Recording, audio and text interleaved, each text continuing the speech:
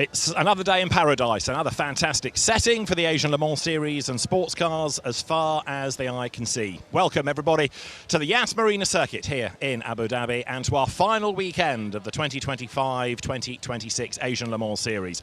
It's race one of two and it's a crucial race for some because they're looking to bank points, they're looking to stay in contention for the championships. Championships plural, we've got GT3 cars, we've got LMP3 cars and LMP2 as well. It's going to be a fascinating race. They always are. We're looking forward to seeing what the next 4 hours develops, with one or two surprises out of qualifying. Some of the fancied cars having problems and with work to do up from the back of the grid. One of those cars being the number 47 Chetilar Racing LMP2 entry. A spin, it caused the red flag. It's been put to the back of its class in qualifying, and without the driver having set a time, they have to put their faster driver in to start the race, and that's going to mean they have another pit stop, and that throws their strategy completely out of the window. That's just one of the stories we've got to monitor over the next 4 hours. Temperatures are hot, although they are going to drop as we race into the evening. Pit crews are going to be very busy as well, and they're going to be busy in the commentary box as well. They being Ollie Gavin and Graham Goodwin. Thanks very much, David. It's an afternoon packed with potential storylines, with actual storylines, as David said, for the championship leading Chetilar Racing car after that mistake from Roberto Lacorte cost them dear. But Ollie, we've got a magnificent 4 hours ahead of us. Oh, we have, and it's going to be battles wheel to wheel in all of the classes, and it's certainly going to be something special just to sort of see. This racetrack here at Yas Marina always gives us fantastic racing, and here in the Asia Le Mans Series we've just seen the weather there, 27C ambient, but it's 42 on track. That's something that all of these guys will be working hard on to try to understand how that's going to change the balance of the car, certainly from this morning, and then how it's going to change as we go into the night. It is toasty here, it's warm. It's certainly something that all these guys are really working hard on, is trying to keep themselves nice and cool. Yeah. We were in Dubai last weekend, two fantastic races, particularly the Sunday race, an absolute all-time Asian Le Mans Series classic. But here, Ollie, it's a very different challenge indeed. In just a moment, you're going to take us round on a fast lap of the Yas Marina. Very different challenge. You're going to take us round on a fast lap. Riding on board here with Parker Thompson behind the wheel of the 69 WRT BMW M4 Yas Marina circuit here. 5.281 kilometres, 16 turns. Coming down now into turn one, hard on the brakes. Getting back to the apex there, third gear, trying to make sure not to use too much road on the exit air track limits. Up to fourth, uphill here through this sweeping left then right. Being careful of track limits on the exit here, 180 k's. Also, pit lane exit is right there. Swooping downhill, hard on the brakes from fifth gear, all the way down to second, about 80 k's an hour here at apex. Full throttle once again, being careful of those track limits. That exit curve is also tricky. Go back up through the box. You might be able to make out, I think the sister car might be right behind us here. Up to sixth, 260 k's an hour. In sixth gear, and then spotting that brake point all the way down to first. Careful of the rear locking there across this left apex, then short shifting to second, and then trying to spot that acceleration point. Tricky there, again being careful of track limits. Got to keep two wheels just inside of that white line, and then we're coming round shortest route down here, coming down to turn 9, about 240 k's, and then hard on the brakes again, down to third, using this banked corner left, keeping it tight, and then letting the car run out, again being careful of track limits, and that exit curve can be brutal. Then trying to get the car lined up for the entry into the section around the hotel, trying to get it back to the right hand side there. That's the slowest apex in this series of corners. Off camber left-hander, all second gear, and then this is the fastest one of the three. Just really opens up here. Got to be very careful of that wall on the right hand side. Many people have ended up there. And then it's the second to last corner, very quick across that, and then trying to spot the brake point and entry point into the final corner here, second gear at the Yas Marina circuit, coming over the line to complete one more lap here. So qualifying this morning was, as ever, a crucial one. The way that the Asian Le Mans Series works is that your better time counts for the first race grid, and your second time is for tomorrow's race. So not only is there pressure because there's not much time on the clock, 15 minutes, but you've got to deliver 2 good laps as well. For the 5th time in 6 races, we're going to have Giorgio Roda starting on pole position by the time we get to the end of tomorrow, because he's done it again. He's been the qualifying king in LMP2, but he's been a bit low on luck. There were 1 or 2 stories across both GT and LMP3, but Giorgio Roda will top the times for race 1.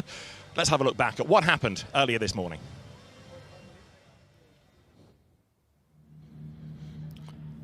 First of 3 15-minute qualifying sessions, quick-fire qualifying sessions for 2 qualifying laps. Went to the 19 GT cars. The 99 Corvettes sadly eliminated from proceedings with a crash in testing. On board with the number 74 Kessel Racing Ferrari, championship leaders by a comfortable margin at this point. Justin Blattner taking the fight to the rest. Giacomo Petrobelli in the 56 Courier Cross Blackthorn Aston Martin would put his car 3rd on the grid, but it would be another all AMG front row. The 37 car from QMMF by Get Speed 2nd on the grid, but it would be a double pole position for the weekend for the sister car, the number 9 Bartone Broths liveried Get Speed Porsche Steve Jans producing the goods. Great stuff from him. LMP3, 10 cars out on track for their 15 minutes of fun and frolics. And the 13 car from Inter-Europol competition after a chassis change this week. After difficulties, they'd be 3rd. Team Ferrage's number 8, Roman Wozniak, would put their car on the front row. But as team principal Nico Lapierre looked on, it might have looked sketchy at times, but it would be the first of 2 pole positions for Paul Lanchere to sweep the board, 6 out of 6 this season at LMP3. Then it was time for LMP2, 16 cars on track, and the number 4 crew watching on. Number 20 car in the hands of John Falb. He put in a spirited performance, interrupted by this spin. There might well be some consequences there. We'll talk about that a little later. Giorgio Roda blasting through as the red flag came out to allow Roberto Lacorte to recover the car. He would play no further part in the session, and that could well have race and potentially championship consequences. Falb picked up where he'd left off. He'd put his number 20 APR car on the 2nd row of the grid, 3rd quickest, just ahead of the CrowdStrike Racing by APR car. And on the front row, our only other pole sitter in Sepang, Yandre Mola, would be 2nd, but it would be Giorgio Roda once again with a double pole position here at Yas Marina. The number 5 on pole for United Autosports.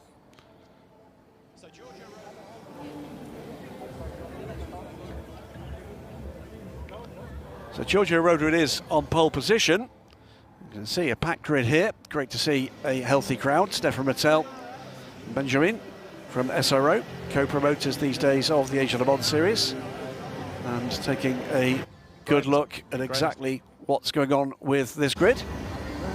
Ajith Kumar hoping for a better run than he managed in Dubai. Had a tricky outing on Sunday. But let's go from the middle of the grid back to the front of the grid, because David Addison has collared our multiple pole sitter Giorgio Roda, is with him right now. So Giorgio Roda on pole position. Hold the 9th page. It's not exactly news, because Giorgio, you've been so good in qualifying, not just this season, but last season as well. This is normally where I say, is today the day, and something happens. So should we talk about something different? I mean, what have you been doing in the last few days between Dubai and Abu Dhabi? Yeah, it's been pretty good days, except the 2 pole position here is not news, honestly, now. I've been with my family, my kid is here. We went down with the pool and chill out a bit in these days. But no, seriously, it's double pole position, so nothing to add. 5 out of 6 this season, and 11 out of 12 in the 2 seasons, so I'm happy with that. But today is the day, honestly, we think and we need to go for the win. Just talk to me about this circuit, because it's a modern Formula One venue. It's very different from Dubai of a week ago. Yeah, Dubai was full of, I mean, the asphalt itself is full of bumps, and here it's so flat because of the Formula One coming here. Also for us, it's way better as an LMP2. It's like a Formula car. We don't need to cut any curbs. The surface and tarmac is really good. So it's pretty hot today compared to Dubai last week. So we'll see, because we started the day and we'll finish pretty much in the night. Tomorrow is going to be even later. So we'll see. Good luck. Thank you. Yeah, Giorgio Roda there pointing out something that's blindingly obvious as we made our way here to the booth, Ollie. It is a lot hotter here than we've had so far this week. Yeah, it is, and that's certainly something these guys are going to be working on and dealing with. We're here soon the 47 car. This is going to be towards the back of the P2 field, and these guys have to start here because they had that spin and they caused that red flag in the qualifying session, and that is they're the regulations. But yes, it certainly is something that all of these teams are going to be working with. There's some of these cool suits or cool jackets that a lot of these guys, these cool vests that a lot of the drivers are wearing, and it's certainly something that hydration is going to be key. And making sure that you keep yourself as cool as you possibly can before jumping in your car. Yeah, starting for the 16th, bad news for the Jetalar racing car. This is our pole position car. Gregoire Saucy and Mikkel Jensen to follow. Arguably the bigger blow, though, is having to start with the quicker driver. You're not able to stick with the strategy. Stop you have to take. Yeah. That's the real killer thing. And they'll want to get Roberto Lacorte into that car as soon as possible. They're going to be praying for a virtual safety car. Yeah, and we know that this this format and the multi-class racing here in the Asia Le Mans series and the way that this works and sort of their first couple of turns, 1, 2, 3, they do create quite a bit of drama here. We know we've had incidents and accidents. RSGP looking for a better day with their Duquesne. This is the second place car on the grid, the only other car to have set a pole position this season. It happened at Sepang in the hands of Jens Reno Muller. And he's always been close, hasn't he? He really has performed extremely well in qualifying, but just not quite enough to get Roda off of that top step in qualifying. Stewie Cox from APR just walking across the front of the grid there after what an amazing run they had in Dubai. 2 wins for the number 4 car, but that sweep 1, 2, 3 overall. Bibendum on the grid, one of the most famous trademarks in the world. Of course, the representation of Michelin, our tyre partners, their products on the corner of every single one of the 45 cars we've got lined up on this grid. Yeah, brilliant partner. Certainly somebody I've worked a lot with, and their product, first class. 20 car, and what a strong race they had last time out. John Falb was mighty. Matt Kaiser, I think, had his best race of the season. Sami Migtunif is getting stuck in now. Sami was super impressive. Second race, Dubai really came to the fore.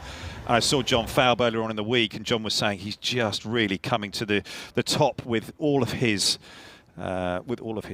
speed and preparation, and really doing a fine job. Indeed. So packed grid. Not long before we clear that, we'll hear the national anthem to start proceedings on the next round. Did spot, by the way, as George Kurtz limbers up for the number 4 in the middle of that crowd. Part of the group here with High Class Racing from Denmark, and a famous Danish racing hero, John Nielsen, celebrates his 70th birthday here today. From Badawi. And we were checking this out. We believe that he may well be, from the win that they scored at Dubai, be the first ever international sports car race winner from Egypt. Yeah, pretty remarkable. And certainly something that we're seeing in the Asia Le Mans series certainly do bring new talent to the fore.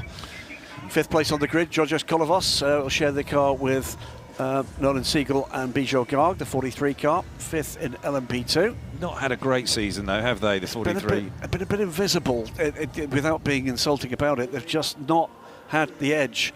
There's been amazing battles up and down the field, and they've been involved in some of them, but not as close to the sharp end as you would normally expect. No, absolutely not. Georgia Road to there, making sure that whatever's in that box is going to get stolen. Unlikely to be. That is the helmet of Michael Jensen on the side pod of the 25 car, defending. And also he drove well in out in Sepang. And, he did. You know. Ladies and gentlemen, we ask you to please stand, if you are able, for the national anthem of United Arab Emirates.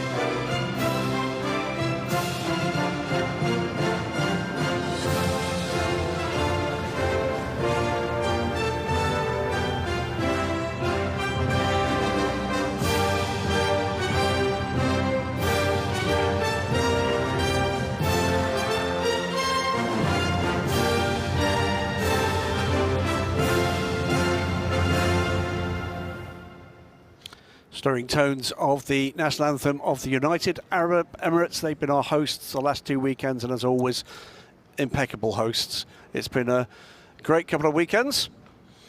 Let's go back down to the grid. David Anderson is with our other pole genius, Paul Longchamp, in LMP3. And Paul Longchamp has been outstanding in qualifying. Paul, pole position for every race. Amazing. Yeah, it's amazing. 6-6 is the new appellation. Paul Longchamp's start. First, no, I'm very proud about that. The team did a good job, very good job. We work a lot in this track to make the pole, and I'm really happy to take start to race in the front. For the race will be tough, yeah? Yeah, I think it's the long race. I will be safe all around my two stint, and I hope it's a good race for us, and I stay safe. Bonne chance. Yeah, magnificent stuff in qualifying. He's been brilliant, he really has. CLX in the hunt, as we've got quite a deep battle in LMP3. GT really needs, for the rest of them, for the otherwise dominant car of Kessel Racing, the 74, to have something other than a perfect race. But that is our number 17 car on pole position from CLX. Paul Longchamp will start the race, of course. That is the points position. They lead by just 2 points from Forestier Racing by VPS. It was pretty remarkable, the racing we had in Dubai, though. The Saturday race was extraordinary on that last lap. Yeah. And then the Sunday race, again, was just remarkable in how it all unravelled, and that change of the lead, and then the 71 car having the problem, and then all the others sort of making it such a big battle. Second place on the grid for Romain Wozniak, with the number 8 car from Team Virage. That's the gap. It was pretty tiny, and tinier still to the number 13 Europol car behind. 3 cars that are in contention for this title, and it really has lit up this Asian Le Mans series in the UAE, the LMP3 class. You said, you're absolutely correct, 2 extraordinary finishes. Alexander Bekantsov, LMP3, and giving them the best shot he possibly could. This car has been completely rebuilt since Dubai, ran a brand new tub. New chassis, isn't it? Absolutely. So the car is effectively brand new. Plenty of running to test that rebuild. I think that was Charlie Samani suiting up for the number 51 car. Phil Thayer, who's somebody who's been really quick and just wanting a clean race today. Yeah. After going well in qualifying again, but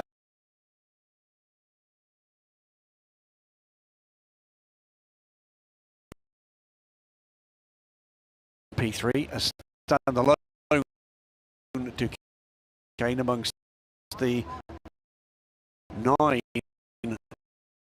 Ligiers. a different driver lineup, isn't it? It has. 85 car. Brand new name for us this weekend. Zach from New Zealand. Welcome. Ed.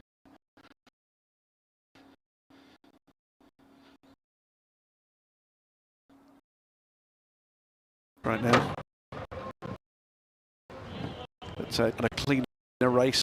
Crichton to this. The actual results, but they've certainly shown an awful lot. In GT, it's number 9 Get Speed car. Better race long run, fine, but it's not really come together. But paced to the championship. Paced by this car, the sister car, under the QMMF, the Qatar Motorcycle Federation. And Al Khalifi, again, a really good qualifying session. Was really unlucky in Dubai, a victim of someone else's accident that took him out while leading the pack. 4 hours it is today, and guess what? We get to do the same again tomorrow. Both races will finish under the floodlights. Tomorrow's race starts, by the way, an hour later. Keep an eye on Asian Le Mans Series website for details of times in your area. Giacomo Petrobelli, very strong in qualifying today. We heard from Johnny Adam in that show. Kobe Pals as well, we'll see in the middle of the race. Is it Aston Martin's day? Kyrgios Blackthorn. There you go. They did run extremely well. They were quick in Dubai as well. Giacomo was very fast there in that Kyrgios entry, but it just didn't come together. 74 Kessel Racing, Dustin Blattner. These guys are out in front in the championship, and they have been the real class act this year, I have to say. It's going to be interesting to see how they tackle this. There's an argument to say a conservative run is the way to go to preserve that points lead. Will they do so, or will they run to the front? I think that they'll just run their race. They'll just run their race, and they'll just see how things go. Be smart, and did this championship so far. Yep, grid more or less clear now. As just the one mechanic with each car. There is the number 69 WRT car. Tony McIntosh has been growing in confidence in pace. Took the win. Speaking to Kurt Mollikins here from WRT, and he got his fingers crossed that race 1 of the weekend is going to be the strong one, because it has been with Tony and the 69 car that things have not quite worked out for them in that first race of the weekend, and it's always been stronger in that second race 1 minute to go here, and they're hoping that they can execute on that Saturday race rather than the Sunday. Absolutely. Parker Thompson and Dan Harper to come. That's a strong lineup. 2 formation laps to come, remember, in this modern era, without tyre warmers to allow the drivers to try to get as much heat into the Michelin tyres as they can. Quick on board there for Vector Sports RLR, the number 70 car in the hands of Dan Schneider. All sorts of drivers we're used to seeing. 30 seconds on the grid. 30 seconds to start the first of the 2 formation laps. Used to seeing in other cars. Dan Schneider more regularly a United Autosports driver. So Giorgio Roda more regularly with Proton Competition. TF Sports number 11 car, that'll be Blake McDonald. He starred until he was the victim of contact in Dubai's race 1. That's rather kind of stymied the pace of that car since the number 11 car, it seems to me. Yeah, it has. It has really come back together for them. Green flag. And then green flag on the grid. Start of the first of the 2 formation laps.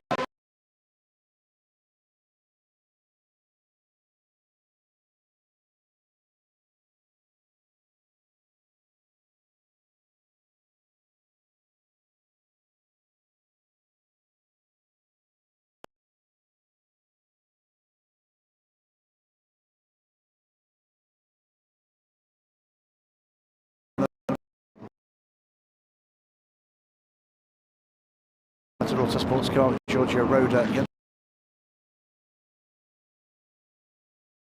John Fald, number 20 for Algon Pro Racing, and George Kurtz, number 4, CrowdStrike Racing by Muller. 23, Georgios Kolovos, the 25, Jensen. Row 4, DK Engineering.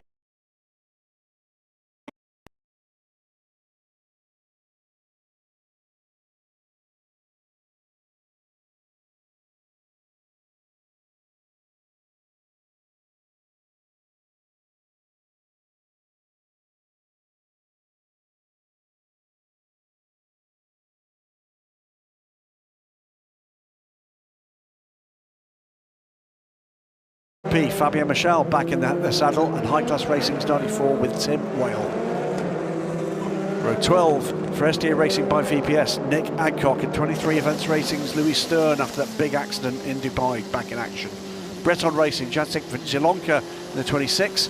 Team Virage's Julian Gerby starts in the number 1 car. Get Speed, Steve Yance, pole position for the number 9 AMG, and Abdullah Ali Aghalifi in the 37 QMF by Get Speed. It's AMG's 1-2. A Curious Black from Aston Martin in the 56, Giacomo Petrobelli, Dustin Blattner in the 74 Kessel Racing Ferrari.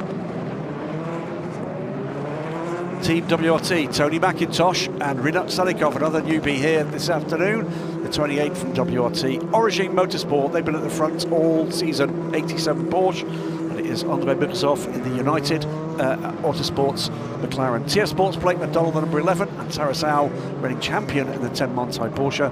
Darren Young, 21, of course, a Ferrari. Francois Heriot, the 92 Montai Porsche. Let's close these gaps, please, gentlemen. Racing Team Turkey Corvette, Tom van Rompuy, the 34, Raymond Gidley in the 15 Kessel Ferrari. Banksy from Japan, the 77 Proton Porsche, and Prince Jeffrey in the 66 JMR Corvette. Charlie Somali's 51 AF Corsa Ferrari alongside Custodio Toledo, another newbie this season, and the 54 Vista AF Corsa car. And right at the back of the grid, 45th, the 50 Ferrari, the American Fragrance Player Racing car, Greg Bennett.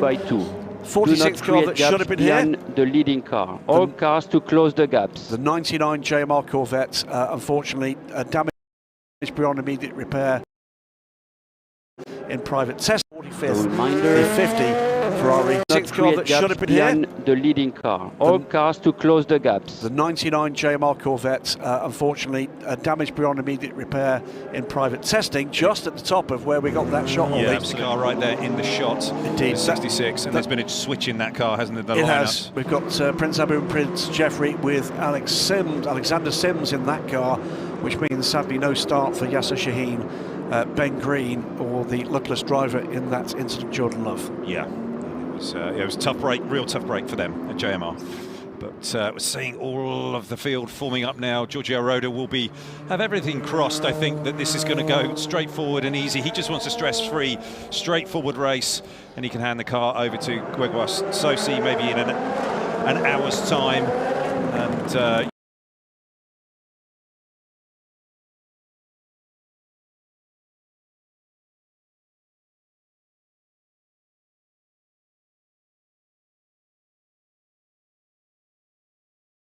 Dhabi underway, nice and smooth, nice and clean. Taking the start, we've seen here many chatter, many a race that turn 1, 2, 3, 4, 2 drivers, and there have been briefings beforehand. How are we going to go about this? How are we going to get the car up to temperature, the tyres, the brakes, everything? All cars to close the gaps. We have a nice line there.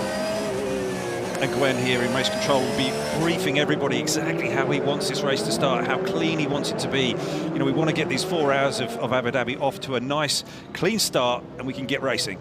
Yep, he will want it nice and orderly. Richard Strauss will never have imagined that his astonishing Elsa-Thustra, my apologies, would become the anthem, the starting point for international sports car racing. Start assuming great position. But as we used to around the world, to start assuming great position. It's looking good at the front. About to happen. GT cars to close the gaps, please. Through the hotel curve, stirring notes begin.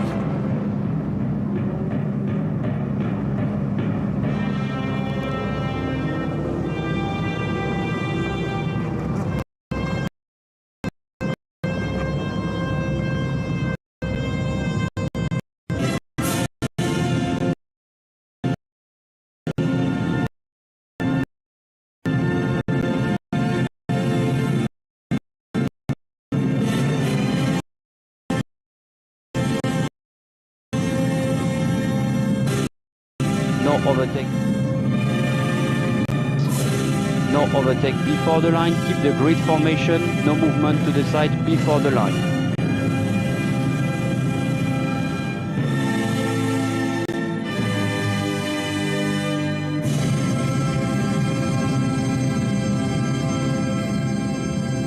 And away we go. 4 hours to go at Yas Marina today, 4 more tomorrow. but it's these four that counts, and already Shabalaisi trying to make headway on the inside of Crichton and Tudis. Everybody so far into turn one at least safe and sound. Yeah. How's it look on the exit? That's pretty clean and nice, no bumping, no banging, we're racing. Alongside the number 3 car from DKR Engineering, Malaysi making rapid progress, but he's going to want an opportunity without damage to the time on that car to hand that car over as quickly as possible. It's the number 25 and the 43, Kolovos and Jensen battling away. Look at Malaysia in the middle, the blue and highlighted green car. Yeah, that's not what they were hoping. There was going to be somewhat of an incident to get that pit stop done and get the driver's swap done in that 47 car, but it's wheel to wheel here. The 2 Monsard cars briefly. Get that pit stop done and get the driver's swap done in that 47 car, but it's wheel to wheel here. The 2 Monsard cars briefly. That was Anterisau having taken a few liberties over the curbs at the end of the main straight, but it's done the business for him at the moment. It has, and maybe that's going to get looked at by the stewards. I don't know, cutting a corner, but it is just wheel to wheel here in the GT class. Everybody just trying to find their way and the rhythm as we're coming through and through turn 14 here with the P2 class. Nice and steady. Giorgio will be happy with his first lap here. All seems to be running well. P3 seems to be pretty calm as well. And is this going to be just everybody just warming themselves up and getting themselves in the groove? Absolute monster start from Paul Launcher here. He's with the back of the LMP2 grid and a big gap to the second place car from Roman Wozniak. It is Giorgio Roda leads through Jens Renner, Muller, John Falb, George Kurtz at the end of the first lap, and it's as they were as well in LMP3. How do they turn up in GT? Again, the 1, 2, 3 is as they were with the Team WRT cars behind the lead 3. So as clean a first lap as you can see or hope for, and away we go, Ollie Gavin, for what let's hope is a race determined by pace. Yeah, and it's certainly looking that way. There's a number of different lines as the GT drivers are all coming through this turns 2 and 3. Just sort of seeing the layouts and the sort of the way that these cars are constructed. It seems that the Get Speed Mercedes do have the pace, 1 lap pace, but let's see how we go and run over a stint here. And these bronze drivers who will be mainly on board at the moment, just switching back to the 47 P2 car, Charles Malaysi on board. And I wonder what their strategy is going to be here and what how they're going to try and make this work if it does stay green.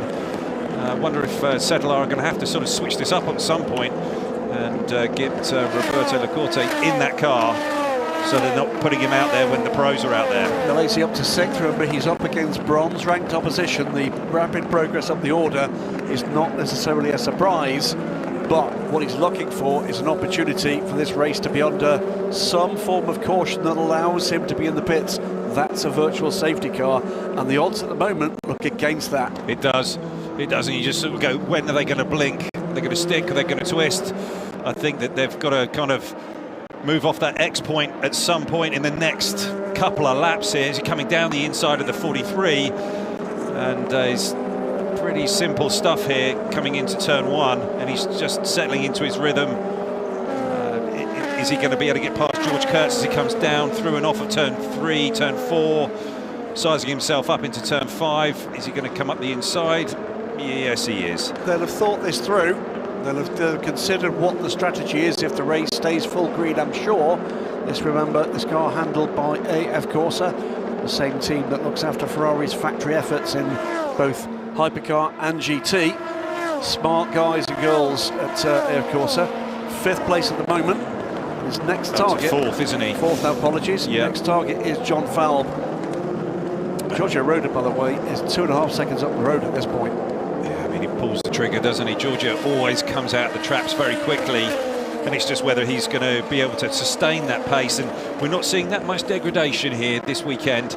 This surface is good for these Michelins, and yeah, certainly it's something. And Paul Launcher is in the same sort of boat, isn't he?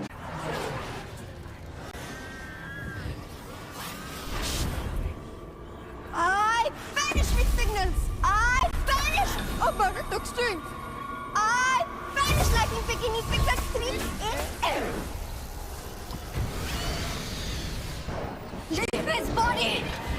Let the green flag enter. Bring me a man who loves me. I am a better man now. Prove it. I'm bewitched. I'm all yours.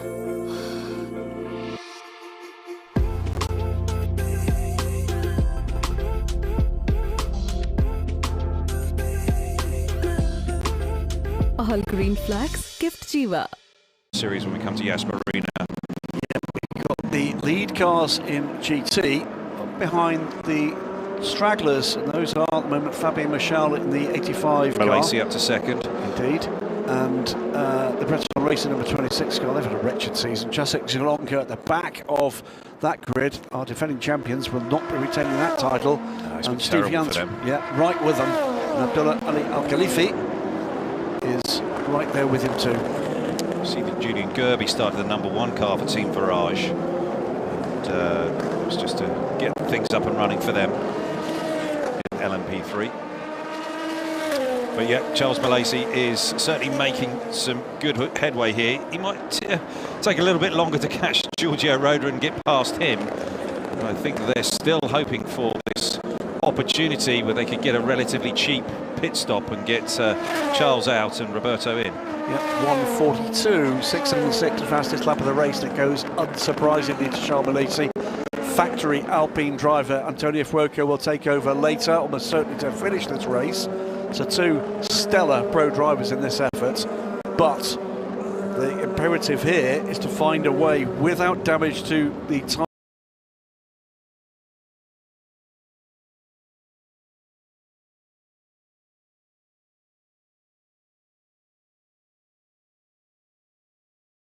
progress to get Roberto Glacorte on board this car. And Roberto has to do at least 1 hour of this race.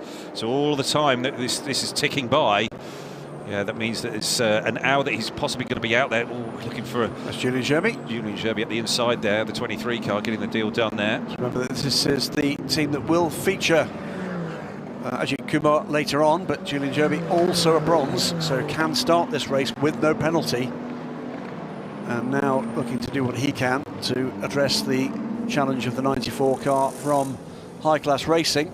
So this is the battle at the moment for 5th place. Just coming through underneath the hotel there, the W Hotel. This is the 47 and the 5.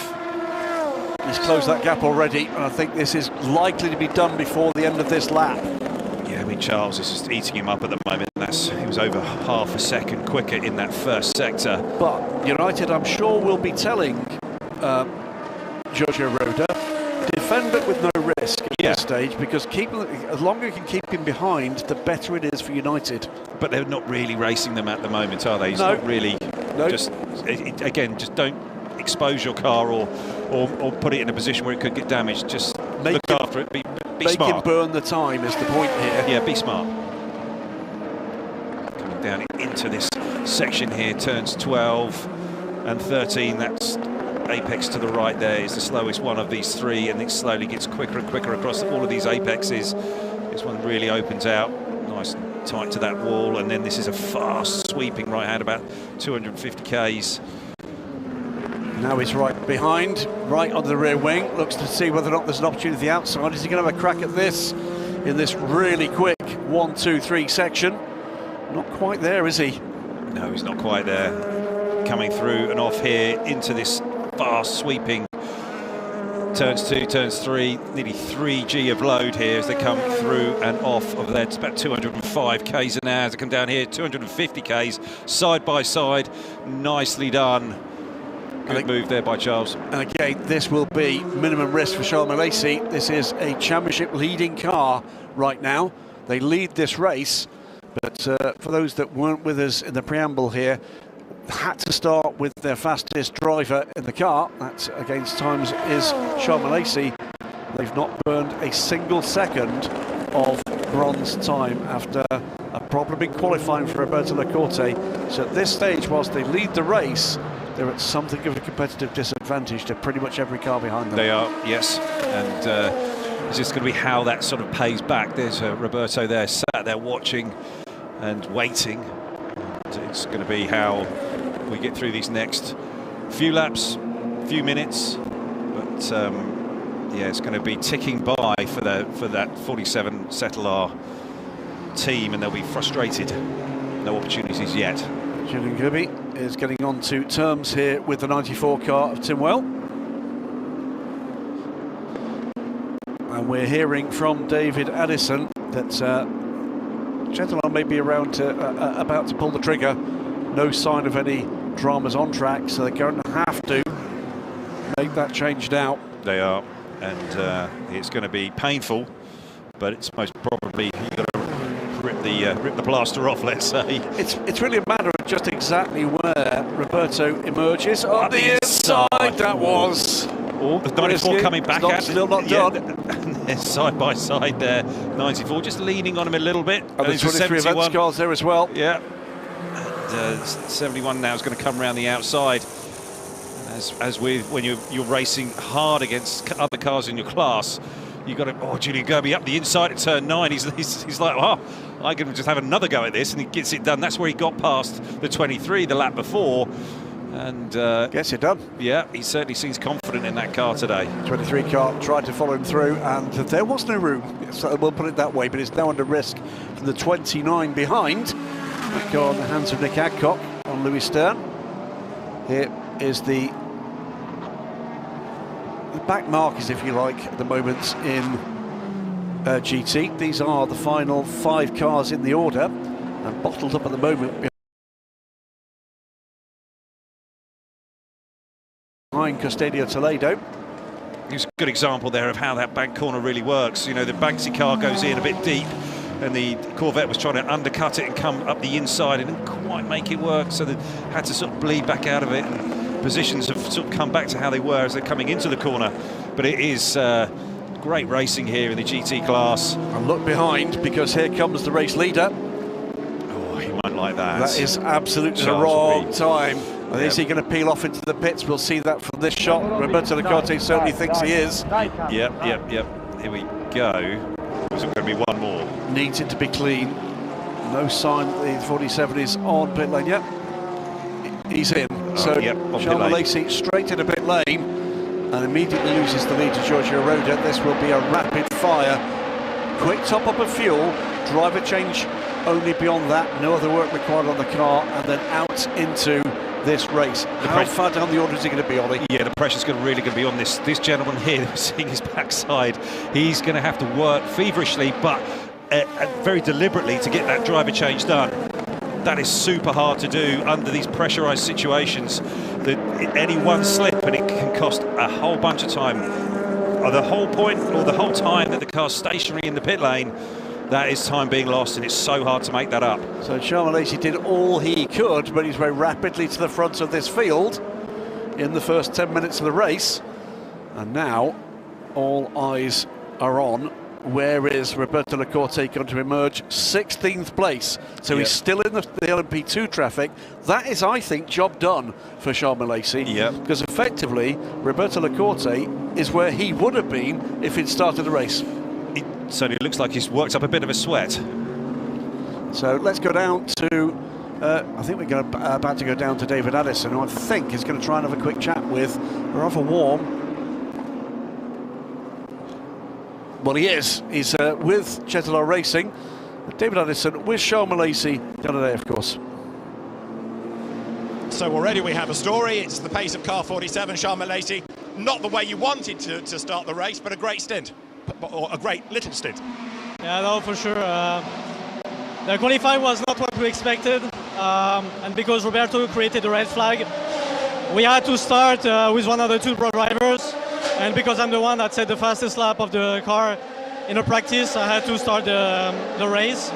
Also tomorrow will be the same. But yeah, the goal was to come back on the front as much as we could, and to up for a FCY or VSC. So yeah. Was there a plan for you to do a set number of laps, or to try to get in the lead and then box?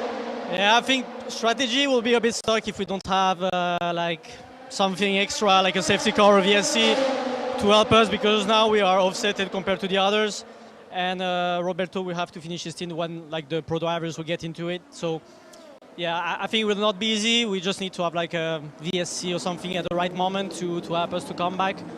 I think now, yeah, if we want to target the ground strike or the 25, we have to have a bit of luck. So yeah, we'll try our maximum. Everything is still open. We have race 1, race 2. So yeah, all the bets are still open. Thanks, Charles. Yeah, that explains it beautifully, doesn't it? Just been watching as we listen to Charles Lacey with David Addison down on pit lane. Giorgio Roda seems to me to be making good progress through traffic here. Jens Renomola trying to stick with him, but I'm not sure he's quite done that. May well have dropped a few tenths here in what is a very busy racetrack right now. Yeah, it is. And certainly around this section here, coming into underneath where the hotel is going to be tricky for him up behind one of the Team Turkey Corvettes. And be hemorrhaging a bit of lap time here. It really does drop off a lot. The difference in speed between these GT cars and the P2 cars and their performance levels on most of these corners, the medium high-speed corners, is around about 20 to 30 Ks difference. So when you've got that difference in speed, it really does give up a lot of time if you have to just drop your speed to that GT speed. For those of you keeping an eye on Gentile Racing and Roberto Lacorte, the number to watch is, from the lead to Roberto Lacorte, is 62 seconds right now. He's just about 30 seconds back from the 15th place car, which is the next target for him, Mira Konopka, in the number 44 ARC Bratislava car. But he is at least ahead of the LMP3s. Side by side, but again, Bob Duan. He's a demon on the brakes, isn't it? Blake's got him back up the inside, and Blake's got pretty confident here in the Asia Le Mans Series and how to race guys fair and square and tight and close. And Blake is reveling in this challenge here, and he and Bob are going at it as they're coming down here, about 260 Ks hard on the brakes. All the way down to first gear here, getting it stopped nicely across that apex there. Nicely done, Blake. And Bob is going to be looking to get the run off of here and up through the box as they run down through this long left-hander, turn 8, and down, making their way back across to the right-hand side, trying to get all the way through the box and then placing the car in the right spot for this banked turn 9. Blake's gone early apex there. Bob's trying to go a little bit later and trying to undercut, come back up through, but they've got the 4 car, the CrowdStrike with George Kurtz on board, looking to get by. And has Bob seen him? I think he has. But George is just, he's breathed it and he's come back. And now it's the 43 car is now on George. This is multi-class racing at its best.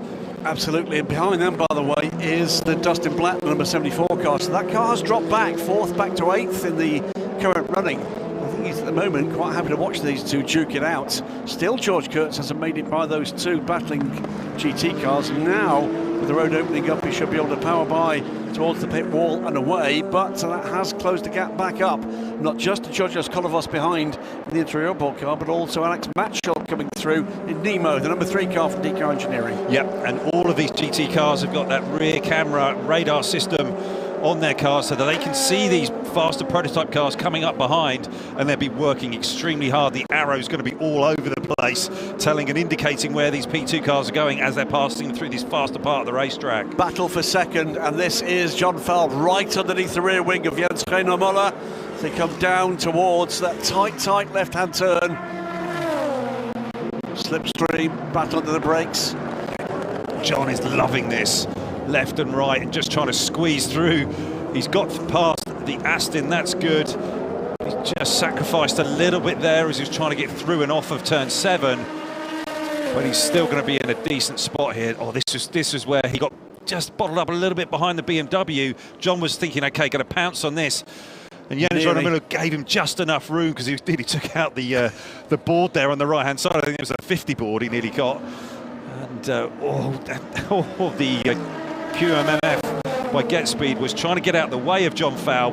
This is the lead battle in GT as well between the two AMGs. And this pair, it's a battling pair of AMGs and a battling pair of Oricas between. And John Fowl looking very, very racy at the moment. He is, and he's got the bit between his teeth. Up against the wall there. He did. He gave that a good smack, and that might just give him a moment there. How's the car? But looks good. And they just have to feel it out, particularly on the brakes down here into turn 1. Get the car loaded up. Yes, he just came through here, just walked across the track a little bit, and he gave the barrier with that right rear, just a little bit of a brush. I think that should be good. He'll be proud of that, I think, John. Nicely done. It's absolutely one of those battle honours, isn't it, here? Survive that. I've touched that wall and got away with it. Yeah, nicely done. So still they battle on. United Autosport's Giorgio Roda leads by 7 seconds now from this pair. Just goes to show, doesn't it? Giorgio's really working the traffic well, and Jens Renaud Müller has got his mirrors full of John Falb, and it does, when you get into a battle like this, you really do get sort of sucked into looking in your mirrors and not necessarily looking out the windshield. It's a driving standards flag, by the way, for Banksy in the number 77 Proton Porsche, and he also gets a track limits warning. He's in 15th from the around the front of that. He had a tough there he is ahead of Dubai, this, didn't he? Just really tough. So all sorts of storylines, and we're just 20 minutes into this race. Keeping an eye on Roberto Lacorte. He's pulled back about half a second on the leader and 4 seconds on Mira Konopka, so he's making progress against the other cars. It's kind of stabilised, hasn't it? He's not losing time against the leader. There he is in the back of the shot, by the way. He's got GT traffic to deal with next. Yeah, I think he's had a relatively clean piece of racetrack to run on, and I think that's helped him, but now he'll be getting into that traffic. On board here with Phil Thayer, he's in a battle with defending champion Michael Jensen, who's right up behind Alexander Matschul. So this is the battle at the moment for 6th, and it's 3 cars deep, 4 cars deep with the 88 car. Alexander was looking left and right to try and get past the Bartone car, number 9, and then Michael is there through, and he's got putting Alexander under some decent pressure here. But riding on board here with the get speed number 9, Steve Jans, as Phil Thayer just goes by him, and Steve is controlling the pace at the front in GT. He's nearly 2 seconds up the road. It's good pace from him. He's the quickest man in GT. There is the change. Yeah, John got the deal done. Coming down into turn 5. Now what pace has John Falb got against the race leader? We're about to find out. He ducks in and out the slipstream of the LMP3 car. Saw John earlier on in the week, and he's revelling in this opportunity. Absolutely loves it here. Oh, up the inside it was. Either side of the 29 car. Yeah, used that. Oh, little bit of a bump there. Jens Renaud Müller didn't really see John just until the last minute. And I don't think there's any damage there. Just a little kiss. Oh, Phil Thayer. Deep on the brakes, just locked the rears as he just went down for that final shift. He missed everybody and everything. Great, mercifully. Thank goodness. Yeah, and just a little bit too deep there, and got a little lucky. Watch this again, up the inside of the 26 car it was. On the brakes too late, loses through the car and nearly collected Michael Jensen's 25 car. Mercifully, that didn't happen. He's got back underway, I believe. Michael will have sort of seen him in the mirrors and gone, whoa, that was close. Yeah, but Phil, just a little bit too deep there, and it's all part of the learning curve that Phil... masala பொருட்கள் தயாரிக்கிறதுக்கு தேவையான மூலப்பொருட்கள் எங்கெல்லாம் கிடைக்குதோ அதுக்கு பக்கத்திலேயே ஃபேக்டரிஸை set பண்ணியிருக்காங்க. So இவங்களுக்கான ரா மெட்டீரியல்ஸ் ஃப்ரெஷ்ஷாக கிடைக்குது. நிறைய குவாலிட்டி ப்ரோட்டோகால்ஸ் ஃபாலோ பண்ணுறாங்க. சிந்தெட்டிக்கிற legacy, quality checks, international standards, இப்படியான ஒரு காம்பினேஷனோட இந்த மெயில் ப்ராடக்ட் நம்ம கைக்கு வருது. Phil Thayer race is full. We'll wait and see what happens with that. 7.6 seconds the gap, Giorgio Roda to John Falb. Here comes the Gentilorum car past another couple of back markers. That's just going to cost him a little bit of time. But he did get through relatively quickly. This battle here with Toledo and Prince Jeffrey. Behind that is the 59 car, Andre Mukavuz, my apologies, in the United McLaren, ahead of Charlie Somali and Greg Bennett. That forms the final 5. Joe Kurtz and Georgios Kolovos battling away here. This is the battle for 4th place. This is 16 seconds behind Giorgio Roda. This race is falling into the hands of Giorgio Roda at the moment, just the way this has all happened. Yeah, it has, and Giorgio, this is what he's been hoping for all season, is a race like this, and it sort of seems to be sort of coming together, but he's been in this spot before and things haven't quite worked out, so they'll have everything crossed there in the number 5 garage. We'll say, by the way, in clear air last time around though, he was reeled in a little by John Falb, who is absolutely on a charge. 5 minutes from the end of the first half an hour. It's been full green throughout. We've had just one spin from Phil Thayer and a brush with a barrier that did no damage at all for John Falb. It has been as clean a start to an Asian Le Mans Series race as I can remember. Yeah, this is Georgios Kolovos, I think, just getting past George Kurtz. It was almost a mirror, almost the same move as we saw from John Falb, side by side, 66 and 54. Prince Jeffrey just got that deal done nicely, getting by. I know he's been trying to get past Custodio Toledo for about the last 4 or 5 laps, and finally got it done.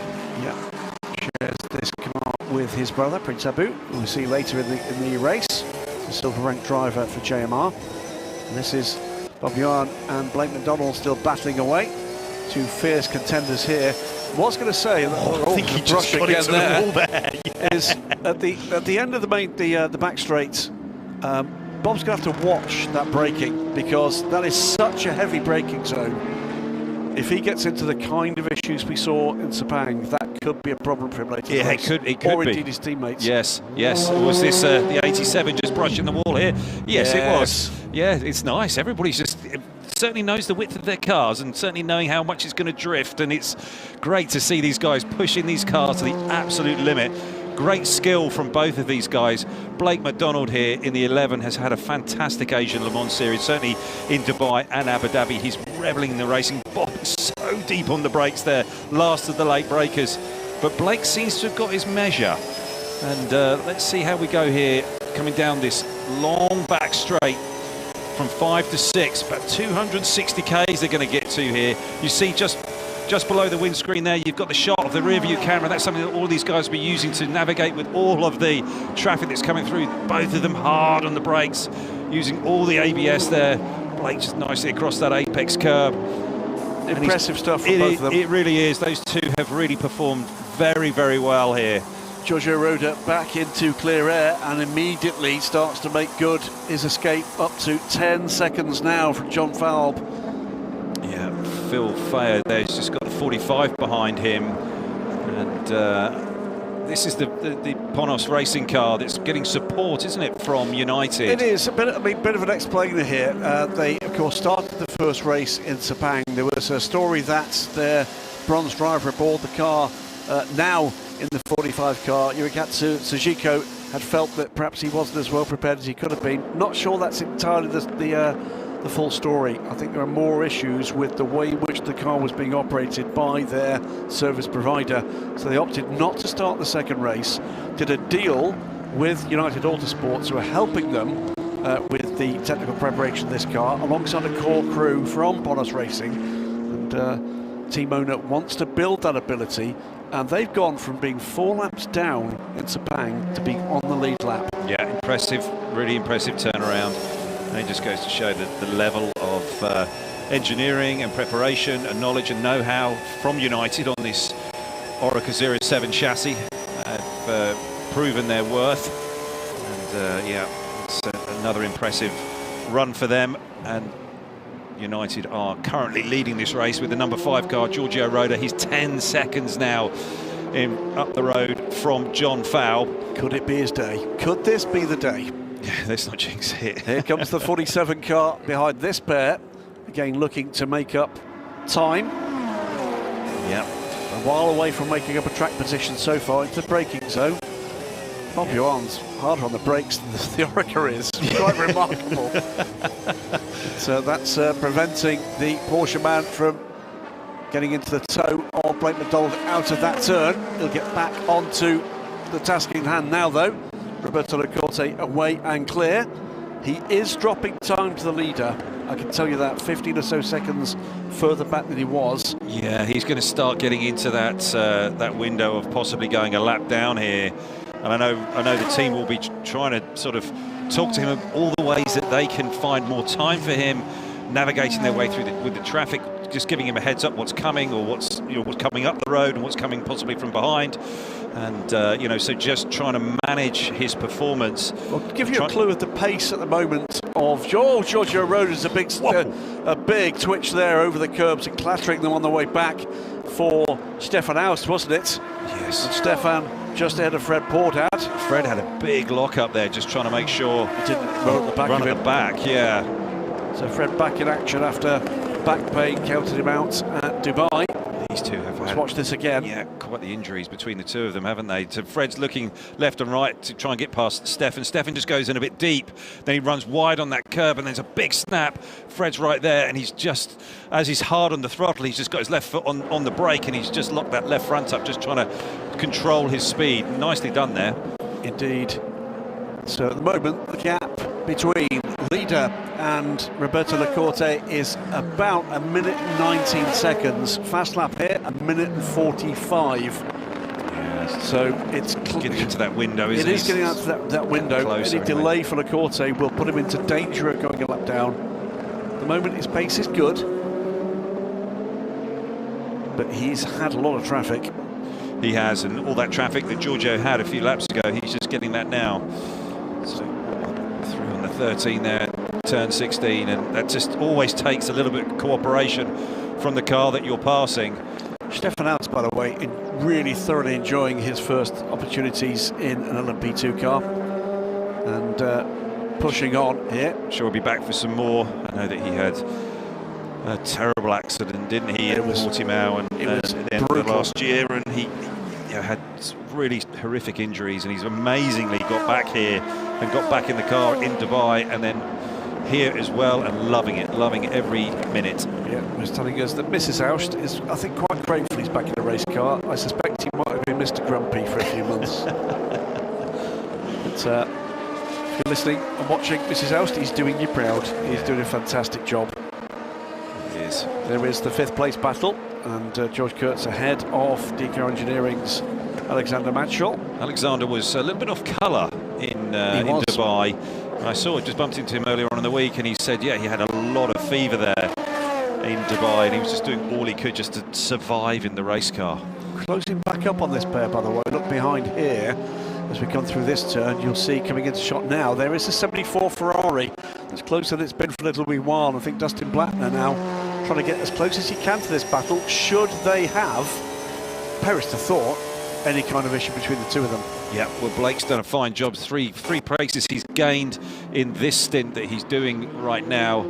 And the 87 car is still putting him under pressure. Yes, Dustin Blattner is trying to close up, but I get the feeling with Dustin, he's just kind of like treading water here. He's just sort of sitting in this position, just waiting to see what happens and wanting to hand the car over to effectively his Silver and then his Pro. Is going to be giving the car to them in the best possible way, and the car clean and nice with no damage on it, so that they can just carry on with their race and fight. You're not missing any positional change ahead of this group, by the way. Get Speed's number 9 car, Steve Jans, is 3.5 seconds clear of the sister QMMF car. Giacomo Petrobelli is almost with the 37 of Abdullah Ali Abdelifi. The Aston Martin from Mercury class Blackthorn, and Tony McIntosh under 3 seconds back from that, holding about a 2-second gap to his WRT teammate Renat Salikov. They are the cars ahead. LMP3, and this is the battle for Czech's 6th, 94 from 23 from 29. Tim Whale in the high-class racing car, Louis Stern in the 23 events car, Nick Adcock in the green and black Forestier Racing by VPS car. Fabien Michal in this battle as well in the Duquesne from RSGP, the 85 car. All sorts of battles up and down the field as we've been getting used to seeing, with 3 deep classes here. Yeah, I mean, it's been crazy racing throughout the championship, and here it's no different. It's Stefan Aust and Fred Portad still going at it in P2. Stefan doing a fine job here. This is the start again. No dramas. So Mirakulopka step out of line briefly, but I think he got back as quickly as he could when they're clear. You saw immediately Charles Malaysi looking to put cars under pressure, ducking up the inside of Krytel and Tudis in the very early moments of the race. On board in the number 1, Julian Gerby having a bit of a nibble at the rear end of the 29 car. And then 19-1 does go with the GT field, managing to get through without incident as well. A clean start to round 5 of the Asia Le Mans Series. just goes to show, look how close they are, just almost touching wheels there. Great racing, just seeing them racing hard but racing clean. Julian Gerby up the inside there, the 23, got that done. He was having fun, wasn't he, at that phase of the race, and this was Charles Lacey making his way to the front from the back, having been forced into starting this race. His job, get to the front, hope for a virtual safety car. That did not come, made it to the front of the race, and Roberto Lacorte forced to take the pain of what would be 15 position losses. A bit of a brush with the barrier here for John Falb in his pursuit of Jens Reiner Muller. And then Phil Thayer, a heart-in-the-mouth moment for him and for Michael Jensen ahead of him with a quick spin into the chicane. Number 4 and number 43 battling away here. And Giorgio Roda making good his escape. Led from the start with the exception of a lap or two, with Charles Lacey taking the lead before the inevitable pit stop to hand over to the bronze driver.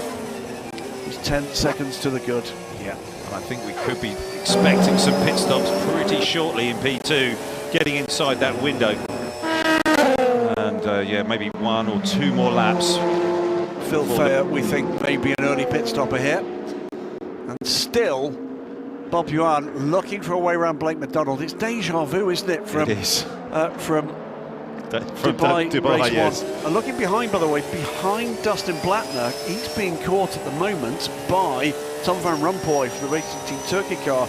So both the TF cars in this battle. Look behind the blue and white Ferrari, and you will see the red and black gorgeous livery for that car. 34 Corvettes as well. Yeah.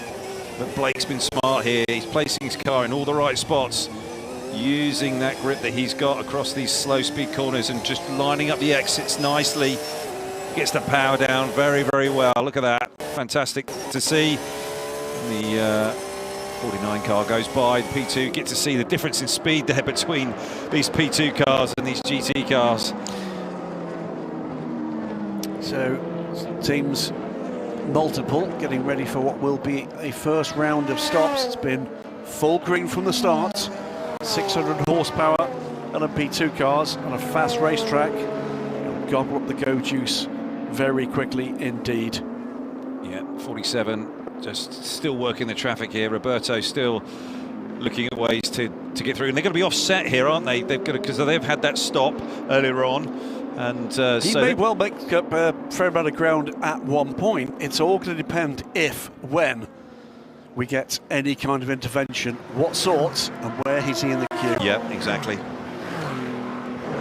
He's going to get through. He's going to be able to get through and past everybody who comes in for their stops, and make up enough ground. John Falb on pit lane. I'm not quite sure we'll get through on everybody if it's fuel only. But he's going to make up some ground without a shadow of a doubt, but will later have to pit, of course. Does take him a little further out of the realms of potentially needing a splash, allegedly. Here we've got trouble for Blake McDonald, but no way through. Bob Yuan trying to use the traffic, may well still be able to use the traffic. He's got by him, he's alongside him. Now it's side by side. Now there's a bit of contact. Now it's a drag race. Corvette a little quicker on the straight line in this phase. Now the Porsche's coming back at him. Bob Yuan's got the better line coming down to the chicane. I think he's got it done. I think he has, but I think Blake's not going to give it up. And he's trying to go round the outside on the brakes. Brilliantly done. What a move. Fantastic by Blake McDonald. And I think he has made that stick. It looked like Bob had got the deal done completely. There was no way for Blake to come back, but somehow he managed to get deeper on the brakes than Bob. And that's saying something, because he has been the last of the late breakers the whole series. Yeah, and behind it's another Corvette in a battle, and it is Tom van Rompuy up the inside of Dustin Blattner. He's taken that place. He's looking to get to this battle too. That side-by-side contact. Was that a bit of contact? I think it might have been, and that has made the difference. I think that was contact. Yeah, and that was coming through turn 9, and Bob's been trying to run that sort of deeper, tighter line as coming off. And the two cars just came together as they came towards the exit of the corner, and pushed Blake out and over that exit curb, but hopefully no damage done to the car. There's our race leader. Indeed. On pit lane, the top 3 cars, high class racing there too. So's the 43, the 4, the 3. They're all coming in. 88 just going on pit lane now. Yeah, that's it. The top 7 cars confirmed on pit lane. Now it becomes the next phase. It's a team game. Battle of the pit crews. Just seeing this exit here, what's happened here, there was some contact there, the way that Blake's car walked across the track there, and he had to use all of that exit curb and more just to save it. And let's just see whether there's any damage on that left-hand side of his car. The right-hand side as we're looking at it now. Looks, it's another, it's just walked across the track there as he got on the brakes, ABS-wise. Is there some damage there on that left rear? That's left him a little bit exposed to risk here, but still seem to have very good straight line speed. Bob Yuan has made good his escape. And no sign at the moment there's going to be any look at that incident. No, not at the moment. Seems okay, good and straight, and Blake's just going to be reset, okay. And I know Matt will be on the radio to him, just talking him through this, just going, okay, right, just get back into your rhythm, reset, eyes forward. Let's focus on trying to catch up with Bob. Pace has been great. In and out. Retains the lead, Giorgio Roda. And it is a warning flag for abusing track limits to Blake McDonald. So we'll see whether or not there's any further messages, but that's the way that at least part of this battle has been seen by race control. Yeah. 8 seconds to the good, Giorgio Roda. I wanted my wedding look to be perfect, but my glasses were a problem. I could have worn contact lenses. That is another 20 minutes before we should see those cars on pit lane. Car 11 and 87 at turn 9 under review caused the one that we saw. Oh, 47, Roberto GT traffic. He was hard on the brakes there, recognised that he wasn't going to get the deal done. He's trying to contention with the group of cars. Gaps closing. Racing's been hard, but it's been clean. And I don't see the opportunity at the moment. You know, 4 cars, by the way, in that battle. Through comes Fred Portad. Let's hope that Ajith Kumar ready to go. That is another 20 minutes before we should see those cars on pit lane. Car incident involving car 11 and 87 at turn 9 under review, causing a collision. Yeah. And that is the one that we saw. Oh, 47, Roberto's just turned it around, just trying to stay out the way of the GT traffic. He was hard on the brakes there, recognised that he wasn't going to get the deal done. He's trying to check up, locks the rears. Let's see it again in close contention with a group of cars. Gaps closing run. I think there might have been a tag with the back of the 54 car there as well. Yeah, it was a 51, was it? I think there might have been a 54. Was it? But, okay. But got into it. That won't be helping his progress, will it? There is no damage I can see to the front of the car. No. But it is time and confidence. 71, just side-by-side contact there. Roberto just got in a little bit deep, and then George is doing the 71. It's just in everybody's, well, not in everybody's way, but just seems like he's getting tagged by everybody as they're going by. This is the critical battle. These are the 2 championship leaders. The championship is led at the moment by dint of a second place finish for the 47 car by Chetala Racing. Yeah. With the same points as the car that's now in his wing mirrors in the hands of George Kurtz. Yeah, but George is 1 pit stop up, isn't he? He is indeed. And he's further into his drive time, so it's advantage the 4 car at the moment. And Roberto, is the pressure telling? Is it just adding that little spin he had there at turn 1, which fortunately no real damage to the car, but it's just eaten up some more time for him and just sort of sunk him back into the hands and the grasp here of George Kurtz. And George will just sit here all day and just drive around. Absolutely. Going, okay, I'm just going to eat up my time here. I can just sit behind and watch and just put the pressure on Roberto. And that's, you know, it's a big part of the mind game here in this sport. You can't see the people that you're battling, but you can see the vehicles that you're racing and driving against. And that's a big part of this whole sport that's just amazing. Yeah, there you go. So Blake McDonald tucking in, has gapped Tom Van Rompuy a little here. It's more comfortable. Impressive the way that Blake has managed to pull himself back on track in the right rhythm and flow. Yes, that would have just thrown him off. What happened there with Bob, that contact and the way that the car would have behaved, and it would have picked up a load of pickup and debris as he'd run wide coming off of turn 9. It would have taken him a lap or two to get everything back up to the right racing sort of condition. But he's reset nicely, started to pull away from Tom Van Rompuy, and I bet you he is absolutely determined to try and chase down Bob in the 87. No further action in that investigation for Phil Fayer, the unsafe rejoin after the spin. Michael Jensen getting onto terms now with Alexander Matchell for 4th place. Remember, this is our defending championship winning car from last year, the 25 car. Different teammates for Michael Jensen, but Michael coming back and wanted to keep one hand on this trophy. Yeah, Alexander was just walking the car into turn 6, locking the rears on the brakes, and just gave up a little bit of time, and I'm not sure he's going to be able to take advantage of that. Who have we had here? Big spin. That's the 50. I think that's it is the 50. Oh, lost the mirror as well. They have indeed. So that would indicate there's been contact. Yeah, was there something there with the way that those cars were coming side by side through and off of turn 3? So we saw the end of that incident, not the beginning. Yeah. Final races in ACO rules racing for the older iteration of the Ferrari 296 GT3. And the wing mirror assembly is one of the things that's changed. It has proved to be a bit vulnerable in the early years of this car. It keeps getting plucked off, doesn't it? Yeah, the Evo version in ACO terms will debut in a month's time in Qatar with Vista AF Corsa.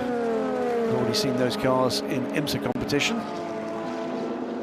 Yeah, Michael Jensen is looking really racy here. They're coming up on the LMP3 race leader.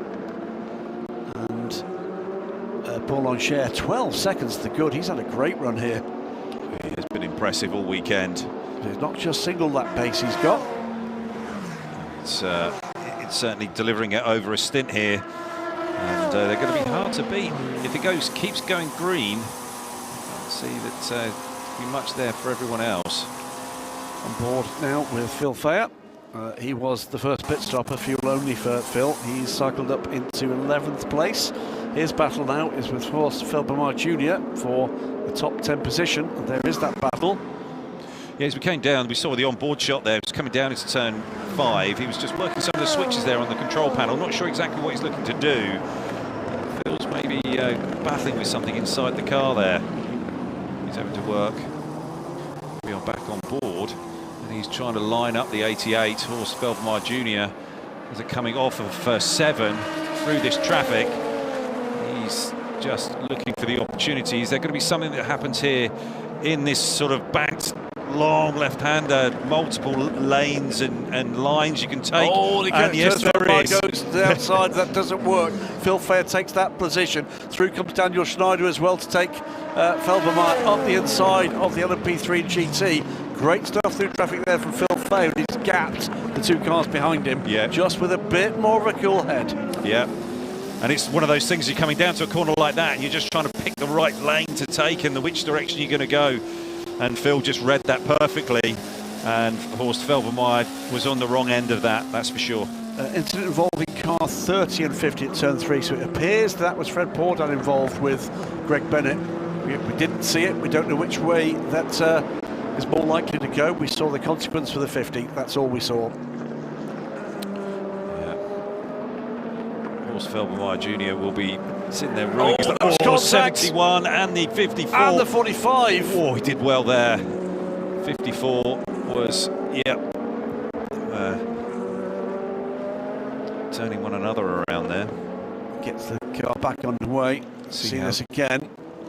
71, 54 up the inside. And he got it. Needed to just breathe that a little bit. What's the contact?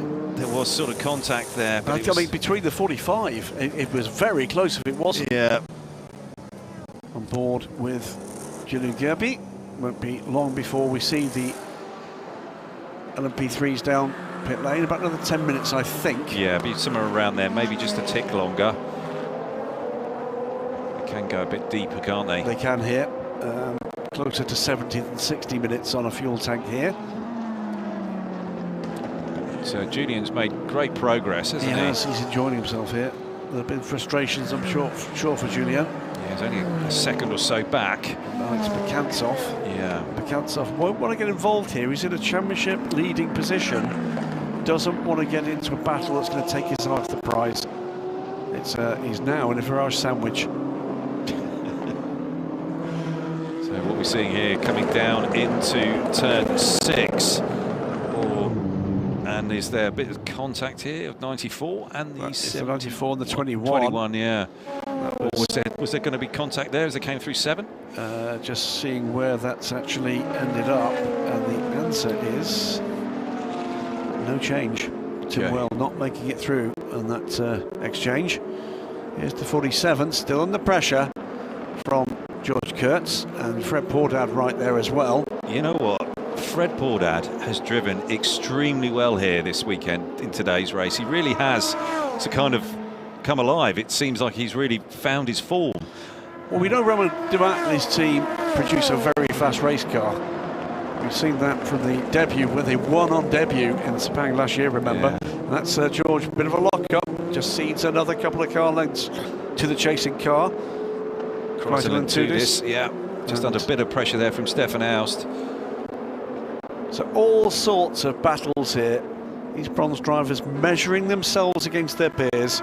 Mira Konopka is there in that battle as well, and he's driving really well this season. Yeah, you know, reinvigorated. He is, and very happy. A long chat with Miro. Super guy. Super proud of his team and their efforts, and looking for what comes next for him in motorsport. A quick chat about what that might be. I'm not going to give away any of his thoughts on what his programs might be, but he's not ready to quit yet. No. The grand old man of the Asia Le Mans series started, I'm sure, more race than anybody else. 94. Trouble for the 94. Now what's happened there? They've had no luck. No, it's been a tough one for them. Really tough one. So Tim Well was involved in that close call, wasn't he, with the 23? What's happened? I'm sure we'll hear from David shortly. He'll be doing his young gazelle impression and sprinting down the pit lane. Another very close call with the wall there. Stayed off it there, Stefan Aust. He did. He just got a bit too deep and too wide and couldn't quite get the car rotated in time. We'll tell you, John Falb is keeping Giorgio Roda very honest. Side by side here between the 25 and the number 3. It's Alexander Matchell under pressure here from Michael Jensen. Michael getting more and more comfortable in these P2 cars. His second season in the Asia Le Mans series. Here's George Kurtz having a crack. Roberto Lacorte. And Fred Pordad's right there as well. Yeah, and these guys, you know, Roberto will be under pressure here. He's not going to be too far away from his stop. But George will be sitting there just going, got you exactly where I want you. Absolutely. Yeah. And, thinking about what it's going to be doing. You know, they've only got about another 7 minutes that they have to do on their drive time. George will be listening to what his team are telling him. They'll be telling him whether or not there's a risk that needs to be taken. And the answer is there doesn't. Fred is great pace, which bodes well for this car, the 30 car, when it gets into the hands. Lacorte coming now into traffic and will soon have to stop, remember. Yeah. He's out of sequence with the rest of these cars because of that start by Charles Malaysi. Could be this lap, Maybe the next. He may be going for the right-hand side. Is he? Not yet. No, he's got one more, I think, to do. Pordad looking to the inside, trying to get Antares out into that final turn. We know that's a super tricky place to pass. Time and again, we've seen incidents coming off the apex there. Yeah, it's not the safest place to do it. It is quite a high-risk place. We just need to breathe it like he did. So, hearing really bad luck for lovers of Danish-entered LMP3 cars. And that is, we believe, going to be confirmed as a retirement in the contact down at the chicane. Meantime, on we go between Matchell and Jensen. Two feisty characters. Saw Stefan Aust just getting past Kreitl and Tudis just there, and Stefan will be pleased with his progress. Yeah, Alexander Matchell, ever smiling. Yeah, German racer, loves his sports. Bumped into him a couple of years ago at Le Mans in his monstrous motorhome. Dakar-style stuff. We had a conversation about where he takes it. To extend to us, anywhere I like. Great. Michael Jensen enjoying the spoils of a long career, hard one, and investing in his future. And one of many drivers here with wives and families. And great to see that this is part of the next phase of life's adventure for him. Classic gentleman driver, loves it. And interesting that his attitude to it has changed. He's always been feisty. He's the LMS LMP3 champion, but from it being experiential, it's now very much more competitive. Yeah, absolutely. I was just looking there on the number 3 car. I'm not sure if it's got something rubbing, bit of tyre rub, or there's some smoke coming from it. It just didn't quite look right on the number 3. So I don't know whether that's... Car, yeah. Let's see. This is Lewis Stern and the 23 car. Back in good order after the monstrous shunt. It was huge in Dubai. Turn 5, wasn't it? Turn 4, turn 5 down there. Another incident that shows that the forces on these race cars are not well served at times by television. It's when things go wrong, you see just how quickly things go wrong and the speeds and the forces involved. There is Michael Jensen looking to the outside this time. Alexander Matchell tries to force him wide into the final aspect of that chicane, and now tries to get in the toe. Not quite there yet, but there's traffic ahead. Could that form the pick? Yeah. It's Giacomo Petrobelli. Choose wisely, Alexander, because you're under pressure here. Round the outside comes Jensen. Is there a way through there? Is that door going to close? Not quite. No, it isn't. And up to the challenge. Michael didn't quite manage to get the deal done there. Trouble for the Origine car. That car in 6th place. There will be 10 seconds added to the next pit stop. That will be for the contact with Blake McDonald that saw the position change. Yep. And there's some 5 seconds now in between that 87 car and the TF Sport Corvette of Blake McDonald. Mira Konopka here getting into battle with the 2 P3 cars between them, with Kreitler Tudis. Julian Gerby there, just looking to go around Bekantov. We're on board here with Julian. Julian's driving really well. He is. Bit of side draft there. It's coming through and into turn 9. Late on the brakes there. That wider, longer line. And Bekantov's, yeah, he's smart to it. Julian's gone wide there, and he won't be able to make that stick. Yeah, Alexander will know this track well. Races in this region in Radicals, had done for years before he came in, as I recall, as an emergency replacement some years ago when we first came to the UAE during the COVID years, and has been pretty much a part of it ever since. But Julian, I think, is thoroughly enjoying this. Yeah, he's having a great time. Team Barrage team principal as well as driver here. There is the pit stop for Lacorte. He came in and will drop back to the back of the LMP2 field. Is he still going to be on the lead lap? With the incident he had at turn 1 and the other bits. It was a quick pit stop. Let's keep an eye on that. He's out now and back into 16th place. We'll see just exactly what the gap is when he clears the next timing sector. I think Giorgio Rodio, I think, is going to put him a lap down here. He is a lap down, I think. Yeah. Where are we on the hang map? on. No, he's not. Apologies, I'm looking at the wrong car. We'll keep a look in. So the 5 car. It's close, very, very close. Yeah, he's got maybe 100 metres. Meantime, Julian Gerby looking up the inside. No, it's not that space there. He knew it right at the end, didn't he?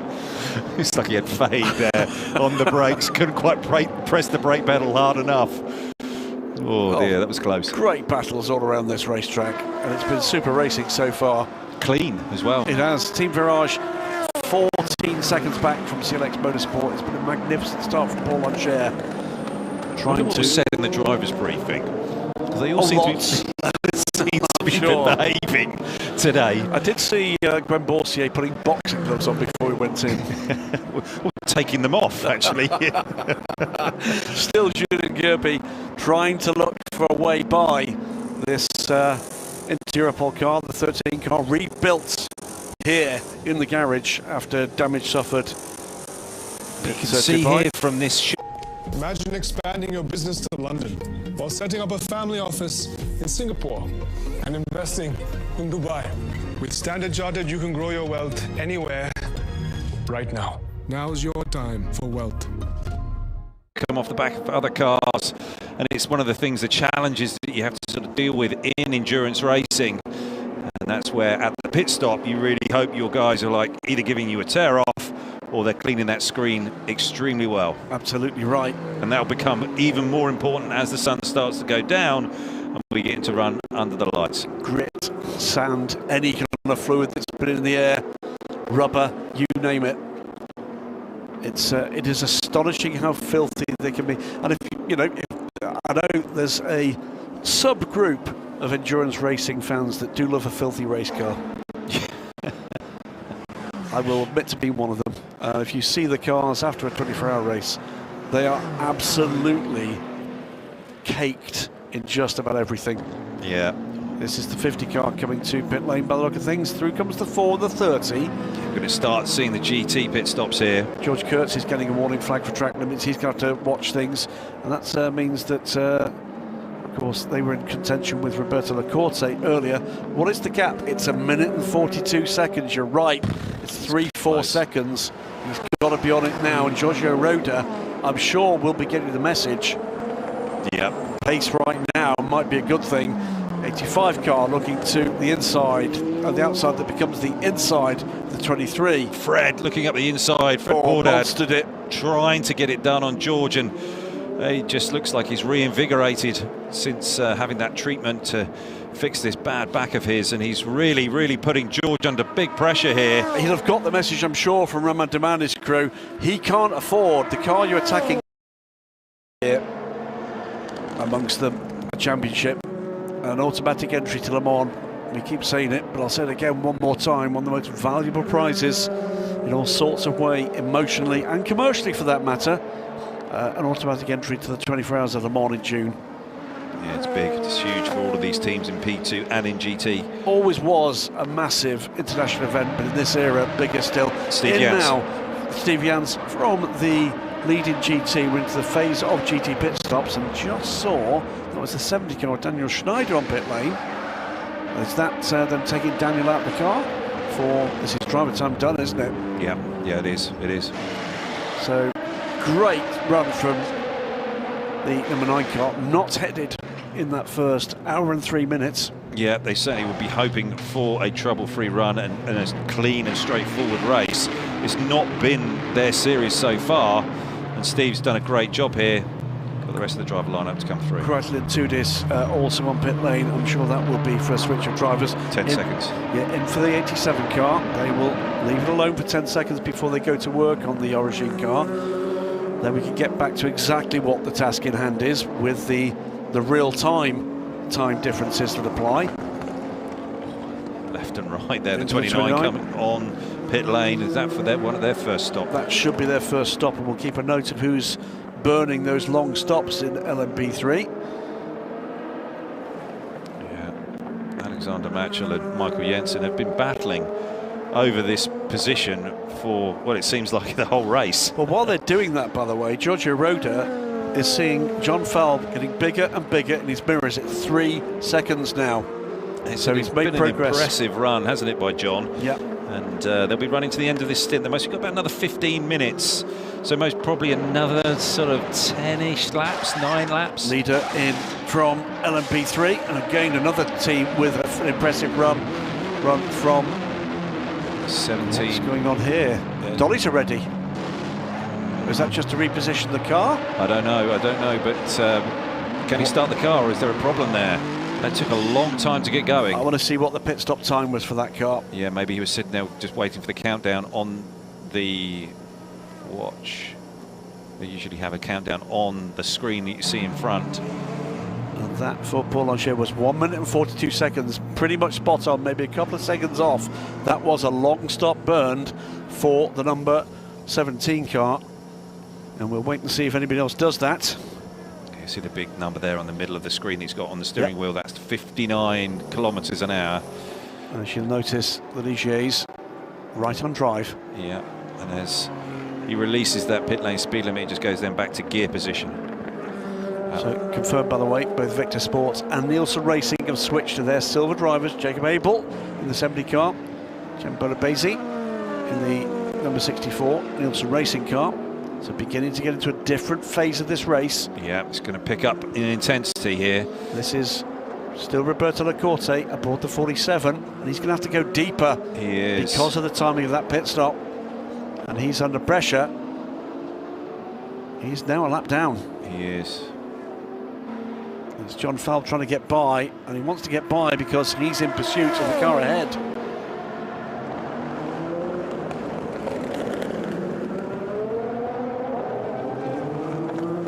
Still has not got by, and this is helping Giorgio Roda. Fred Pordad on pit lane. That should be the end of his time aboard the 30 car. That car still, by the way, under investigation for a brush between that car and the 50. There is the 30 car.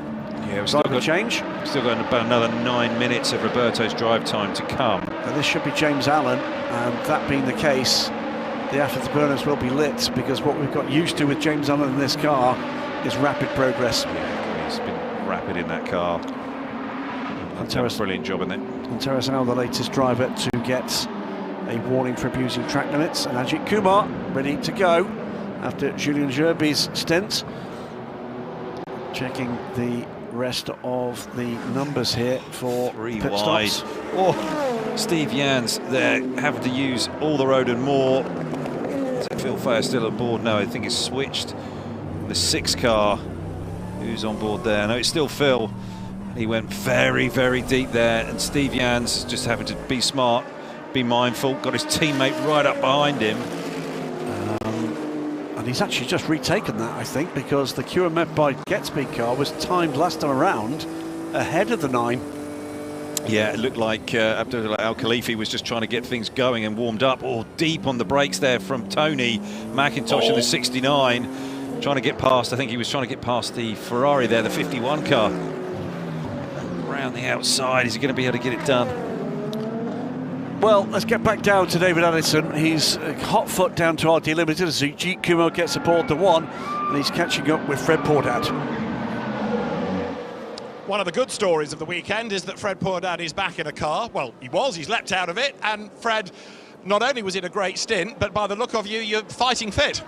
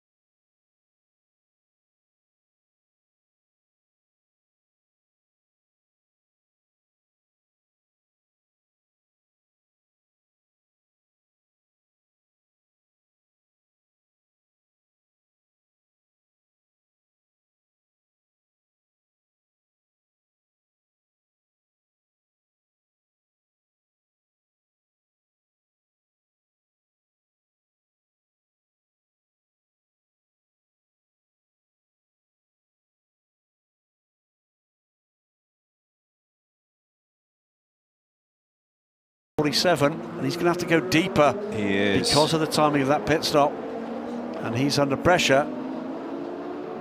He's now a lap down. He is.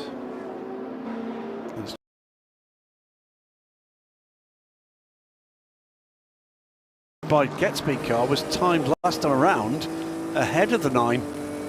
Yeah, it looked like Abdullah Al Khalifi was just trying to get things going and warmed up. All deep on the brakes there from Tony McIntosh in the 69. Trying to get past, I think he was trying to get past the Ferrari there, the 51 car. Around the outside, is he going to be able to get it done? Well, let's get back down to David Addison. He's hot foot down to RD Limited as Ajith Kumar gets aboard the 1, and he's catching up with Fred Pordad. One of the good stories of the weekend is that Fred Pordad is back in a car. Well, he's leapt out of it, and Fred not only was in a great stint, but by the look of you, you're fighting fit. Well, fitness and back discomfort are two different things.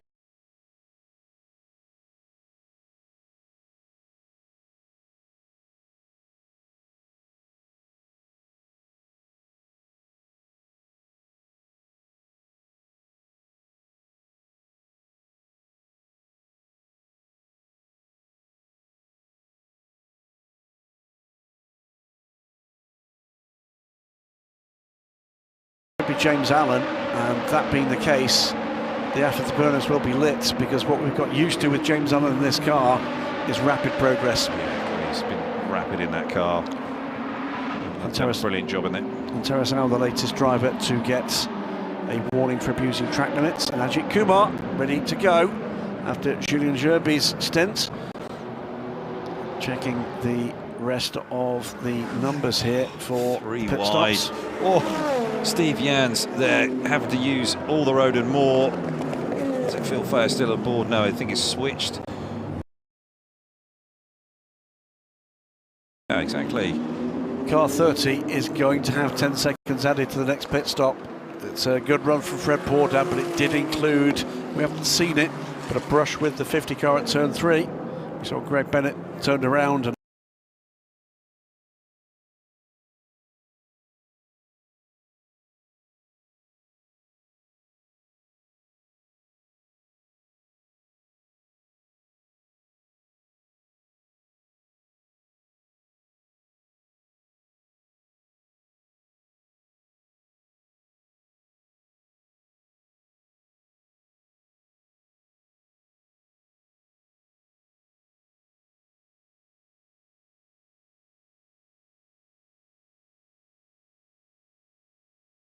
And something that we've missed.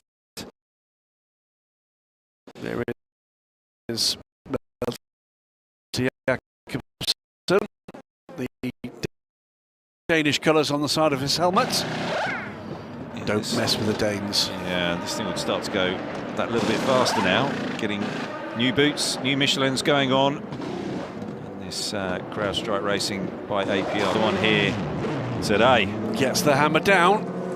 And that's probably the one moment is going to abuse the tyres in the next hour. The rest of the time he's just got this sort of like light Carpet gossamer touch. slippers. Yes. Exactly. Yeah. Yeah.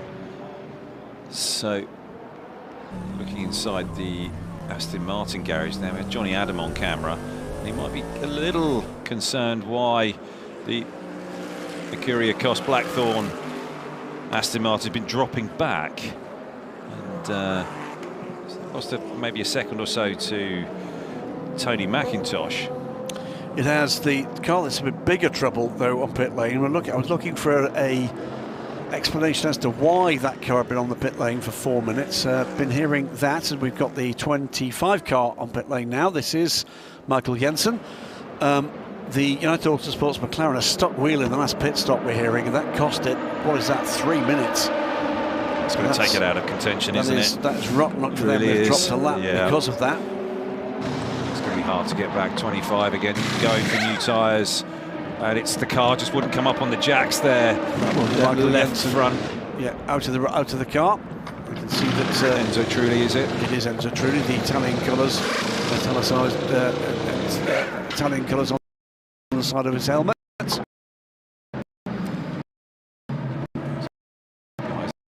The right front's going on. This is all a little bit late here. It's a little bit slow for the 25. That's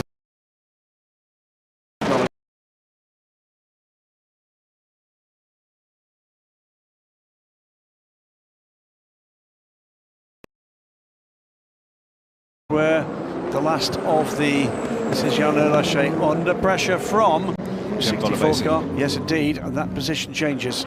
Yeah, he's on a charge, trying to get themselves back into contention in the Nielsen Racing car. This is a bronze-on-bronze fight. Yeah, this is Felbermeyer Jr. under attack from Ryukatsu Tsujiko. And this will be a massive fillip for Ponos Racing. What they wanted to be doing, which is not just driving, not just racing, but really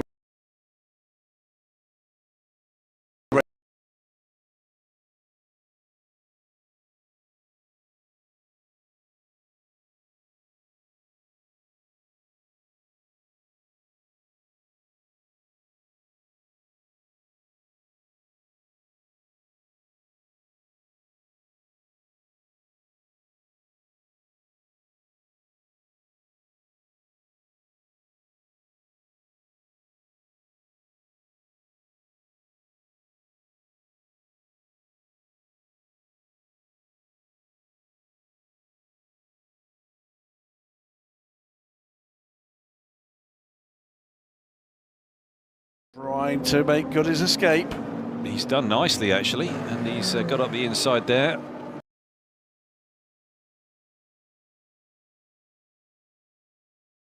Weekend is that Fred Poordad is back in a car. Well, he was, he's leapt out of it, and Fred, not only was it a great stint, but by the look of you, you're fighting fit.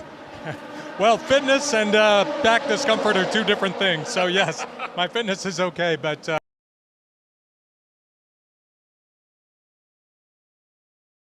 on George, and George just decided, okay, I'm breathing this, I'm out. Great stuff. Yeah, and good move there though by Fred, and George is just gonna, I think somebody from the team's been on the radio just sort of saying, George, we've got to be smart here, be cool.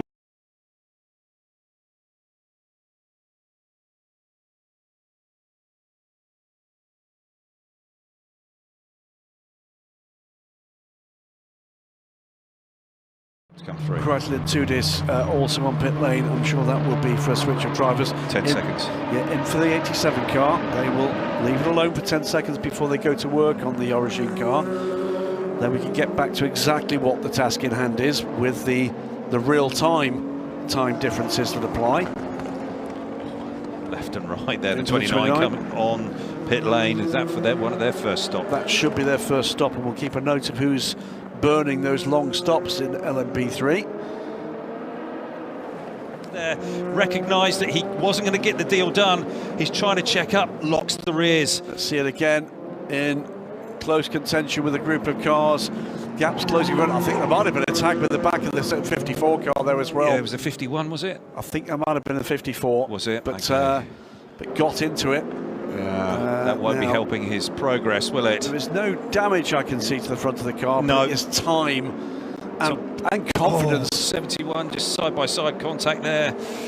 Roberto just got in a little bit deep, and then George is doing the 71s just in everybody's, well, not in everybody's way, but just seems like he's getting tagged by everybody as they're going by. This is the critical battle. These are the two championship leaders. The championship is led at the moment by dint of a second place finish for the 47 car by Chetlar Racing, with the same points as the car that's now in his wing mirrors in the hands of George Kurtz. Yeah, but George is one pit stop up, isn't he? He is indeed. And he's further into his drive time, so it's advantage the 4 car at the moment. And Roberto, is the pressure telling? Is it just adding that little spin he had there at turn 1, which fortunately no real damage to the car, but it's just eaten up some more time for him and just sort of sunk him back into the hands and the grasp here of George Kurtz. And George will just sit here all day and just drive around going, okay, I'm just going to eat up my time here. I can just sit behind and watch and just put behind this Chetlar Racing efforts as John on Roberto, and that's, you know, for the 47 car, Roberto Lacorte getting caught up in traffic. He'd lose time and fall off the lead lap as a result of that. And then side-by-side contact with the 94 car from the 23. That would end up with the car having a split radiator. The 94 would be a retirement. All sorts of battles. 64 and the 22 battling away. Squirrely moment for the 13 car and getting involved with the number 1. Julian Kirby going around the outside of championship contending car, trying to find a way through. Over the curbs he would go. The 13 car in the hands of Alexander Bekantov would come out in front. It was another off-track moment for Roberto Lacorte after contact with the number 15 Kessel Racing car. And still the battles go on. This was Dustin Blattner after the first pit stops, going back ahead of Antarasau in the championship defending Montai car.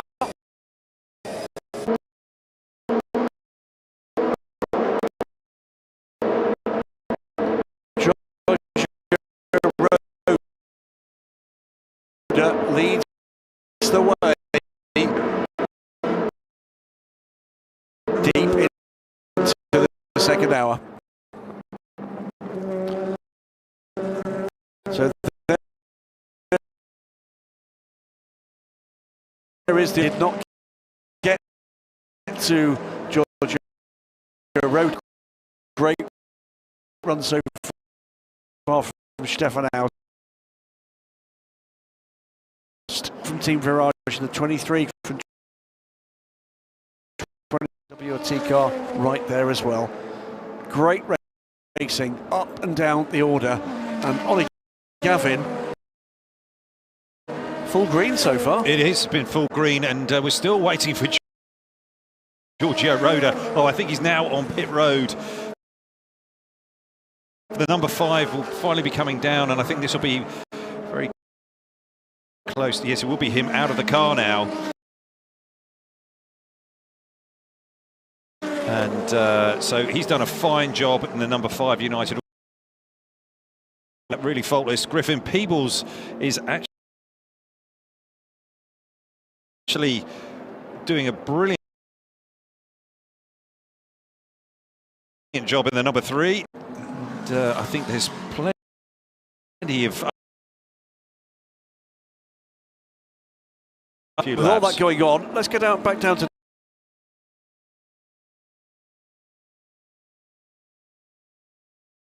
David Addison. He's made his way to Chetlar.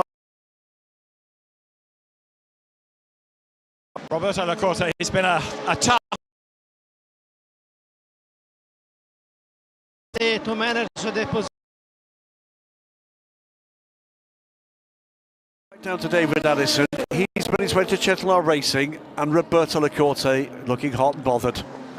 Roberto Lacorte, it's been a tough day and a tough stint. Yeah, it's not easy to manage the position.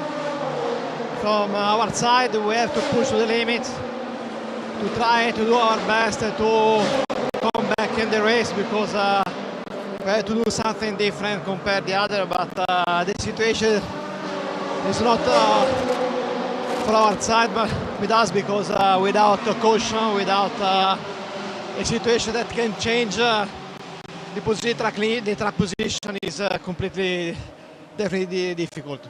And you were pushing hard. You had a spin, so you were certainly pushing.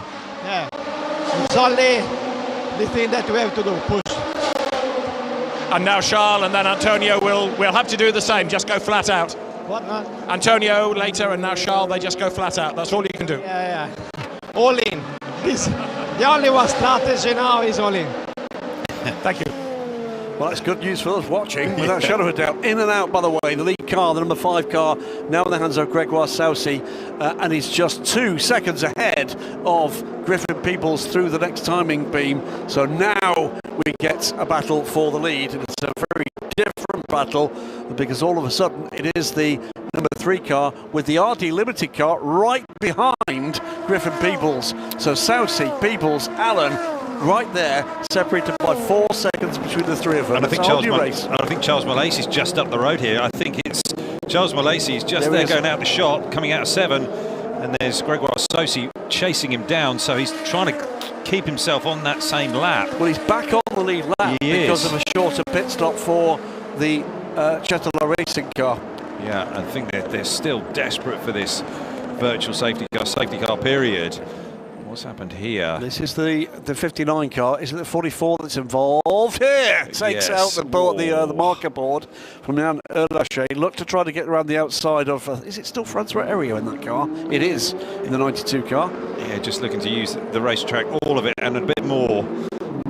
And they might have a little bit of a cooling issue now. Yeah, that did go straight into one of the cooling ducts on the right side front of the 44 car. But Griffin Peebles is doing a fantastic job here and putting the pressure on Gregoire Saucy, and as they're trying to work through all of this traffic left and right coming down here into turn 1, and the 50 car there just holding Griffin up a little bit, but he's got through and off nicely, and they're still chasing after. That's Charles Malacy in the 47, and he's going to be doing he's going to defend pretty hard here to try and stay on his lead lap. Look at Allen up the inside here. He's passed Saucy up the inside. He's made that move stick. Peebles too has passed the United Autosports car, and now James Allen's got a great run on Griffin Peoples down the back straight. Great move. Yes, James is right there in the toe. He is going to be choosing his spot. Is it going to go inside or outside? He's looking like he's going to go up the inside. Is Griffin going to be able to give him the room? He has. And down the inside, James Allen goes. Just overshoots slightly there at the apex, but I don't think Griffin's going to give this up. He's trying to go around the outside. He's got better drive. And he's on the inside now as they go down through turn 8 and into turn 9. Oh, wheel-to-wheel stuff there coming up on the Corvette. And Griffin's just given James just enough room. Who's going to go out wide here? James has gone deep and he's gone wide, but Griffin's gone that shorter, tighter route, and his brilliant move there. Fantastic racing. Beautiful moves from both these drivers. Fantastic racing here at Yas Marina. We're deep into the second hour. And this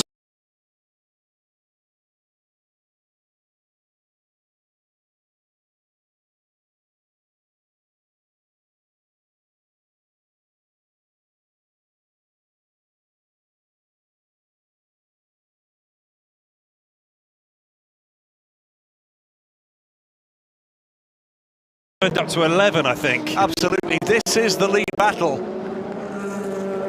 And James is like, right, I'm going to take this to you and see how you can deal with this pressure. And yeah, this is brilliant racing in the P2 class. So United Autosport's Gregoire Saucy, by the way, has dropped way back, 8 seconds back from this. Is that a new time?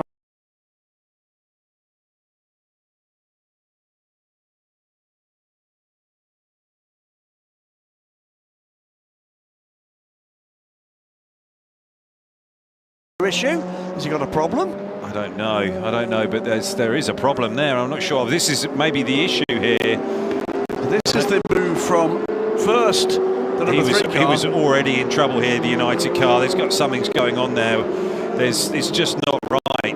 There's something, just the way that the car's, the body language of it's just not right. It's just not switched on. So five back on pit lane here. And the dollies are out. This is desperate luck again. They'll fuel the car in any.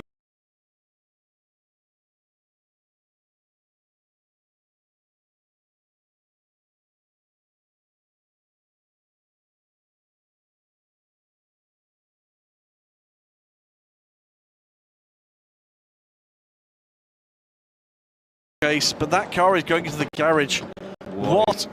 What do they have to do to cut a break? That's extraordinary. This is such a great team, well drilled, run a brilliant car, fast car, but it's just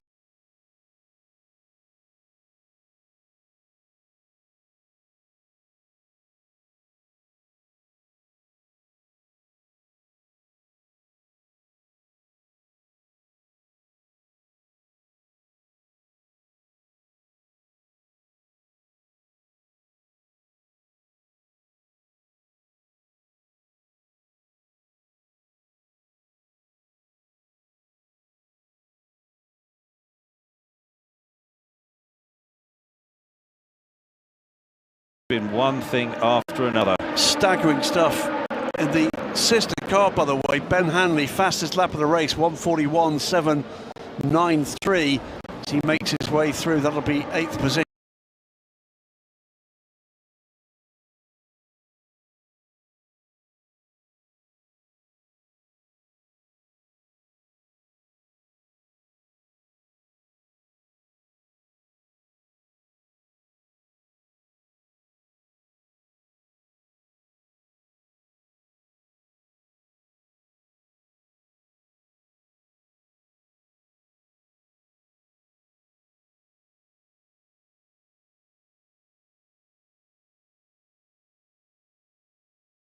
In moments, because this car is going to drop down the order again. It's the rear coat, the engine cover off the car. Desperate luck, and in particular for Giorgio Roda. He'll be head in hands at the back of the garage. He will. What do I have to do? He ran the perfect race. Yeah, he did. Meantime, back on track. Here's the 34 car, with Tom van Rompuy still aboard this car. Getting very close to their drive time, aren't they? That was very close to a rub with the barriers there from Griffin Peoples. Still under attack from James Allen. This is a great battle. Yeah. They've got 10 seconds until Matt Kaiser is further down the road, under pressure from teammate the 25 guys in the 20, Enzo Trulli. Gus Benitez 3 seconds back and under pressure from Malte Jakobsen. Charles Malacy's managing to keep that gap there between Griffin Peebles and himself, and just maybe stretching it away a little bit. He's going to be doing all he can to keep on this lead lap. He's right at the very back of it. But the harder that these two race, Griffin Peebles and James Allen, the better it is for Charles Malacy. Great stuff with these two. This could be quite something. Yeah. Make their way through the traffic. Again, James Allen gets the better run there. Is trying to put the younger man under pressure here. He's by far the more experienced man in a P2 car. Yeah, but Griffin is equal to the challenge. That was a magnificent battle between the two of them through these two turns, and frankly for the rest of the lap. Yeah, it was brilliant. And Griffin wasn't intimidated. He was like, I know where to place the car, I know what to do, I know where the performance is. I'm not going to get overawed by this or overwhelmed by it. I'm right, okay, I'll fight you wheel to wheel. Better run there though, out of the chicane from the RD Limited car, closes it again. They come into the bank turn this time. A fantastic event that goes.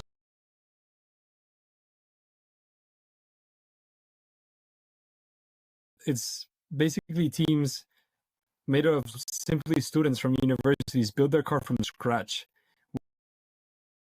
That will be in his head as a driver, and how to make and get James past.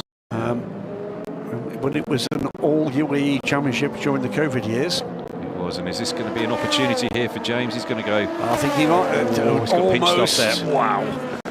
Yeah, and it's fast, it's frenetic, it's frantic. It's just trying to thread your way through all of these corners here, trying to navigate in and out of the traffic, whether it's GT, P3, but for the P2 runners, they've got so much performance and very little drop off in performance from these Michelins, and Griffin's just throwing up the inside there at that final turn. He's catching past. Yeah, he is. And so what's we got going on here? Coming down, it's Dustin Blattner just going around. Podium is, he uses every bit of the road and also every bit of his car to keep people in behind or move them out the way. Griffin Peebles coming into turn 5 again. I think we're going to see this difference in line and approach here in this turn 5, and James Allen always manages to get the car across that apex extremely well and then get back to the throttle, and Griffin's a better run. Yeah, he has. And Griffin's just gives up a little bit of time there on entry. Can James make this stick? It does seem that DKR car is extremely slippery. It was one of the things that David Addison was talking about on the grid, back to us, and saying that a number of the engineers from the different teams were walking up and down the grid to see what wing levels the different teams had got their cars and the Oreca 07 chassis set up with, and that does really affect the straight line speed. And I would guess that the DKR car is pretty well trimmed out, and here's James trying to come up the outside, but he hasn't quite got enough here. Traffic coming. Yeah, traffic is coming, and it's whether James is going to be able to use that or whether caught this slower traffic in the wrong spot. And James will be just trying to line him up. Just trying to line him up here as they come through and off of 14. The drive, is he going to be able to pounce as they come through and into 15 and then 16? No, he can't. He's got it done with the traffic. That will help him for a little wee while. Bit of a breather. Yeah, but I think that 3 car is nicely trimmed out. And the 30 cars just maybe carrying just a little bit more rear wing, so a little bit more straight, a little bit less straight line speed than the 3 car.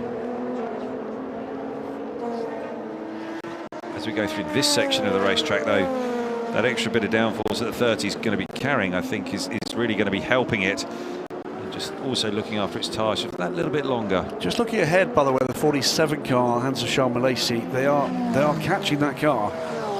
And there's certainly one light out at the rear of that car. I do wonder whether or not there might be some damage on the left rear of the 47. We've not had a good look at it. We'll try and do that. It did have some contact, didn't it? It did in the coming minutes when we get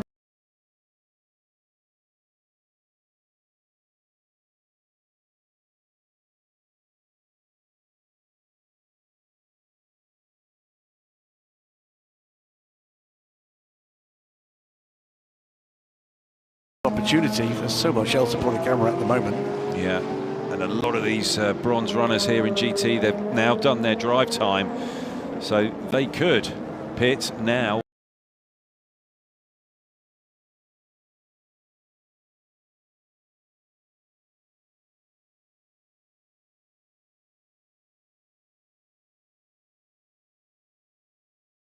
Yellow flags, turn 4. It's the first ones we've seen.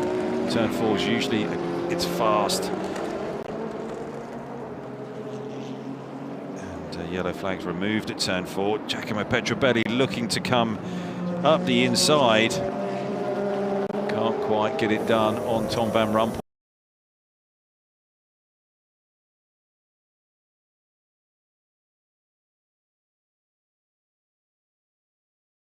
On board here with the 74. Dustin Blattner just being passed there by the 43, and that's one of the things that every GT driver has to deal with. Just got to breathe it, open the hands there, let the P2 car come through, and it just gives you that. You get backed up, you lose time, and then you've got to reset, go again, and just try and close back up onto the pack in front. Yeah. Dustin's working hard. Different languages, isn't it? P2, P3 and GT, and in GT, Orica is a swear word. But away we go, down, tearing down this battling pack of GTs. Tom van Rumpoy holding off Giacomo Petrobelli, but just barely. Mid-engine Corvette, front-engine Aston Martin. Very different answers to the same question. Podium right there, Dustin Blattner right there. Griffin Peoples still under pressure, but still holding the lead from James Allen. And looking at the relative lap times, and now Sean Malasey is beginning to make a go. Petrobelli up the inside, can he make it count this time? A little bit stymied for line there, the Corvette man by the passing Orica, but just keeps it ahead as they come into the tricky hotel section. A little bit of a squirrely moment there for Petrobelli. That's allowed Bob Yuan to catch up again, and here comes Dustin Blattner too. Yeah, these 4 cars all squabbling over positions, and all pretty. Bob Yuan was really close to the wall again there, but they're all quite strong characters, and certainly these two in the middle here, Giacomo Petrobelli and Bob Yuan, have been in quite a bit of bumping and banging over the last few races, as it looks like Giacomo's going to get it done into turn 1. Yes, indeed. Wait for that to be confirmed, and it's a change 2 for the lead. So where did that happen? James Allen, I think he's used the traffic there. If we're looking back further back up the road, back at the track, and I think that he's maybe used that GT traffic to his advantage at turn 9. We're also going to have 3 drive-through penalties for the trailing pack of GT cars. 54 and the 77 amongst them. This is it when he's... Oh, the 85's just confused Griffin, and then he's pushed him wide, and James just gone up the inside, used that tight line. Beautifully done. Oh, brilliantly done. And I think that's maybe just also that tick more downforce that the 30's running. Blake McDonald is going to get 10 seconds added to the next pit stop for a pit stop infringement. That's still that mirror from the 50, by the way, there. And now he's clear. He's looking to try and gap the number 3 car. Griffin Peoples will try and have none of that. If the 3 can come back at him on the straight, if he is running that little bit less downforce, is he going to be able to just sneak up on the back of it? Engineering group there at DKR. And they'll be hoping that Griffin will be able to get back onto the gearbox of James Allen here as they come down into turn 6. It seems that it's pretty equal, and if James is doing anything, he's just using the way that Orica chassis just works in and through. That entry phase he's very good at, and then he's able to sort of sharpen the corner off and get the car rotated quickly and controlled. We first saw Griffin Peoples in the Asia Le Mans Series last year. He helped Breton Racing to the championship. Joined the championship late, therefore was not a championship winner himself. We were impressed with him in a P3 car. That was impressive. Yeah, it was, really was. Controlled, rapid, aggressive and defensive. Yeah, the 44 car, they've still got that, the board, the braking board, the braking marker board on the side of the racetrack. It's still got it in the louvers there, or the dive planes on the nose of the Orica 07 chassis. bit drift there from the number 3 car. Still in pursuit here. Alan from Griffin Peoples. 6 seconds back now, Enzo Trulli, who's gone by Matthias Kaiser. Gus Menezes is still holding off Malte Jakobsen, who I'm absolutely certain will again be in look after your tyres mode. Yeah. It served them so well in Dubai. Yes, this is a very different kettle of fish. This is the 49 and the 4 battling away. This is Gus Menezes and Malte Jakobsen. Traffic now. Now what happens? Yeah, Malt's going to be looking to try and pick his way through there. He's gone very wide there as he came down into turn 5. Previous Peugeot hypercar driver versus current Peugeot hypercar driver. Maybe a tiny little bit of needle in that. But won't be concerning Malte Jakobsen, certainly. He's just got his eye on the car ahead, looking for an opportunity to close the gap.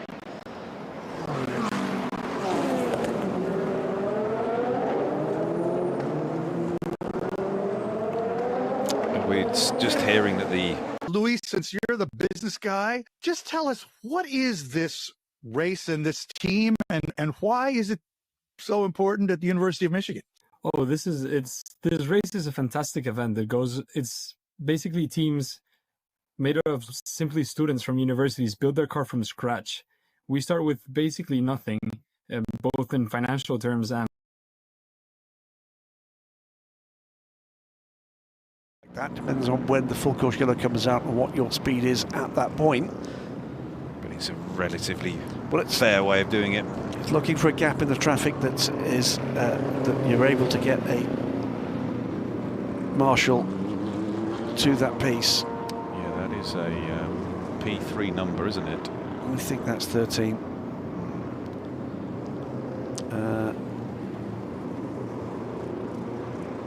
So we're 17 minutes from the halfway point. Those first 2 hours have absolutely flown. Yeah, and we're just waiting now to sort of see how it unfolds in GT, because a lot of those bronze drivers in GT will have completed all their drive time, and so it's the next opportunity. There we go, nicely done, well done, Marshall. It is the 13. Yeah, showing to us nicely there. Big grin on his face. That's happy in his work. That's one for the garage wall. Yeah, thank you. I just framed that. He's Lovely. just 5,600 pieces away from making his own Ligier. There is the 13, by the way. I think he'll just try and throw it back on. That would be a shot, wouldn't it? Yeah. Maybe he's that skillful. Bet he doesn't try.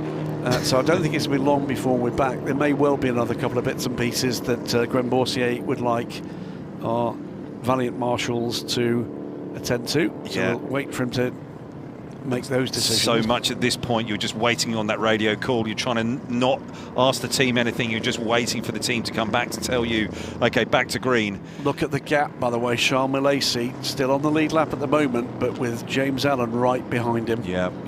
And this is going to be critical how you get your racing going again. And Charles Milesi will be, well schooled and versed at this. But it's, Breton here. There's Michaela. Previously team manager, by the way, of ASC Bratislava back in the day for a long time. Now with Breton Racing. This will be interesting to see this race here between these three. When it goes back green, this will be tasty. Won't it just? So this is going to be about who's quick off the limit. So there was indeed some more. Might have been that mirror down at in front of these guys. So he's up the road a little. Long before we're back, there may well be another couple of bits and pieces that Graham Boursier would like our valiant marshals to attend to. So we'll wait for him to make those decisions. So much at this point, you're just waiting on that radio call. You're trying to not ask the team anything. You're just waiting for the team to come back to tell you, okay, back to green. Look at the gap, by the way. Charles Milesi still on the lead lap at the moment, but with James Allen right behind him. Yeah. And this is going to be critical how you get your racing going again. And Charles Milesi will be, well schooled and versed at this. But it's, of Breton here. There's Michaela, previously team manager, by the way, of ASC Bratislava back in the day for a long time now with Breton Racing. This will be interesting to see this race here between these three. When it goes back green, this will be tasty. Won't it just? And this is going to be about who's quick off the limits. And there was indeed some more debris that they wanted removed. I think that might have been that mirror down at turn 3. Yeah, Giacomo Petrobelli did get in front of these guys, and so he's up the road a little bit. He is. And, Tom Van Rompuy just looked like he was struggling a little bit with the Corvette. Team Turkey, number 34. But I think we're not too far away here from going back to green. And when it does, Podium and Dustin Blattner are going to be max attack. Yes, indeed. Corvette from at 16:46 Porsche 00, Ferrari. we will be removing full Corsilo. In less than 30 seconds, we will be removing full Corsilo. Glenn Boursier will be counting it down 23 seconds. And then we'll see. They're going to be on the straight when it happens. They are going to be on the straight when it happens, and these guys are going to be primed and looking to see, okay. We'll be removing full Corsilo in 10, 9, 8, 7, go time. 6, 5, 4, 3, 2, 1. Full Corsilo is removed. Oh. And it's Blattner that makes the first move. He's alongside Bob Yuan. And he's made that move. Now he's on the tail of the Corvette. Pulls in between the two. That was a lightning restart. Tries to get at the inside. Then it's Bob Yuan with his trademark late braking maneuver. Takes the position back. That's right in front of Griffin Peoples. And now Dustin Blattner does it again. On the exit of the chicane. Beautiful stuff. Yeah, Dustin had him absolutely in his sights. Just sort of like battered him away. You're not going to take that place back from me. I'm just coming through. And yeah, very, very smart restart there from Dustin Blattner. Could be trouble ahead for Giacomo Petrobelli. He's under investigation now for track limits, as is Francisco in the 92 Porsche that sits where? A little further back down in 11th place. 6 United car on the 70 from Vector Sport RLR, and that's where position change comes. That's for 7th. Ben Hanley on Jacob Abel. James Allen, Griffin Peoples, and truly Matthias Kaiser, Gus Menezes, Melter Jakobsen, and then that battle between what is now Ben Hanley ahead of Jacob Abel. Yeah, we're just still watching this battle here between Tom Van Rompuy. Dustin Blattner's got past Bob Yuan, and yeah, it's going to be intense all the way through to their stop, which I think is going to be coming up 10-12 minutes, yeah, I think. Yeah, 10 or 12 minutes they're going to be. They can do.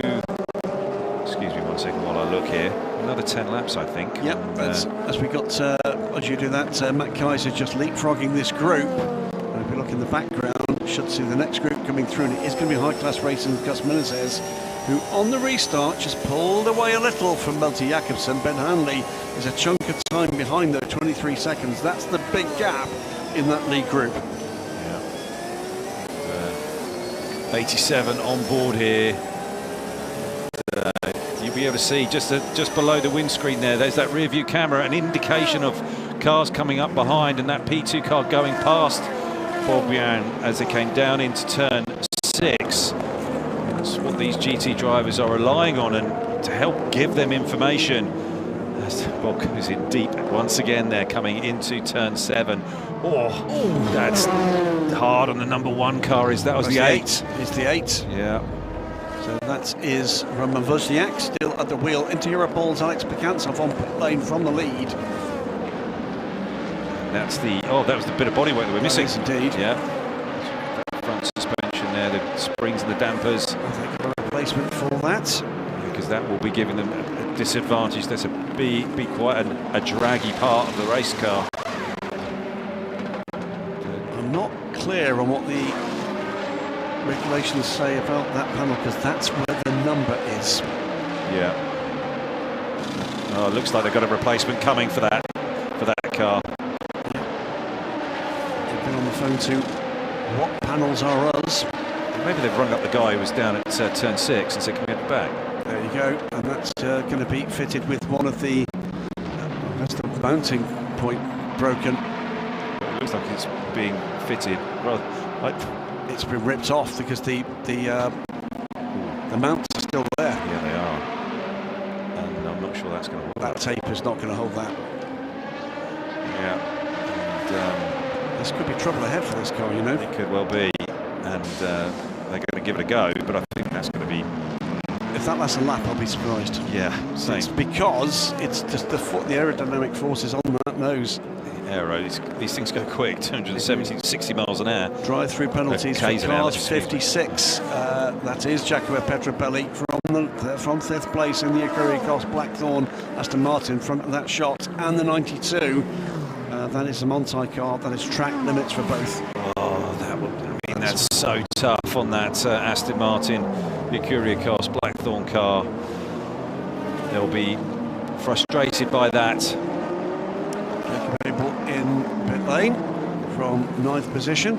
Still, this GT battle underway. Dustin Blattner now beginning to turn the screw as the scout Bob Yuan. Now he's looking to see what he can do about Tom Van Rompuy.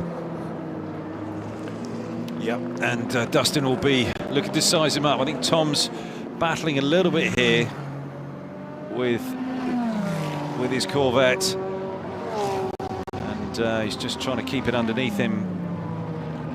Since they've gone to this, Dustin's trying to size him up there. Would have been an optimistic move to try to get up the inside there at 13 or in 14, but he's trying to get the overlap here, the drive off the corner, and he's trying to get alongside coming into 15. There's no room there. And is he going to throw it at the inside at 16? No, he's just breathed it, and it's all about the run down to turn 1. Being smart here and just using your speed where you can. And maybe is it going to be that he's going to have to use Phil Fayer or the 6 car coming up behind, use that car as a bit of a pick and get through and off. Oh, heavy hit there on the apex of turn 1 there for the Dustin Blattner 74 car. Just be careful how you use those curbs. Don't want to use the car up too much here. Got your teammates still to come, and there's plenty to go here. 2 hours of racing. 30 car from the lead on pit lane. Oh, Tom's gone in deep there, walked it across the track on the way in. And Dustin's just made a little bit of time up. These cars look like they're right at the end of their sort of tyre life. And cars looking a little lazy. Really super responsive. Caught up again in this group. Limited James Allen. Tyres changed for that car. Still this battle between Melty Jacobsen this time. Looks up the inside coming into the hotel section. They're in close contention with Tony McIntosh on its... Smart there from Tony. Breathed it, let them through. These two are battling intensely. Still traffic, LMP3 traffic to the outside there. Got to make it through in the number 4 car. Gets to the inside. Now come to complete the lap to the final turn. It's Terrace Howe's number 10 car, and they've still not got this done. No, and this is what multi-class racing is all about, how you navigate your way through all this intense traffic. Being smart, just looking after your car. Malt's one of the best in the business with this in P2, and he knows how to get his way through that slower GT traffic and P3, but it's not over. And here we are with the 25 and the 3. 25 got to the front. That was a long stop for the number 30 car, 1 minute and 37 seconds. That's longer than it should have been. That is way longer. Would be keen to find out if David Anderson gets a moment to find out what he'll be there in a flash. He's so light on his feet. He's amazing. Yeah, really brilliant. Griffin Peebles has lost that position to Enzo Trulli. Yeah, Trulli leads the race. Yeah, and I think that's down to the stop here. But Malt is on a tear. Purple sector. They've not stopped. That's Trulli's pace. Let me see. I think that's Trulli's pace. I think he's caught and passed him. Yes, they're due a stop, excuse me. Yeah. They are due a stop. There is James Allen. He's actually off the lead lap at the moment. That looks like a headlamp cover. Or is that the cover off the 13? I think, you know what, you might be right. It did look to have tape, didn't it? Yes, and it looks greeny. Let's see. Oh, what's happened here? This is the 30 coming. This is the 25 past the 3. Yeah. That's the outside and of the actually, 9. the 25 on average. We have report of debris entry T11 on the right-hand side. Yeah. So, Enzo 10 seconds. There was a 10-second penalty for the 30, I think. Right. Well, we were both correct about the 13, weren't we? That wasn't going to work, not in a million years, and it hasn't. Yeah. And there it is. Again, and that might be, depending on where on track that is, another intervention, and that will not amuse race control. No, I get that could have been an absolute... Well, that's pretty much where the incident that eliminated the number 99 car. 99 car. So Dustin Blattman's got a good run here. Not quite good enough, I don't think, but they're looking for the right line again through this bank turn. Tom Van Rompuy using all of his experience there to keep that Corvette going in the right direction and out of the wall. That could have been huge. Peoples on pit lane, truly from Kaiser, 25 from 20, also car on pit 54, lane, 5-4. 49 and the It's a 4. drive-through penalty for constantly abusing track limits. Car 5-4, drive-through penalty. That's the Custodio Toledo pedalled 54 car, already down in 16th, so that is not a car in immediate contention. What a battle this is. Yeah. And Dustin Blattman has just used enough of his car here. It's still on the limit, I would say. He's sort of biding his time, but he's trying not to risk his car. He knows he's got his teammates to come at the end of this stint. They're going to be pitting very soon here. 3-4, it's a drive-through penalty for constantly abusing track limits. And that's the problem for Tom Van Rompuy. It's going to be a drive-through penalty. Track limits for him. The defence has been too enthusiastic. Dustin Blattman has effectively forced him into that position. He has, and I mean, this is the thing where you just start counting up all of those track limits. I think you get 5 in each stint, and by the way, all the while, Dustin Blattman in the 74 car in a dominant position in points, 21 points ahead in the championship coming into this race, is beginning to leapfrog up the order as others stumble. Yes, indeed. So it's the 9 from the 37, and shortly it's going to be the 74, because that 34 car owes us now a drive-through penalty. Yeah, the 9 car has got a good, healthy lead, but they've got their silver drivers to come, and the silver drivers in the Get Speed lineups aren't maybe as fast as some of the other silvers. Still got that debris on the racetrack there. Not a nice place to have it either. It's not going to be an easy one to recover. No. It's reasonably easy to pick up the one on the apex of the chicane, because there's a great line of sight. Not so much there. No, it's not. No investigation. Full course yellow. It's good to hear. We are under 2 minutes from the halfway point in what's been a fantastic motor race so far. Yeah, we've got maybe another four laps for Dustin before he stops, I think. Maybe 5. Algar Pro Racing 1-2. Enzo Trulli, great stint from him. From in the 25 car, our defending champions.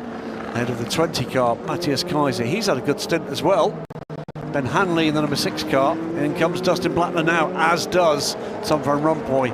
But there will be both a drive-through and a regular stop to be served by the Racing Team Turkey car. Yeah, maybe that is just we're now going to count back here, because they've not quite eked out the whole of their tank or their energy, and they just know that they can go with 2 more stops after this one to the end. Yeah, their strategy through this season has been absolutely exemplary. Bit of a stumble, there's Chris Lotterman getting aboard the car now. Yeah, Kessel run a brilliant 296, do a great job down there. All the guys and girls from Kessel Racing. And what have we got here? More. Oh, there's the 13 nose cover. Still not off the track though. No, trying to flick it off with the race cars. The problem is, if that does break, the sharp edge could cut a tyre very easily. Yeah, and that's what Michelin will be looking at and wondering and concerned about. But, yeah, as things go now, I think we're going to see an awful lot of GT pit stops. Racing Team Turkey on pit lane. Yes, we've just seen the Kessel car. It's another drive-through penalty for the 56. Wow. He's served one, he's got another for track limits. So I'm afraid it's beginning to unravel here. Yeah, they compound, don't they? Yep, they do. And yeah. Meantime, Melty Jakobsen aboard. Jonas Reed is pressing on here. He's caught him. Yeah, and really putting him under pressure. Yeah.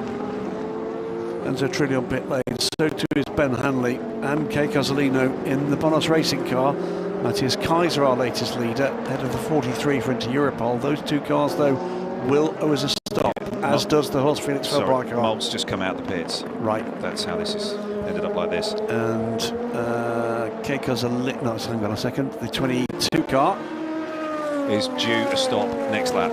Right. He's done 21 on this stint. This is Jakobsen with the 25. Just come out. That's her position. Yes. Enzo Trulli. Yeah. Yes. Yeah, I'm just trying to work out how that's happened. I think, well, it was a 1 minute 10 stop for Enzo Trulli. Malt's up the inside. Has Jakobsen stopped? Yes, he has. He has. He's just stopped. Yes. Oh, trying to get it. Oh, Jonas did a good job there to miss them. And these two are battling hard here. P2 racing at its best. How has he closed that gap? I'll get back to you. All I'm doing is watching the racing. As Malt's looking to go, Jonas is trying to join the party here. Car 8, by the way, which is Team Virage's Ajith Patel in 4th in under P3, under investigation for not following the race director's instructions at turns 6-7.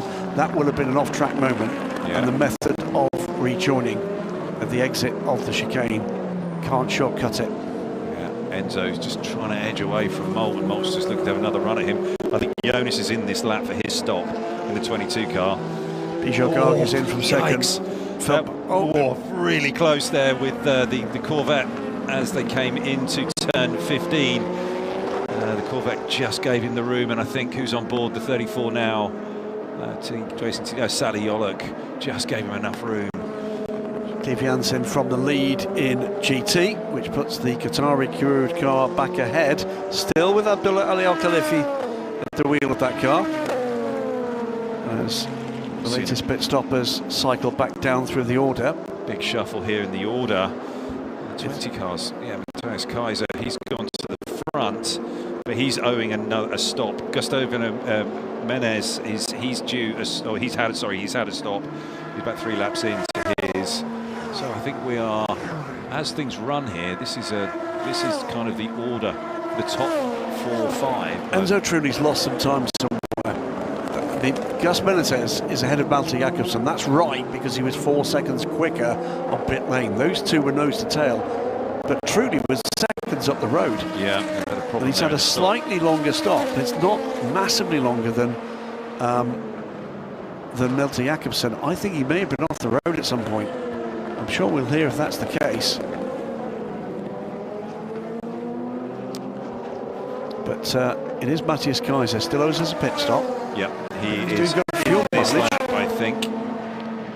Yeah, he is. Maybe that's their strategy, has been to go deeper, longer, because they're a good minute and a good 70 seconds up the road. Yeah, this is, I think, strategy from Algar Pro Racing. They're very good at that. Still no sign of the 20. This is the 22 coming down pit lane. It is. Jonas Reed. Still no sign of the 20 though doing it. They're going long. They are.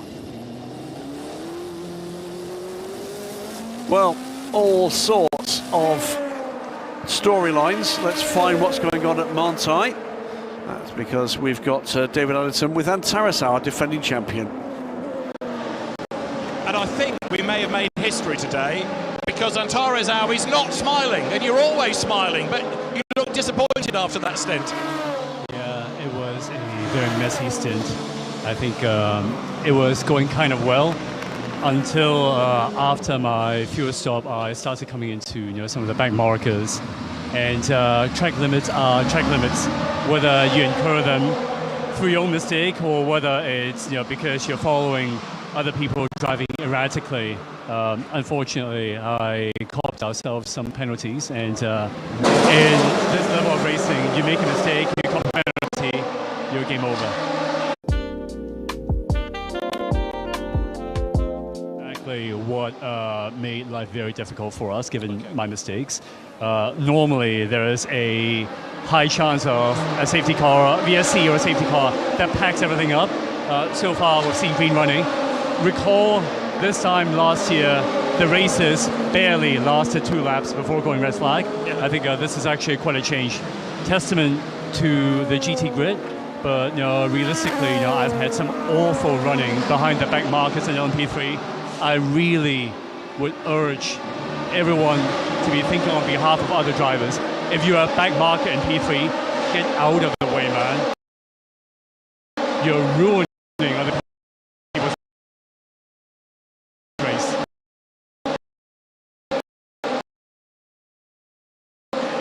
And later in the year, you're going to have a different GT car, the McLaren project. That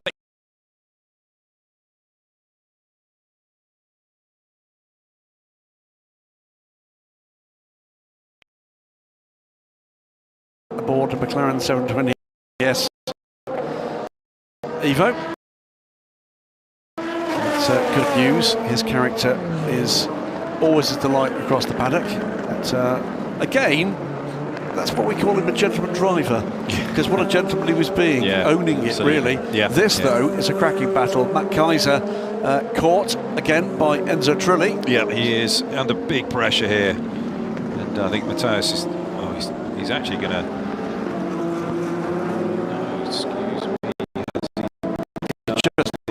Just go out.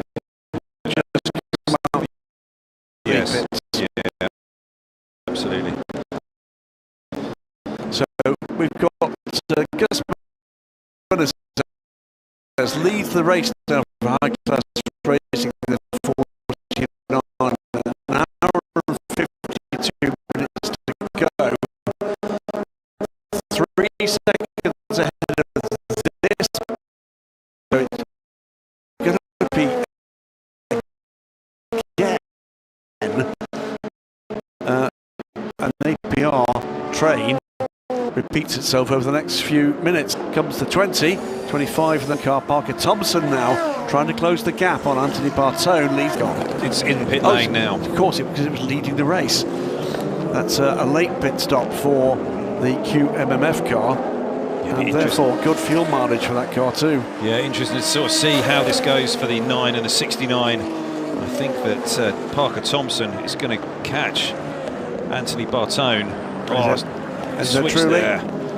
Enzo gets by Matthias Kaiser, and we saw this in Dubai. Matthias was a little bit more hesitant on the restarts or just getting himself going in the stints, but then came good as it got later and deeper into the stints. I wonder whether or not there is a bit of team tactics here, and they think that this stage of the race, there is Melter Jakobsen, by the way, coming through the bridge now.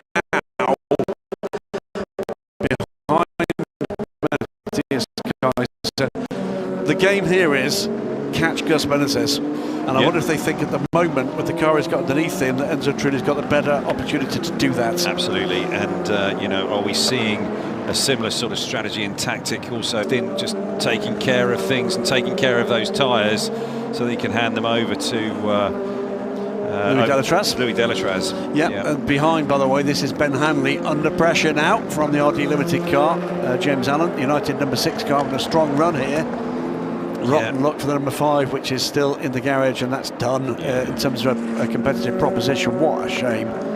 Perfect run, it seemed, from Giorgio Roda. He'll be outside the garage, headbutting a wall somewhere, I'm sure.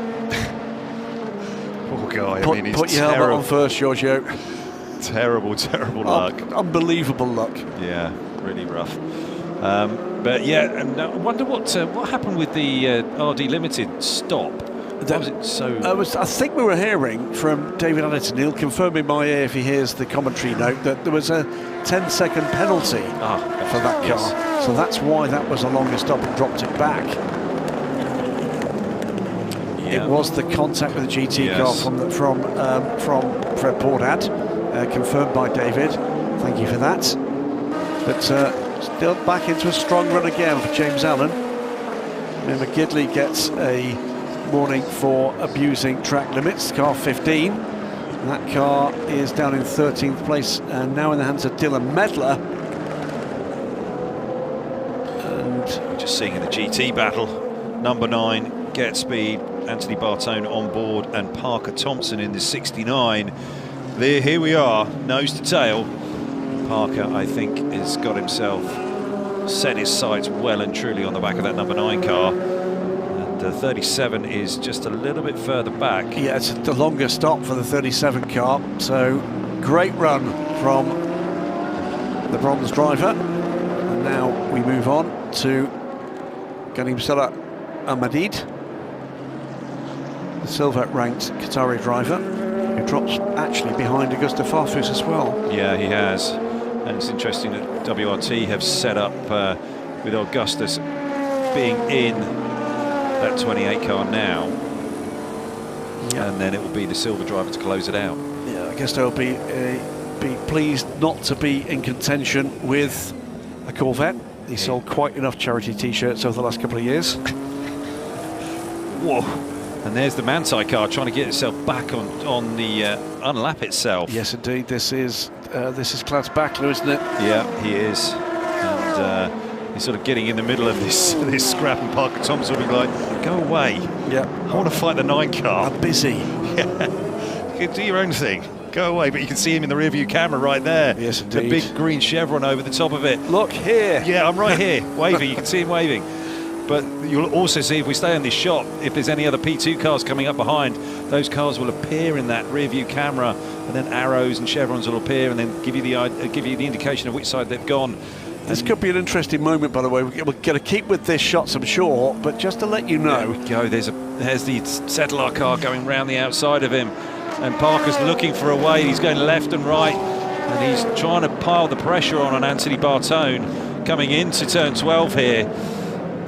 He's doing a nice job, but I think Parker's going to get a little frustrated here. Just to let you know, Gus Menezes leads the race. He's 2 seconds clear of Enzo Trulli, closing that gap. They are both on a final warning for track limits. Oh, Parker's lining him up here. Here we go. Is all the run. Oh, he's gone deep. Anthony's gone super deep there, the final turn. This has given Parker the perfect opportunity, but they've got a P2 car coming up behind. Now it's going to be round the outside. Is Parker going to be able to brake and get it done? Is he going to nip back up the inside here, coming into turn 2? No. And now the inside line here, I think he's got him. I think he might have got him here. This is edgy stuff, wheel to wheel, door to door. Oh, it's going to be track limits, I think, here. And there was a slight tab on the brake there from Parker Thompson. I think he's got it done. Yeah, he has. And look at Klaus Bachler. Yes, please, I'll have some of that. Anthony's gone in too deep there, I think. Yeah, the car walks out wide. Klaus has got through and off, and Klaus will be like, thank you very much. Okay, that's one unlapped. Who's next? Yeah. Ticks it off on his chart that I'm sure he's got on the dashboard somewhere. So there's quite a lot to be ticking off, though, isn't it? You know, side by side, though. Anthony hasn't given it up. Our third place car in LMP3 in trouble. Ajit Patel for not following race director's instructions. I think that was a run-off into the chicane. That's where we normally get that penalty here. So that's going to be, he's going to drop him back behind Izzet Barashi in the 23 car. We're seeing here, oh, some more bodywork coming off of, was that a P3 car? No. So Anthony's still battling away with the Manti car. Anthony's done quite a lot here on the brakes. He's going very deep on the brakes everywhere, trying to make up for some of that time, and he's gone deep here again, just walking the car in a little, and it was the mistake that was made at turn 16 that really unlocked all of this lap for him, just dropping back. Well, we're going to go down to pits again. It's up to third now, ahead of Matthias Kaiser, Malte Jakobsen, and David Addison, with perfect time as always, is with George Kurtz. George Kurtz, it's going okay. Are we thinking points, or are we after a win today? Well, we're always here for the win, but at the end of the day, we're focused on the championship. We got a decent start, kept it clean, and we've got the right guys in to finish the job. So at the end of the day, it's all about the championship for us. That was a very, very long early period of the race without any interruption whatsoever, just that brief full course yellow. How much harder is that on you in the car for such a long time without any respite, if you like? Yeah, I mean, look, it's hot here, but given some of the other stuff the other racing that we do at, an hour in the car, hour and 15 is not a big deal. It's a high downforce track and a lot of turns, so you don't get a lot of chance to rest except for the long straights. But other than that, it was fine, and we got the big guns coming up and in the car now. And the other thing that was obvious was that you were able to double stint tyres. Is that a nature of this circuit or today's temperatures? What's behind that? Yeah, you have to look after the tires. It's definitely more forgiving than Dubai, but it's very easy to overheat the tires. I overheated mine at the end of the stint and just didn't have the performance. But if you look after them, by the time you get to sector 3, the tires are crying, and you just got to look after them and they'll last. An hour and 3/4 to go. A lot can still happen, of course. Anything can happen, but at the end of the day, podiums win championships. That's what we're here for. We'd love a win. But if we get a podium and we just stay in front of the other cars, hopefully we'll come out the other side victorious. If it gets to this point, what's the relationship between a crowd strike by a PR car and the Algarve Pro Racing cars? Is it every man for himself, or might one of them help you out? That's a question for the big man, Stu. Oh, nicely swerved. I'm a professional. So we'll see what happens, but right now, heads down. We got the right guys in, as I said, and as you've seen in the past, Louis is amazing at the end of the race, and hopefully we give him the car and put him in a position to win. A wonderful non-answer. George, thanks very much. Great stuff there from David Anderson and George Kurtz, and I think the answer is there is at the moment no answer. All sorts going on. Fastest lap of the race goes to James Allen in the RD Limited car. He's closed back up on Griffin Peebles, who's gone quicker than he's gone before. They're currently battling for 5th place as Belty Jakobsen makes his way through another battle. This is the 66 and the 54, isn't it? Yeah, 51's just gone by the 66. Yeah. It's a drive-through penalty for track limits to the 77 car.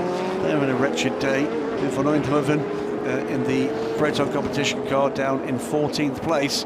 But all sorts of battles going on all the way down the order in the GT class.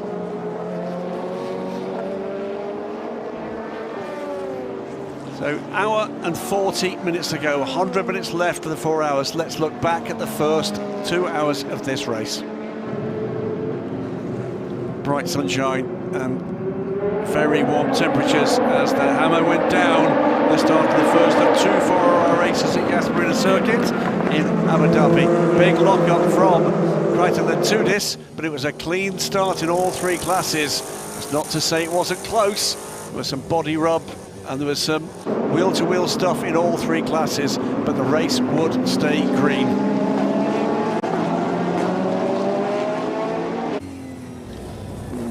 Now and closely contended too. Again there, very close between the 56 and the 37.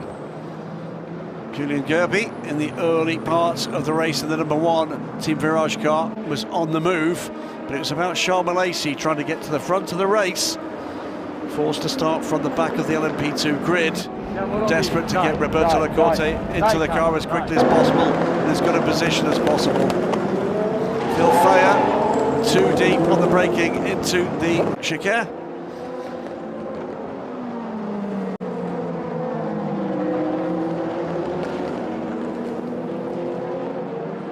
And then a brush between Blake McDonald and Bob Yuan would cost a 10-second penalty later on for the Porsche driver, but a positional loss for the Corvette.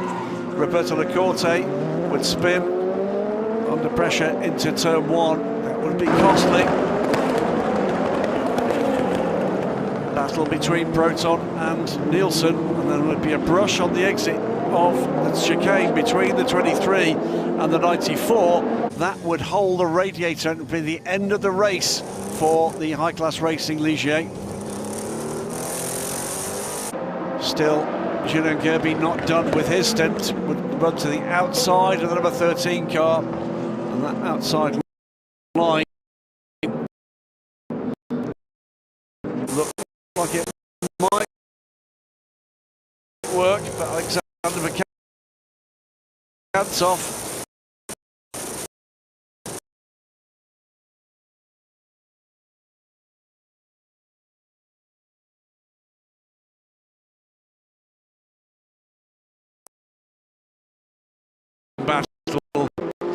between the number 3 and the 30 as the 5 that have led so well began to hit gearbox problems, but see the car into the garage twice and effectively out of the running. Blattner and Bob Yuan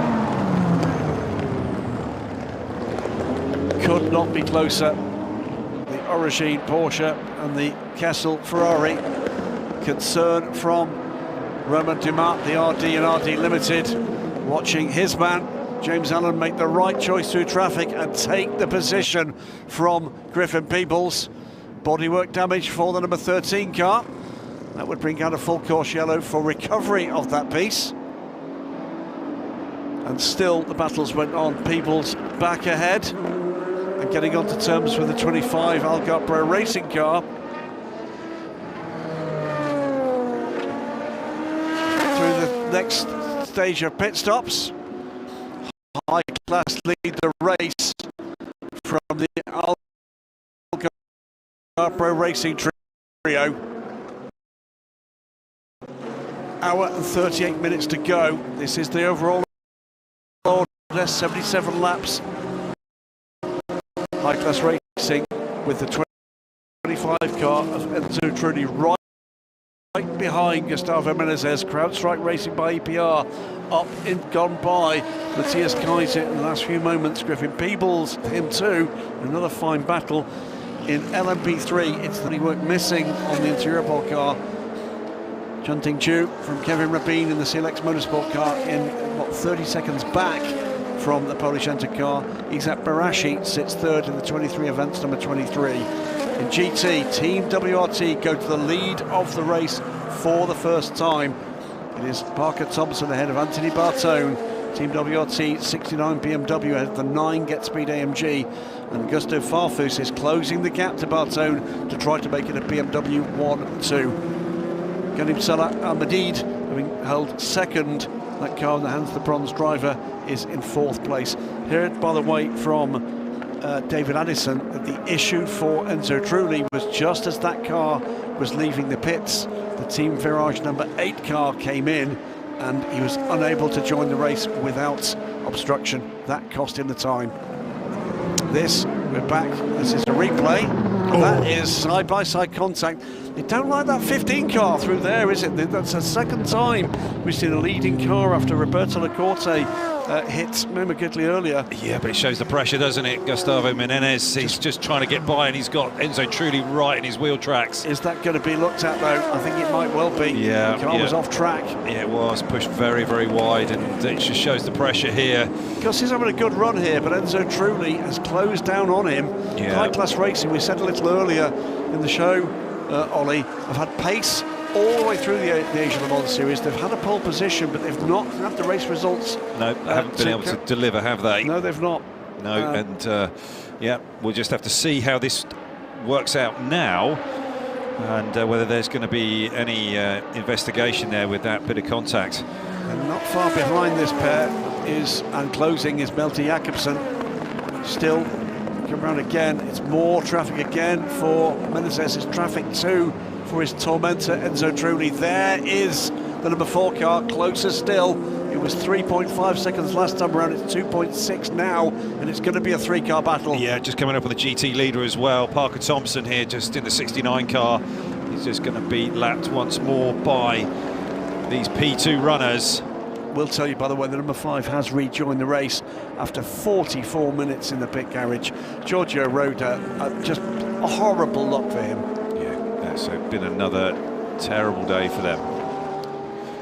Oh, Gustavo in the high-class racing, taking some big risks here to get through the traffic. And that was the race leader in GT, with Enzo Trulli going by and looking to put a lap on the number 50 car. Who's aboard that now? It's Carl Bennett aboard the number 50, about to be lapped by Parker Thompson.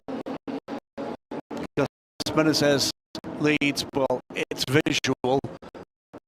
And where is Melty Jakobsen? Right there. It's not 2.6 seconds anymore, it's under 2 seconds and closing. James Allen, though, he's on an absolute tear. He's gone purple in the first sector. This is definitely not over. We've got an hour and 34 minutes here. We're going to be about, yes, 10 minutes away from these next round of pit stops where they will do driver changes. So Augusto Farfus, I think, is in the 28 now, and he's just got past the 9 of Anthony Bartonen. Anthony's struggling a little bit with the WRT cars, both getting by, and it looks like a BMW lockout at the moment at the front of GT. Interesting, they put the Platinum driver in at this stage of the race in the 28. They're looking for track position here without a shadow of a doubt. And also, I think it gives them flexibility as well when it comes to this final stop. Yeah. And drive time as well. 5 seconds added to the next pit stop for the 56 Equiricos Blackthorn car. That's the 3rd penalty. Johnny Adams just got into that car. Pit stop infringement. It's I mean, the second race on the trot. They've had multiple penalties.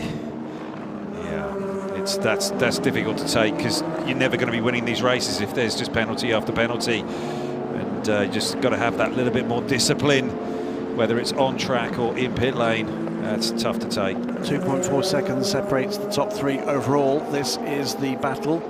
The battle has won at the moment for Augusto Farfus over Anthony Bartone for 2nd place. Enzo truly looking to line up here.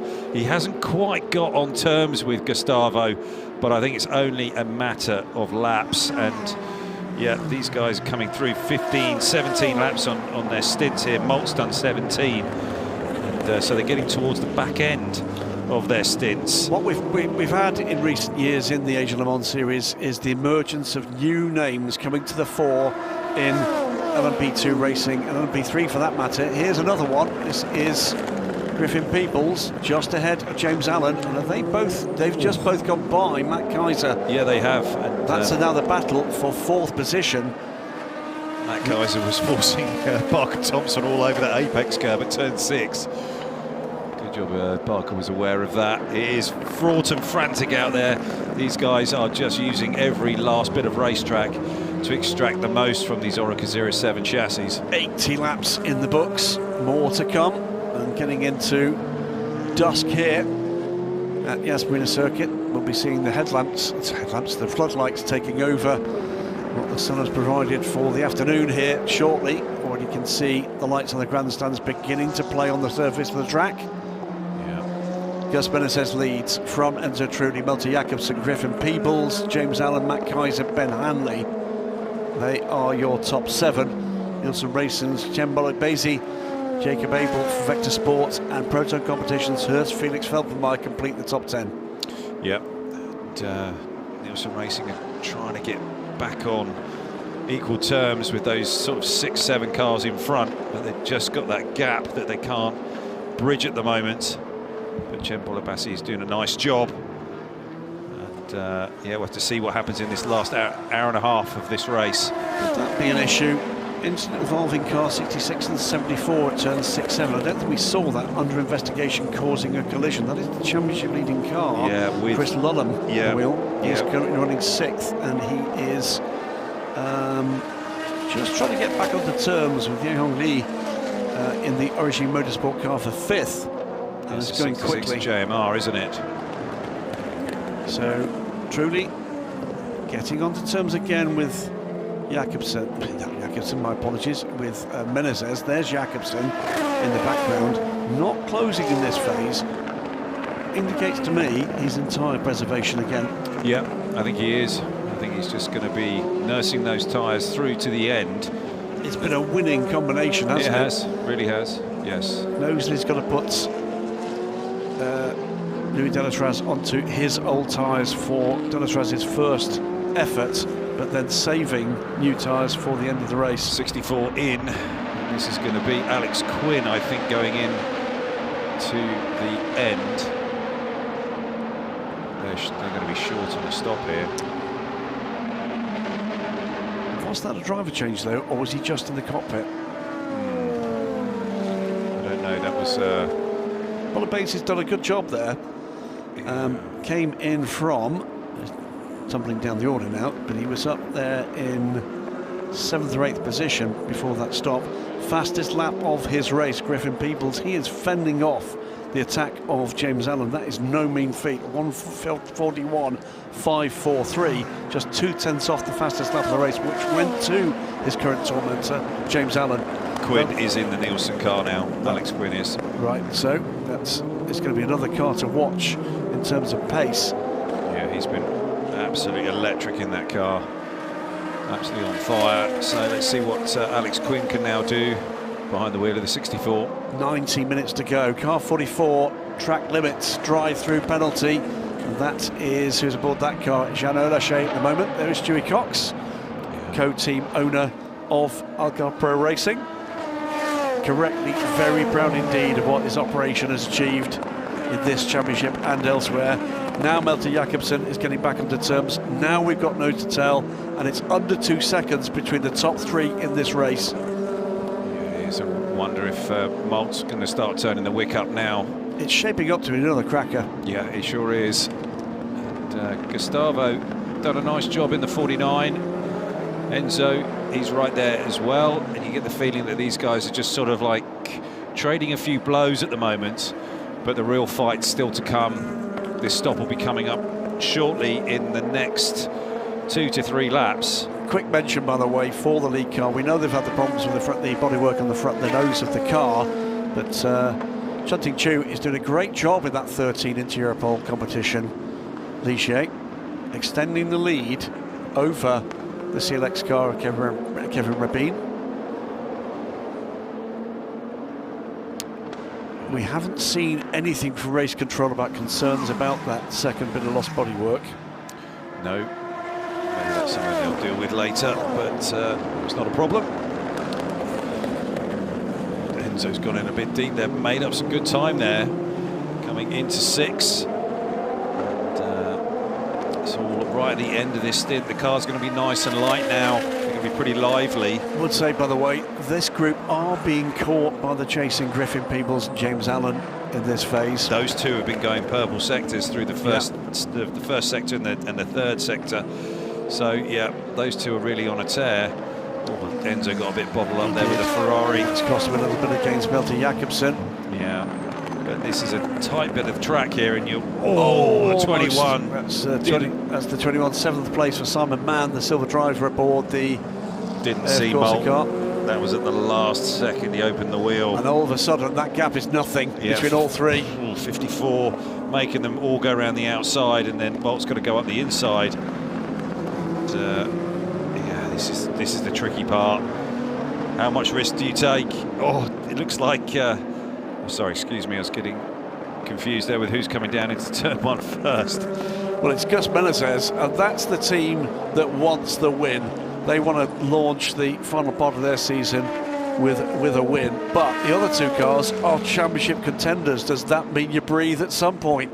Do you take the maximum points you possibly can? Is there risk involved here on pit lane? The number 30 of RD Limited, James Allen, gets out. Tristan Vautier gets in.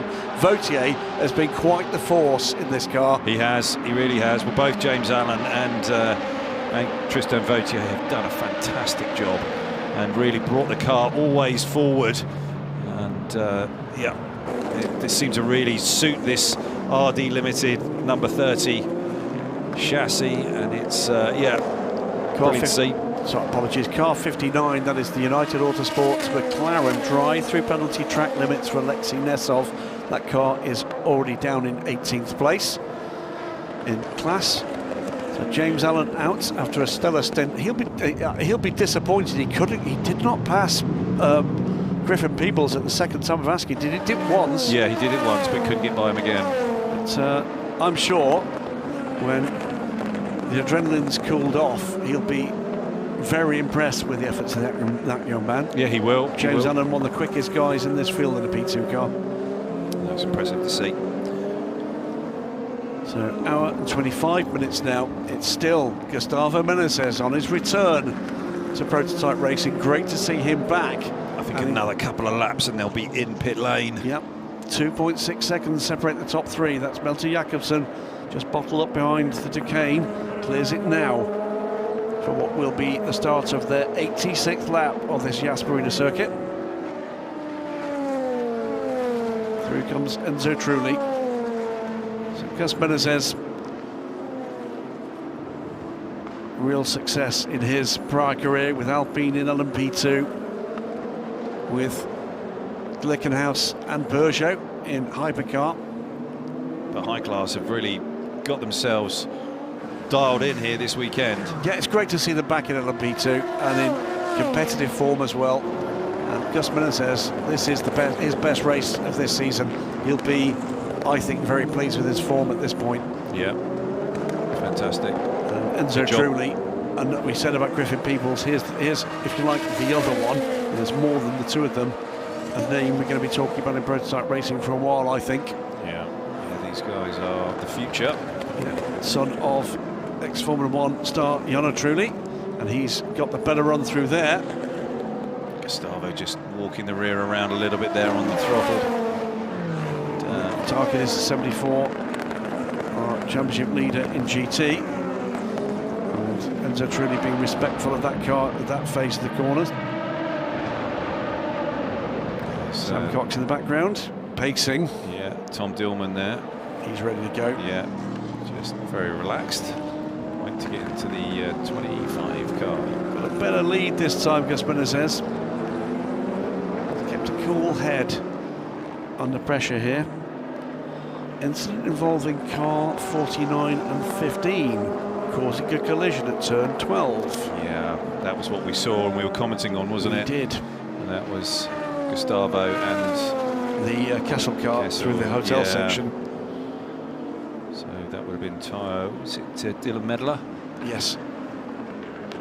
So Truly now trying to get through on Youngli, and here is the end of the stint for Milton Jakobsen. So we're about to see Louis Delatraz enter the fray with an hour and 22 minutes to go, and that's pretty ideal, I think, in terms of stint length. Tyres are there, ready to go, and they are going to change tyres directly for Louis Delatraz, so new tyres to come right now. Well, that's a change in strategy. I think that's just related to the track and how the tyres do hang on. Less deck, yeah. So waiting for the fuel. Once the fuel is done, so they can go up to the car. And there we go. Start changing those tyres. Front done. Big old left drink. done. Yeah, big old drink of Total Energies fuel. That's filled it up. Reaching on from the pit wall.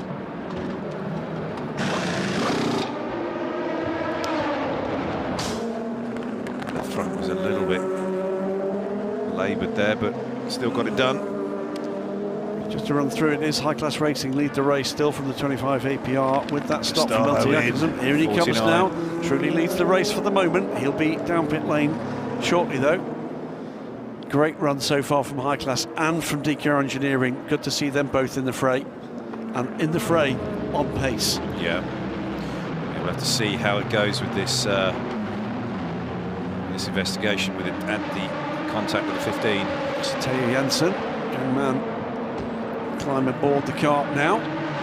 Reigning champion in ELMS LMP3, and yet more talent coming through LMP3 into LMP2.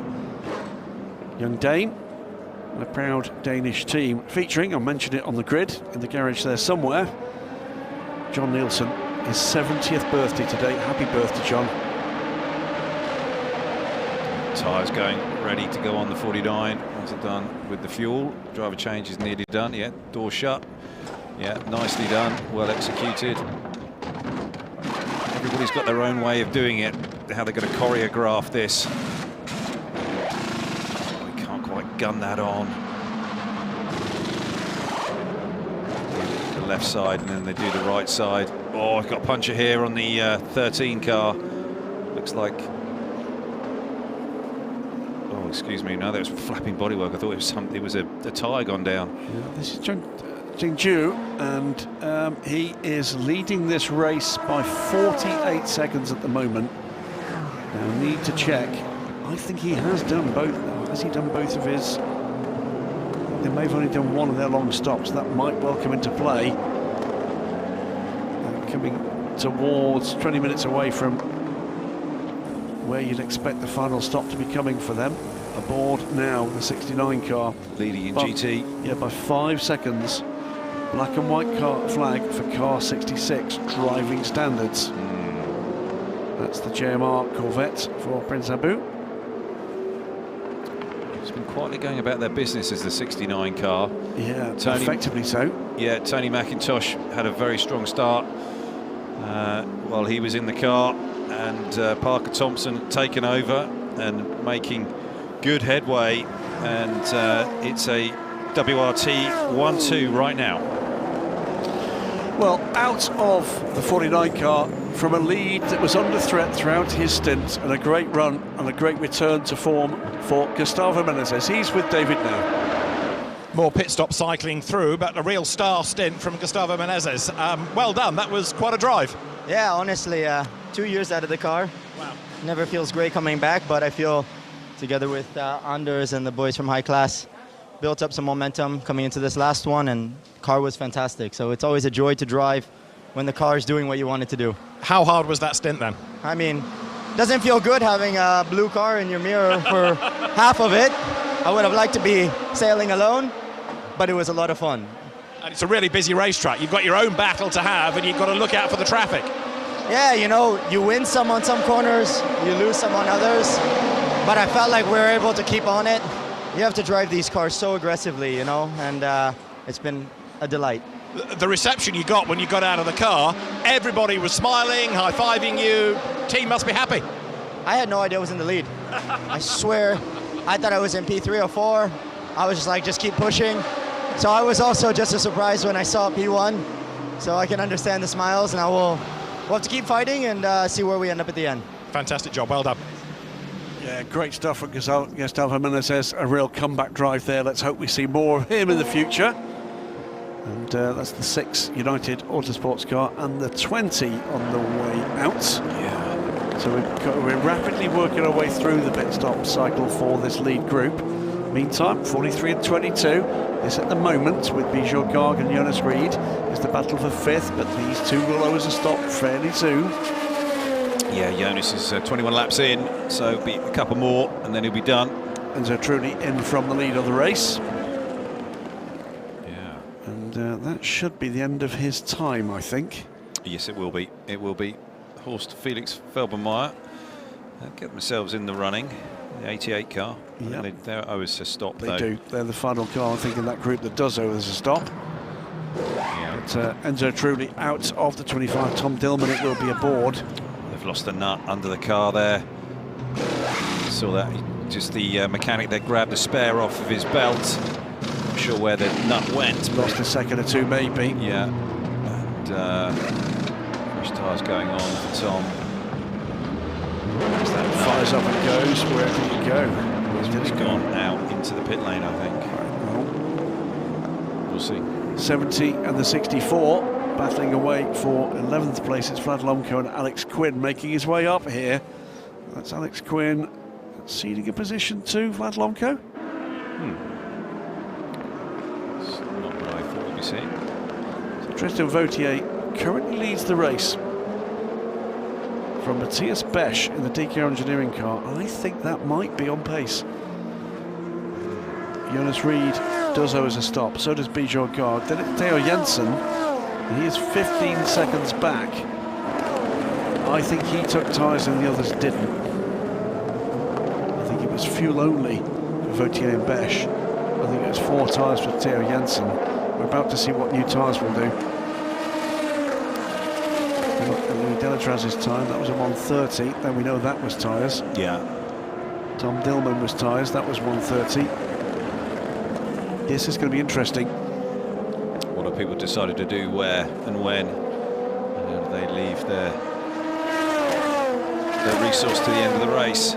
Jonas Reed right with Matthias Besch. But Jonas, I think... He owes us a pit stop. He does. He does owe us a pit stop there. One behind, and same with Bijou Garg. Yes. Yes, for the Tirapol 43 car. This was where the nut was lost. Yeah, gone under the car there. Didn't see it when the car pulled away, though. So has it gone straight through? And that was just a couple of seconds lost.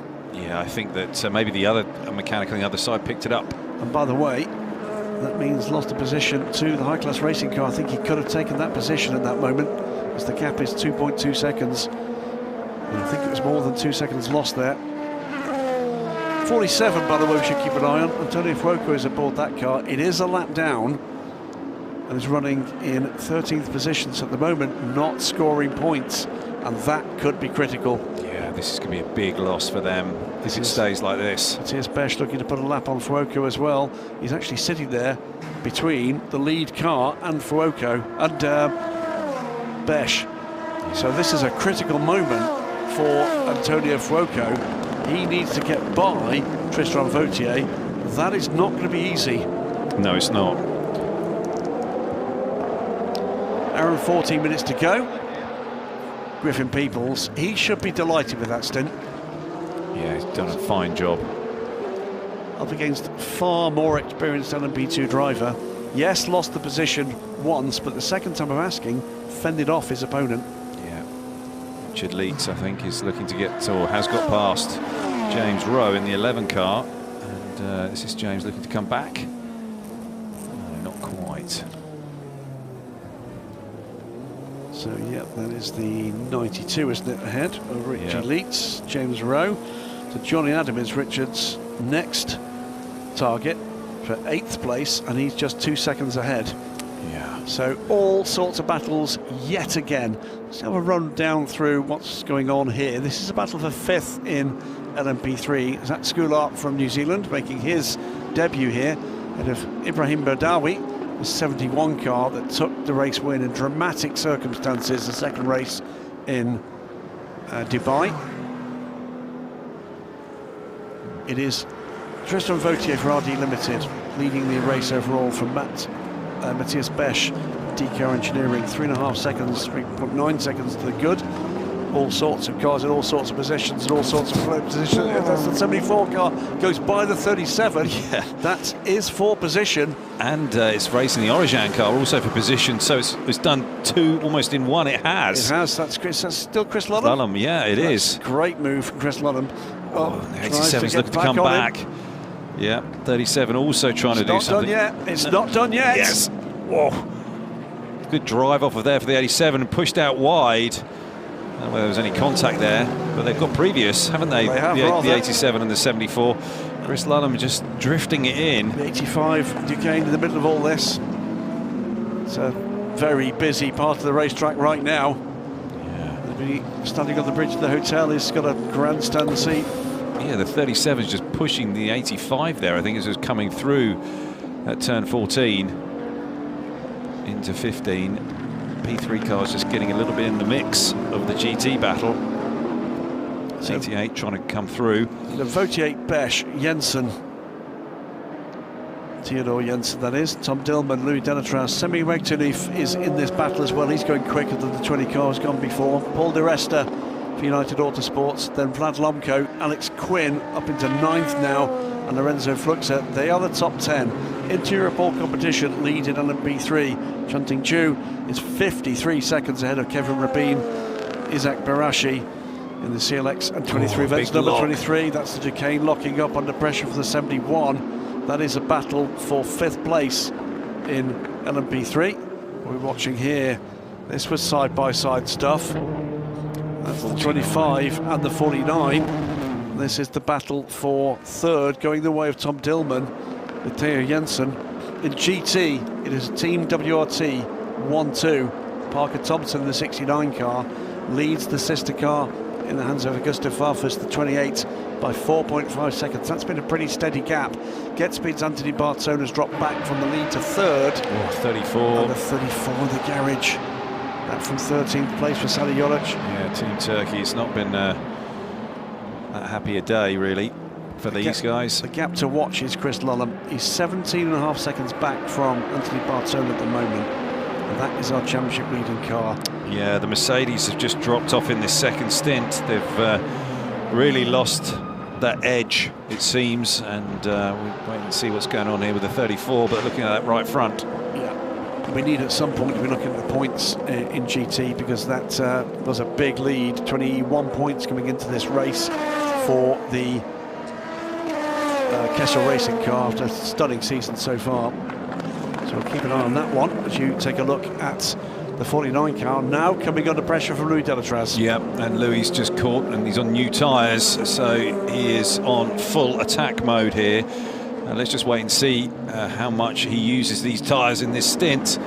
because he's going to have to maybe run on these again in his final stint. So how hard you go, and Louis is one of the past masters of working with what he's got and trying to eke it out, and then knows exactly when to sort of pull the trigger in this category. An absolute world-class performer and driver. And he's putting Jensen under significant pressure now. They come down into turn 5, and it seems like Louis, yeah, nice and smooth, just rolling the speed through and off, and he's just be waiting for his opportunity. Is he going to get that opportunity as they close in on this into Europol P3 number 13? And could be going. Well, we've been watching some fantastic battles in LMP2. David Addison's going to have a chat with the man behind one of those battles. Griffin Peebles is with David now. Another driver that's done a mighty stint, Griffin Peebles. It looked hard work, but it was a great battle and a good stint. You must be proud of yourself.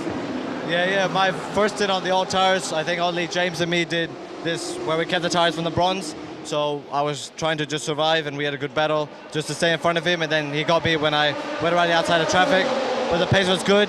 Then we did the pit stop for fuel and the new tyres, and I was really comfortable trying to get to a rhythm. I had good traffic management, and the pace was really good, and I think we're in a very good position, so I'm very happy. How hard is that to leap into a car that's on old tyres? Because I suppose your instinct is to want fresh ones.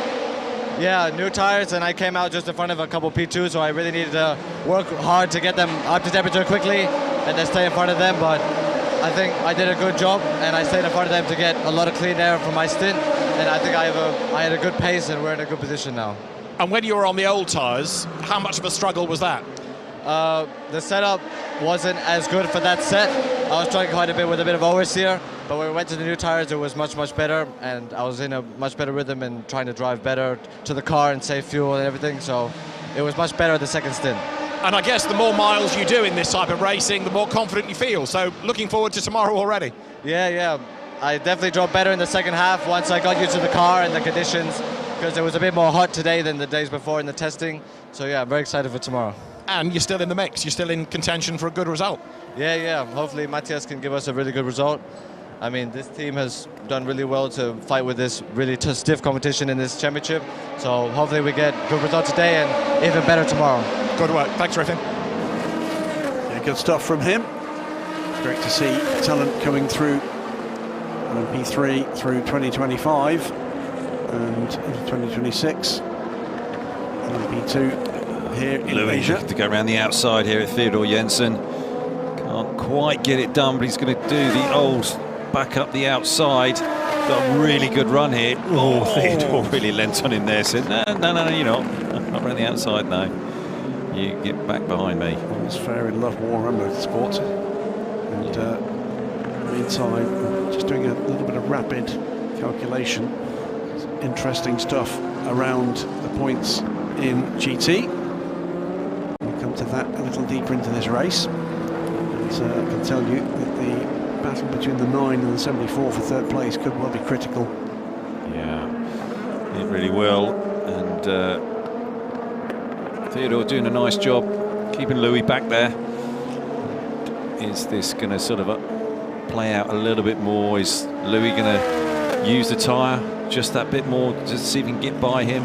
Because all the time he is going to be behind him. He's got that aero wash, and the front tyres are going to be really working very, very hard. Louis gone in deep there. And is he going to try and get that slingshot through and off? Has he decided this is the lap for the toe? I think he's in a good spot. Look at the back of the shots and coming onto the main straight now and closing on this pair is Sami Megtanif. Yeah. The 20 car. Sammy really is pulling the trigger. Louis gone deep into 6. He's got that done, I think. And is Theodore going to try and come back up the inside? No. Way through. I think Louis, absolutely perfect move. Yeah, textbook stuff there. Fourth place. Louis Delatraz, yeah, nicely done. And every point here is going to be critical, and a dagger in the heart of Chettilar Racing. They are out of the points at the moment. Oh, this will be a huge swing for them, won't it? This is another attempt to repair. They need to show the number is the critical part of this, I think. That's why that's happening there. It's not about that panel, it's about the number. So, yeah, in the regulations, isn't it? So Justin's going to lose them the lead of the race at the moment. Yeah, and he's just trying to fire it. It's not going. No, he's had to wait. I think that they're being held. Is it the time? I don't know. Was that one of their time stops? We'll have a look in a moment. Surely they would have fueled. We didn't get to that early enough. We're closing in on the final hour of this race. So 5 hours of racing still to go in the Asian Le Mans Series this year. 1 more tonight, 4 more tomorrow. Remember, if you want to join us, starts an hour later, 4 p.m. local time here in Abu Dhabi. 17 from CLX, side by side briefly with the Feldmeier number 88. Tristan Vautier leads this race by 4.5 seconds from Matthias Besch, RD Limited from DKR Engineering. Tom Dillman 11.5 seconds back. Louis Delatraz 3.5 seconds back from that, having just taken that position from Theo Jensen in the high-class racing car that led this race in the hands of Gustavo Menezes. Great stint from him.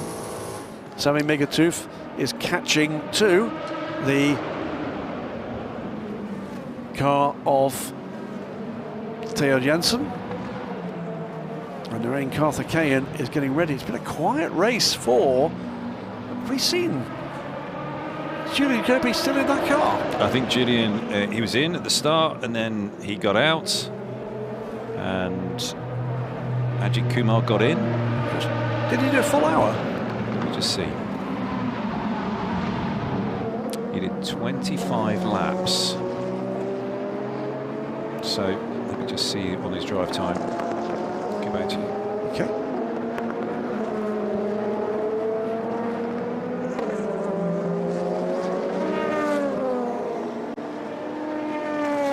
So on we go, RD Limited. And Tristan Vautier doing another fantastic job here at the wheel of this car, pulling away a little here from Matthias Besch. Not an easy man to gap.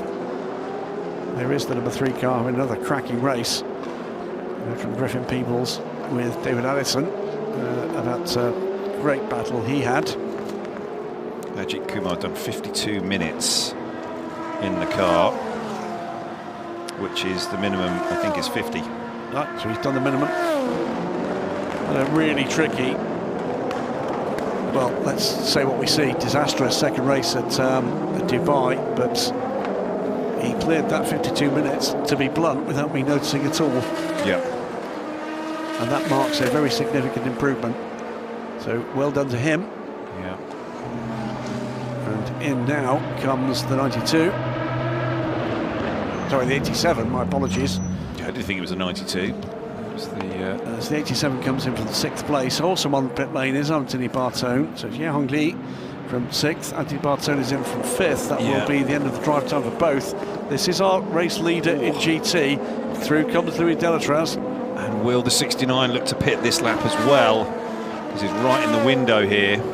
They can get this final stop done. Well, I'm up to 3rd at the moment. And hearing from David, the problem that's put the 34 Racing Team Turkey Corvette into the garage, a broken towing, rotten luck for them. Now they did have that contact, didn't they? Yeah, they did. They did have that contact, but was that on that side? I think it was the other side. Parker Thompson going to continue here for another lap. They're very much in the window here to get it done to the end. Well, we've seen BMW take the GT class in the Asian Le Mans Series previously. Mathematically, it's against them at the moment. It is. All sorts of things can happen. We'll come with a virtual points total once we've seen these final pit stops play through in this class. We are 15 seconds away from the end of the 3rd hour into the final hour of racing here, and now we can see the floodlights here begin to play a part. Here comes the number 6 from United Autosports, that car lapping in 7th place. Paul de Resta catching Sami Megtanif at the moment, who has caught Theo Jensen. Here is the championship leader in... Yeah, Dennis Marshall will be jumping in this car. Chris Lunham getting out. Yeah, good stint from Lunham. Yeah, very good. Kept it pretty clean. I think they had one or two little incidents.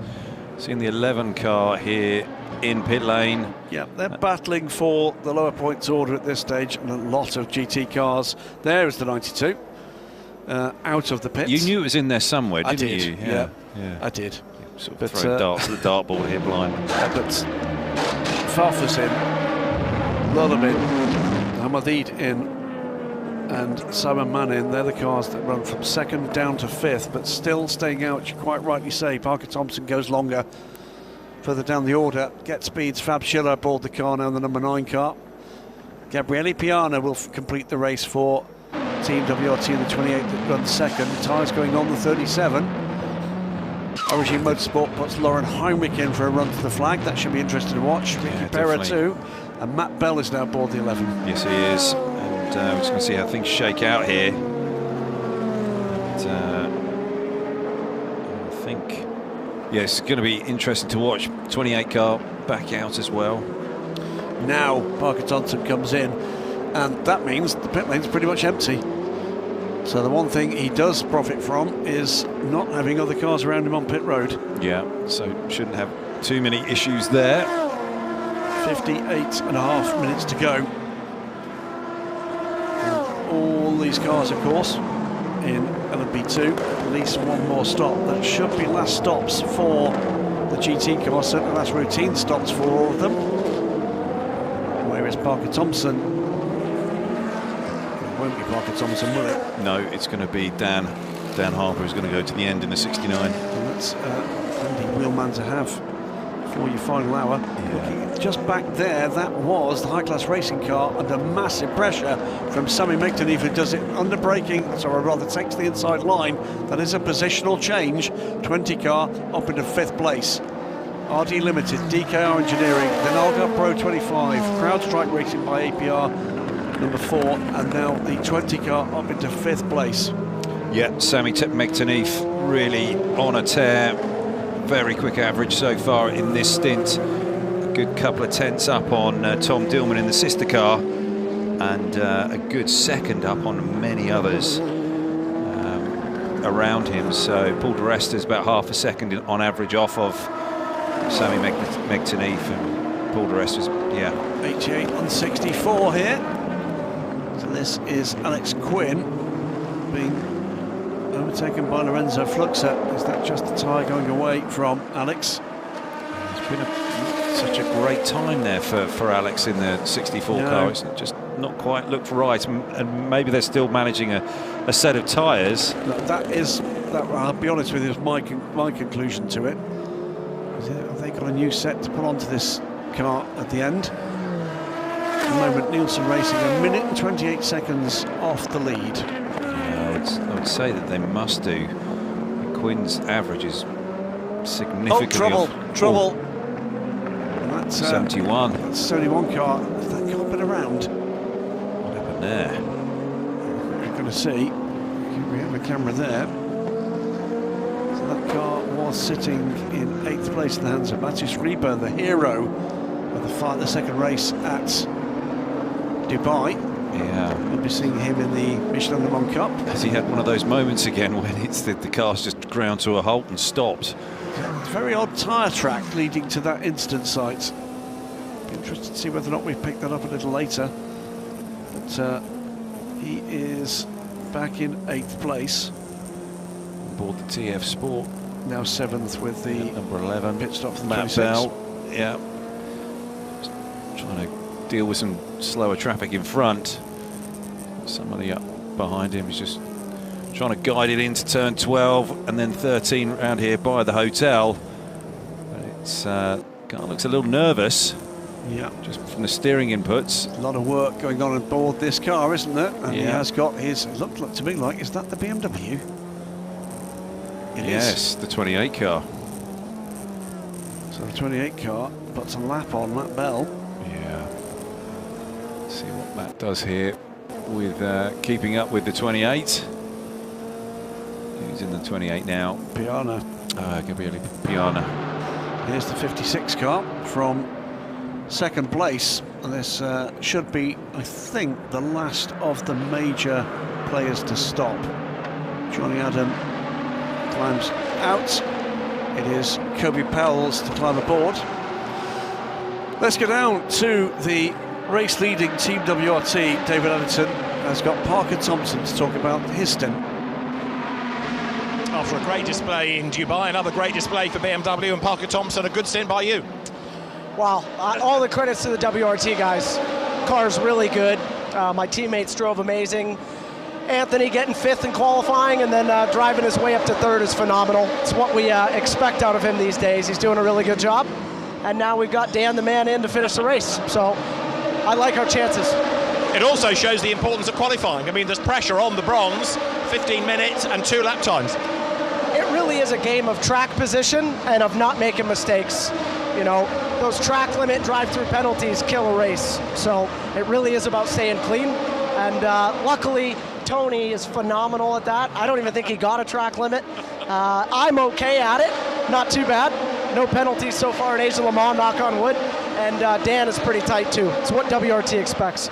But you've got a hard job in GT. You're having your own race, and it's really fierce, and yet you've got P3 traffic to get past you and the P2 cars. That is probably the most exciting thing for the fans and the most frustrating thing for the drivers. I had to keep my composure because there was a few instances where P3 drivers are in their own race, they're doing their own thing, but they are in your way, and I can tell you it's pretty frustrating. And then the P2s generally stay out of the way until they pop out of nowhere, and they're beside you, and you're offline, and then it takes a few more laps to get into rhythm. So far so good, let's just keep it up. Great work, see you on the podium, well done. Yeah, as we hear from Parker Thompson, what was a stellar stint from him. Bitter luck for the number 9 car. Fab Schiller is crawling back. All 4 wheels on the wagon. Yeah, and they're all still inflated, but it just seems like it was venting something as it went into turn 6. And it's now, certainly not going at racing speed. Kevin Rabin in from the lead in the number 17 car. That will be the final major stop for CLX Motorsports. Again, a team running for points here. Where is the number 13 car going to be as he emerges?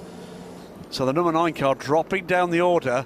That means WRT back up to a 1-2. Castle Racing up to 3rd now with Dennis Marshall, but beginning to come under pressure from Lauren Heinrich behind in the Origine Porsche, catching Dennis Marshall in this stage of the race. Yes, and I think that they're all going to get caught actually. Piana, I think, is going to come under pressure as well. There's the 13, there is the 17.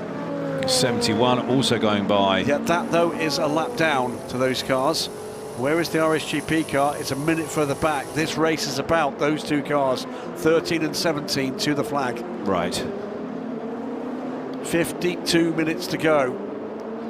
Tristan Vautier still fending off Matthias Besch. That car is going into the garage. That is rotten luck. Yeah, they have had brilliant form in qualifying and absolutely no luck in the races at all. No. And I think that's will certainly take them out of contention, hasn't it? And they will not be able to get any points from this, and the way that the driver's out and the way the car's being pulled back in, and well, doesn't look good.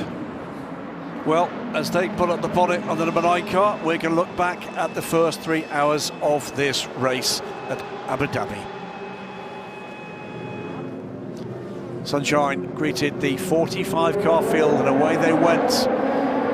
Giorgio Roda once again on pole position, and he led through a pretty orderly turn 1 with just Crichton and Tunis's lock-up clouding the way for the P3 cars coming through. Close thing amongst the junior prototypes too, but no contact, no dramas amongst the starting 10. And then the 19 GT cars, again each finding their own space through what is a tricky first combination of corners here at Yas Marina. Side by side between the Aston Martin and the 37 AMG. WRT in the mix. Julien Gerby making it an exciting start for Team Virage, as Sharma Lacey forced to start from the back of the grid after troubles for Roberto Lacorte in qualifying. Would get to the front of the grid before the bronze driver got aboard the car. All sorts of battles underway. Blake McDonald with Bob Yuan.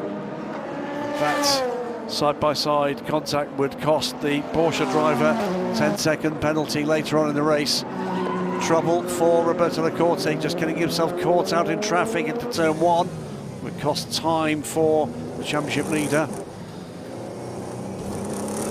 Julien Gerby and doing battles with Alex Bekantov through the bank turn. It would be the Russian driver. A little bit of side-by-side contact would keep that position at that point. Contact would see Roberto Lacorte run off track, cost him a little bit of time again, as through traffic. Griffin Peoples, James Allen battling away, going by Sunshine, 5 cars.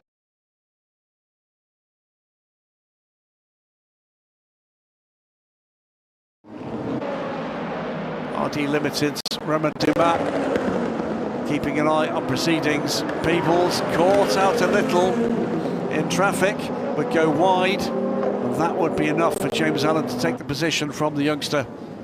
13 car with bodywork missing at the front of the car. That would bring out a full course yellow. And again, battle between Peoples and James Allen, and so truly in the middle of that battle as well. Algar Pro very much to the fore once again, but a great run at the front of the race for Gustavo Menezes. Lost wheel nut, lost wheel nuts for the 25 car, as finally the 49 car had to give up a position to the 4. Theo Jensen up against Louis Delatraz in this phase. Just before we came to these highlights, drama of the race ruining variety for the number 9 AMG. The car sits stationary as we get into the final battles for the 5th race in the Asia Le Mans Series, the 25-26. There's the overall classification. RD Limited lead by 4 seconds from DKR Engineering. Algar Pro Racing 8 seconds back with the number 4 car for the CrowdStrike Racing by APR squad, 4th in LMP3. It's Inter Europol versus CLX Motorsport to the flag. Enrique Bides from Alex Jacobi at the moment, 6 seconds the gap, and a Team WRT 1-2 with Dan Harper leading Gabriele Piana. Dennis Marshall up into 3rd place, but under investigation for contact earlier with the car that still tracks him at the moment, just 5 seconds back. Lauren Heinrich and the Origin Motorsport Porsche. QMMF by Get Speed, their AMG, less than 10 seconds back from that battle. 46 minutes to go, Ollie Gavin. Not done. No, it's certainly not. The 25 and the 4 are going at it hard. So that's going to be Tom Dillman and Louis Delatraz. These two are absolute pros in these cars, and it's looking like these guys are going to be battling it out for only 0.7 of a second apart, all the way through to the end. This is one more stop to go. Antonio Fuoco, by the way, is 3.7 seconds off Felipe Larza for a point scoring position. But right now the opportunity is here, with Chetelaar having had a rotten race, to make good their escape in the points ahead of the final round tomorrow for both of these cars. We'll talk about points just in a wee while. Meantime, time to go back down to the pits, where David Anderson has caught up with James Allen after a stellar battle with Griffin Peoples that went both ways during that stint. James Allen's had a mega effort. We can't go too far away from the cameraman, that's the only problem, and the car is due in. That's why all of a sudden it's got a bit leery down here. Right, let's put James somewhere and say this is looking all right. Race lead, and you're looking happy. Yeah, I mean, look, we obviously have the pace. The car is really quick at the moment. Tristan's doing a good job out in the lead. He has taken my tyres, so he will probably need to take his own set at the next stop, so we may lose some positions. But so far he hasn't complained, and he's quite happy with the pace of the car, so it looks good. And it's easier on tyres here, I guess, compared to Dubai. Everyone says what a much nicer surface this is. Yes, the surface here is a lot grippier and a lot easier on tyres, much more than Dubai and Sepang. This is what makes this track a lot different to race at. It feels like Sepang and Dubai especially are more about tyre saving. This track is much more about raw pace and pushing every lap. It's a really fun place to be. Does it matter that you've had a different driver with you for Fred racing here, and you had James in Dubai? You've obviously all gelled, and Fred was in the car in Sepang. Does it matter that you're shuffling drivers a bit? It's made things a bit difficult. I mean, Fred was still in a bit of pain come this weekend, so we weren't sure if he was definitely going to drive. So we had James on standby just in case. He did CT3 yesterday morning, and he felt quite happy in the car. So look, it's not an ideal situation, but we have to deal with things as they come. So I mean, like we saw last week, James did a fantastic job, and we trust Fred to do his job as well. So it's really, this weekend, it's been tough, but we've got through it, and it's been really nice. Right, so behind us, there's one more pit stop being prepared, new tyres, and Tristan can just go to the end. Yeah, pretty much. That's the goal. We'll see you on the podium, then. Hope so. don't want to say that too early, but we always hope so. Yeah, we'll see. Good job. Thanks, James. Excellent stuff from James Allen. Thanks very much again to David Addison. Some really good stuff from the pit lane tonight. Battle underway here between the 25 Algarve Pro Racing car, Tom Dillman and Louis Delatraz. This will be far forward. A change to what I expected to be saying in GT. Incident involving cars 21 and 69 under review on safe release. That's the leader. However, there's something I've overlooked. Here is that final pit stop for, this is edgy, 43 minutes to go. It's close, isn't it? It's really close. There's going to be a bit of fuel saving here. We're not quite in the positional points that I thought we were, because in points terms, so side by side here, 43 and the 3 car, and that is a lapped car. The 43, that is Nolan Siegel. Away they go. We'll come back to that in a moment, but we could be looking at Castle Racing winning this championship tonight here. Yeah. Because they are at the moment in a position, I'll explain why in a moment, where they're going, if it finished right now, they'd score second place points. Sorry. I'll explain in a moment. Something I'd overlooked. The 28 car will not score points here. Because they changed the name of the team. Oh, I see. So, right, we crack on. 42 minutes. We'll come back to that. Through traffic comes the number 3 car. That is Matthias Besch now leading the way, but we'll need to stop again. There's the 5 car slowing again. Yeah. That might just be bailing out of this battle because they're nowhere after the gearbox fault. We'll see. See if whether or not they've managed to pick up speed. 69 trying to get out of the way and sort of find its way through as the 4 comes through, the 5 comes through. We're on board here with the 69 coming through and off turn 16 and then down into turn 1.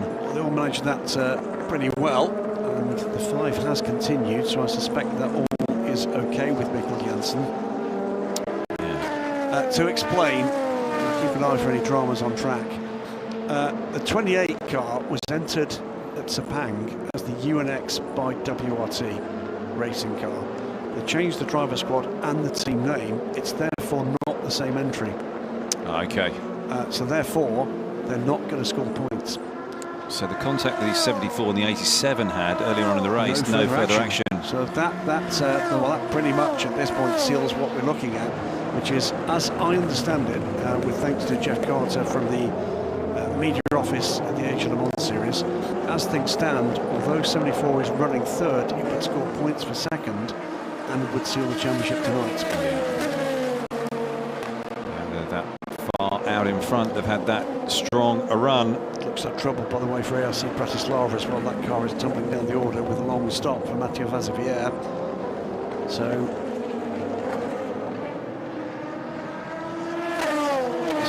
hearing from David Allison that they believe it may well be a terminal engine fault for the number 9 car. That's very unusual for what is normally one of the strongest components on the planet. Matthias Besch, DK Engineering, now under real pressure from this hunting pack of Algarve Pro Racing run cars. Tom Dillman, as Louis comes pit lane. Yeah, in comes Louis Delatraz. A little bit of relief for Besch, but not much, because Tom Dillman is closing. They are very much now in the fuel window. Yeah, it's about who has got the tyres at the end and the pace at the end, and if the 3 car has got those tyres, which I think that it has, well, they could have played a blinder here. This could be an absolute cracker, couldn't it? Under 40 minutes to go. Louis Delatraz on pit lane. The 47 car on pit lane and drops, by the way, to 12th at the moment as a result of that. It could be critical whether or not they can even score a point or two at this stage. Yeah. But right now, they're looking at a mighty blow, the Jetilar Racing crew, to their championship hopes. Not sure. They're going with tyres on. Oh, they are. Let's see. Have to read the body language there. But yeah, the 25. Tom Dillman really piling it on here with Matthias Besch, and they're both very close to the end of their stints here. I think Matthias is on some older tyres, and he's going to be battling away here. Come round back towards the hotel. Reset, 22-point gap. It would go to tomorrow. Okay. But it's very close, so they effectively retain their points gap. Wow. So the 74 perilously close to a championship win tonight if it stays like this. In comes the number 3 car from the lead, and that will put Tom Dillman, for the moment, into the lead of this race. Out of the pits, 1 minute and 10 seconds on pit lane, so we need to be watching these pit stop times. Comes Louis Delatraz. He filters back in 6th place, but all the cars ahead of him, I believe, need to stop again. Yes. Also in, Sami Megtanif from 3rd place, another cracking race from him. Louis was doing a little bit of defending there to the 88. Fluxer on board there. 13 car pulling away a little, the interior ball car from the 17. Louis got his mirrors full. Fluxer. This is full position, yeah. Yes, it is, and I think, Louis got a little lucky there, because the Ferrari could have, the Kessel Ferrari could have gone either way, and Lorenzo's just got a little bit unlucky with that brake. Otherwise, he could have put Louis under big pressure. It's Alex Quinn behind that pair, but he's a lap down. Yeah, it's not quite come together for the Nielsen crew today, and and by the way, High Class Racing and United Autosports number 6 car have also both stopped. And where is that? That's a nasty bit of bodywork. That is the kind of debris worthy of intervention, isn't it? Is that பரந்தூர்ல price பறக்க போகுது. இப்பவே பிடிச்சிருங்க. Plot just 13 lakhs. Stepstones presents One Arrow. Upcoming Parandur Airport very nearby. Parandurla ipo plot price 13 lakhs. Airport vanda piragu 1.3 crores. It's not that. It might be whatever that hit. But Tom Dillman leads the race. He does owe us a pit stop, but it is going to be mighty close after these last pit stops, and it's going to come down, I think, on the Gavin. What tyres are left? Yeah, the 25 has been on a bit of a fuel save here. It's just trying to make this stop as short as possible, and but in doing so, what damage has it done there to that nose? It's got one of those dive planes is certainly awry, and it will affect the handling of this 25 car. It really will. So Tom Dillman leads Louis Delatraz, who's got Lorenzo Fluxer right behind him, but I think Fluxer needs to stop again.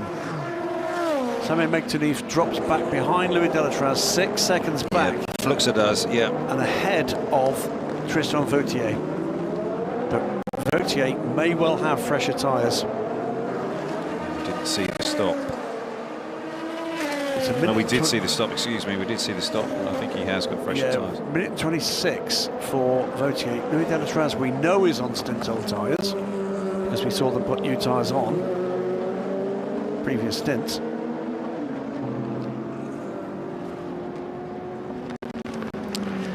There we go. Lorenzo on pit lane. So that stop, I'm hearing from David on pit lane that the 44 is a retirement. At 18:25:30, in less than 30 seconds, we will be deploying full course yellow. Full course yellow coming. T6, T7, they're totally right. We have debris on track on the left-hand side, T6 exit. So that's exactly what we saw just a few moments ago. That's a chunky bit of carbon fibre. We will be deploying full course yellow in 10, 9, 8, 7, 6, 5, 4, 3, 2, 1. Full course yellow is deployed. And that's why that will mess up your Michelin without any ado. Keep right exiting T6, keep right exiting T6. And we should see this, it's the same Marshall. Might be another piece from that Ligier is building. He's happy to get that one, so yeah, that's a bit that he's not going to May jigsaw. resume to the racing line at T6. He's happy in his work. He is indeed, did that beautifully, thank you sir. Full course yellow, and the circuit goes quiet. So let's see what happens here with Tom Dillman and this last stop he's got to do. That nose does look like it's got some damage. At 18:26:45 in 30 seconds, we will be removing full course yellow. So it is 34 minutes to go. We don't look as if, unless there's massive drama at the front of the GT field, we're going to get a title finish tonight. We will be removing full course yellow in 10, but it's going to be 9, close. 8, 7, 6, 5, 4, tricky here for 3, Louis. 2, 1. Full course yellow is removed. It's Lucas Harris ahead of him. Still had to just breathe off it, didn't he? Yeah, he did. Couldn't go full attack, but Lucas just gave him the room. 37 car's looking like it's lining up for one of its better results here with Lucas Auer on board. So how long before we see Tom Dillman on pit lane? This lap, I think. And he is just behind this car on track. So coming now through and towards the hotel complex. And then it's going to be about a chase on track to see where the 4 is going to be when that car emerges. Because we are going to be in a situation, I think, after tonight, where the two main championship protagonists are from the same team. They are, yes. Are we seeing the 25 on pit lane? Not yet. Oh, slow. Trouble. Who is that? Is that the 25? Is that fuel for the 25? It is the 25. Oh. Has he run out of fuel? It's very Lights slow. Are off. Lights are off. It's not Lights just are back on. It's not just fuel. It's something else. Oh dear me! Proper drama here. It's not fuel. No, he's slow in pit lane as well, I think. Did he not get onto speed when they came off full course yellow? Is he stuck on the pit? Is he stuck on the limiter? No, he's not. I don't think there's any drive. Don't think there's any drive at all. Yeah, I think it's out of fuel. Well, wow. I'm not sure being out of fuel is a thing, or... let's wait and see. We're going to find out soon enough, because if it's fuel and go, then he's out of fuel, and that's... the subs went wrong somewhere. They can't plug it in until they've got that earthing cable on. And now that's the reason why they were waiting. That is a disaster for the 25 car, and a gift for Louis Delatraz. Yeah, that's Tom Dillman will big be miscalculation right there. Absolutely livid. Yeah. How that worked out. Here comes Dillman, and it's going to be easier than we thought it would be in terms of the position. Yeah, Louis is going to come through and take the lead. And the 20 car is going to sweep through as well, because that car just 10 seconds behind. It's going to gift a position to, I think, to Tristan Vautier.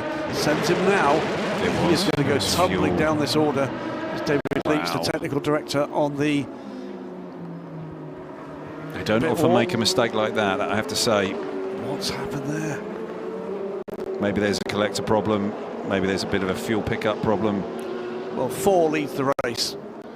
We wait to see just exactly how far back the 25 is going to be. We've not yet cleared a timing beam. I can't yet tell you.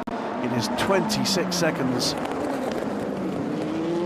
It's not about how long they're on pit lane. That was 1 minute 23 seconds. It's about how long that in lap was, and that was 2 minutes and 46 seconds. Yeah.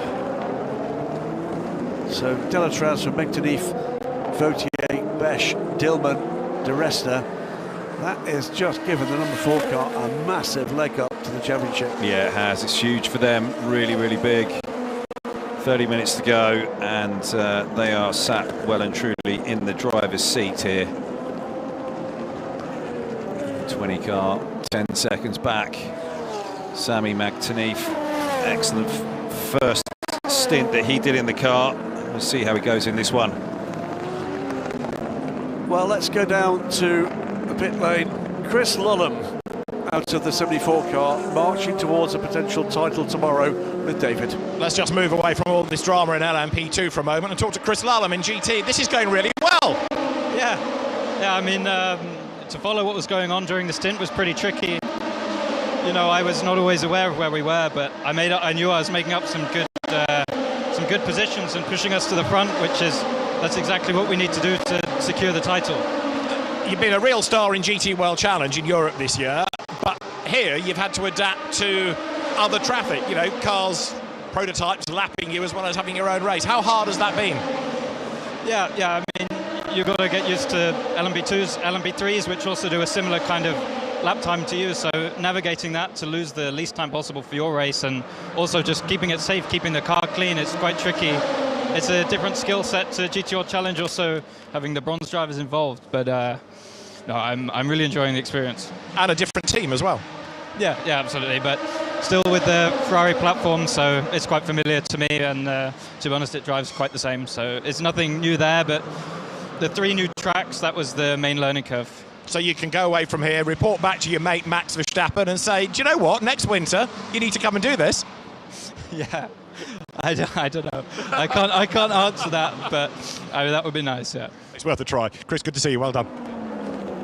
It is worth a try. Keep trying, David, but let's hope that if he is watching, he's seen that this can be a great learning curve, a great learning platform. Chris Lullum, what a star he's been in what's been a star-studded performance from the Castle Racing crew. Max, if you're watching and listening, you're more than welcome to come and join in the fun at the Asia Le Mans Series, wherever we might be next season. And that's trouble for the number 50 car, already with the replacement door after that tussle with the 30.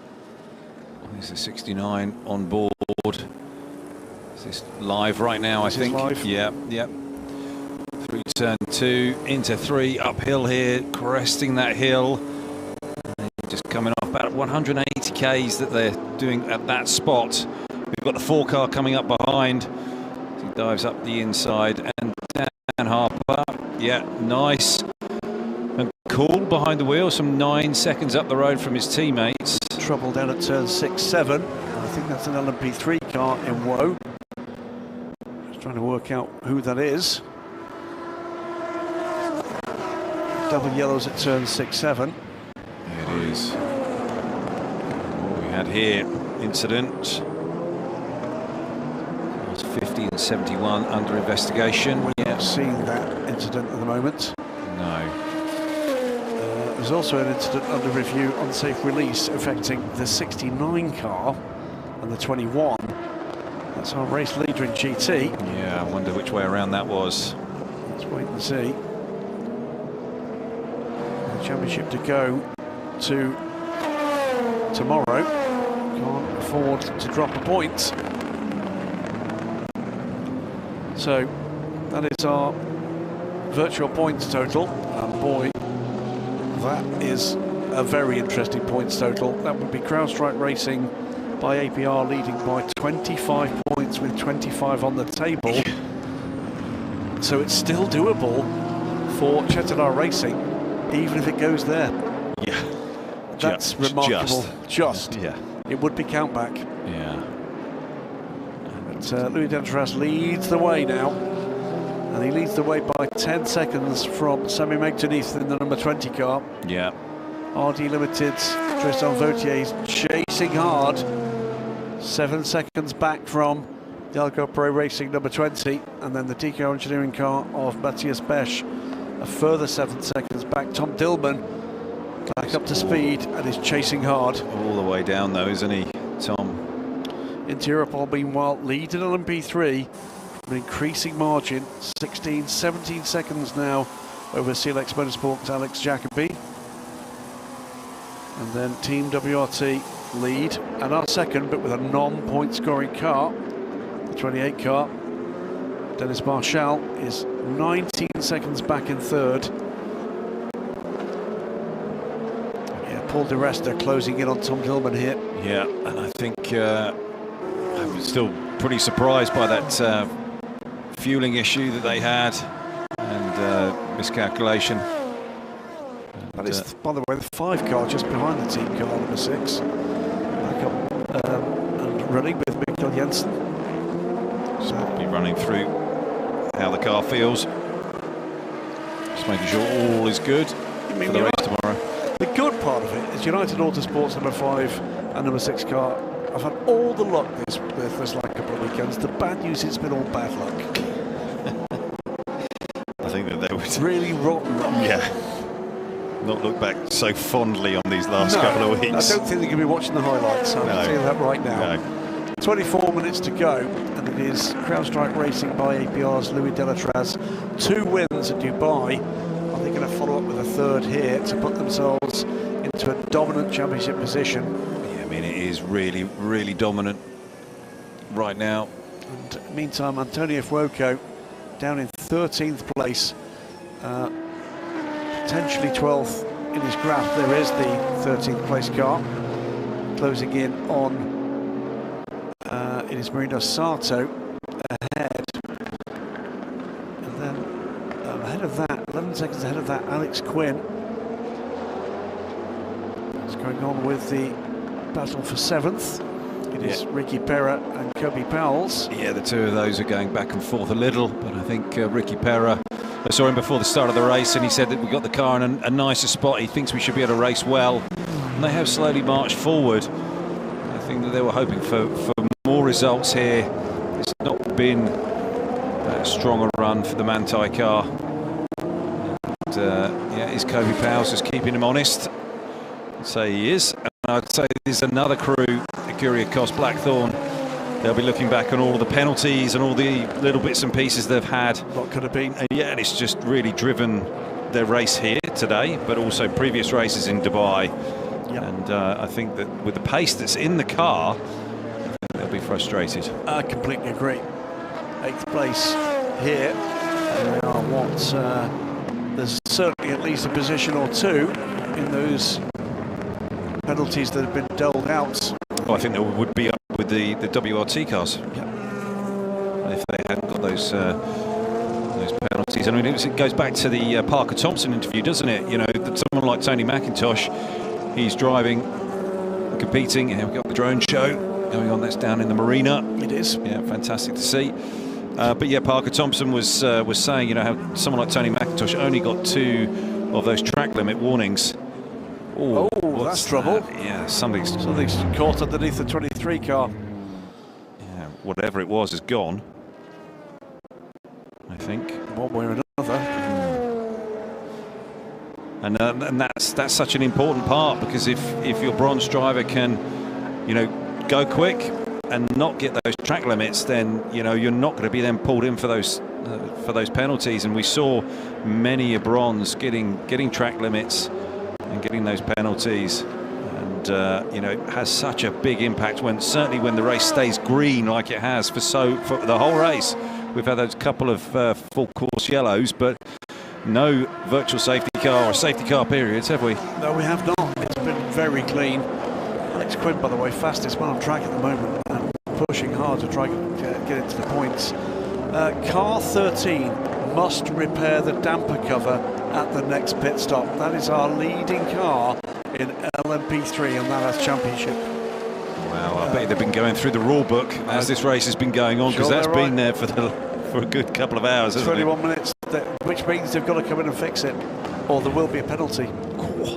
Gee, the 56 so nearly got taken out by the 85. The 85 just, I don't know, missed its break point and nearly took out the 56. That's just handed an absolutely massive leg up to the CLX Motorsport car, which sat 1 point ahead coming into tonight and sits in 2nd place.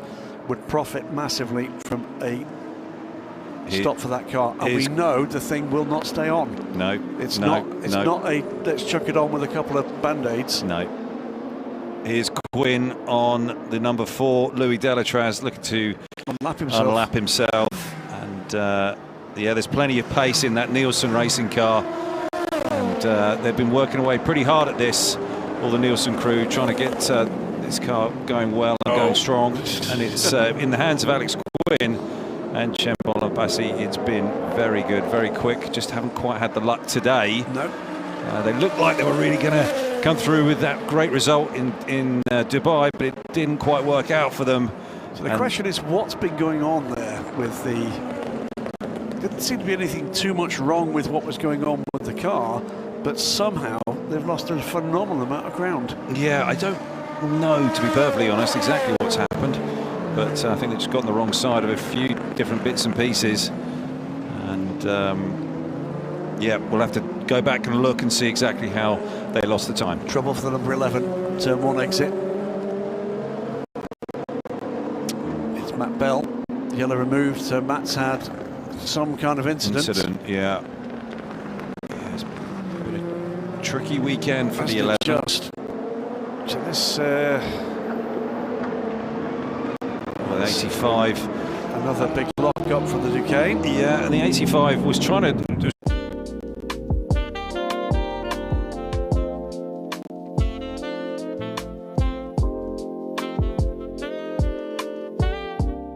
By a now rampant Alex Quinn, who will be massively fired up, I'm sure. Yeah, frustrated. Indeed. Louis Delatraz goes through. Lap 122, 18 and a half minutes remain. Yeah. And here's the 13. This car is in trouble here. Yeah, I think that this is going to be race affecting here. What do? Do you come in and fix it, or do you argue the case afterwards? I'm sure they're arguing the case right now. With 20 minutes to go, they're going to be arguing the case right now, I'm sure of that. We've tried to fix it, yeah, but it didn't work. Yeah, and I'm not sure exactly how long. But we've had this problem for a long... Oh, the 94's back out. That's good news. Now, this may well be affecting the fix and making sure it's okay ahead of tomorrow. Yeah, yeah. Remember, I think there's a morning warm-up, but they've got 17, 18 minutes. They'll be keen to use that to see whether or not the fix has been affected properly. Rotten luck for them. Was that the high-class car? It did look like the high-class car. No, that's the Team Virage car. That was their own Cartha Cayenne coming in. What we got here? 69 Dan Harper. GT leader, and it's been pretty straightforward to this point for this car. Once they've got to the lead, that is the championship position. As we said, it is 22 points, the gap, virtually, if the cars finish in the current order, with 25 on offer for tomorrow. So Team WRT to take the championship win would have to hope that dramas hit the Kessel Racing 74 that frankly haven't hit it so far this season. 8th or better would be enough. Yeah, it would. Dan looks... and deservedly so, by the way, for Kessel. Absolutely. Oh, it's just a brilliant team. Got a lot of time for Kessel Racing. Gian Maria and all the guys down there do a brilliant job. They've taken a step here this year, without a doubt.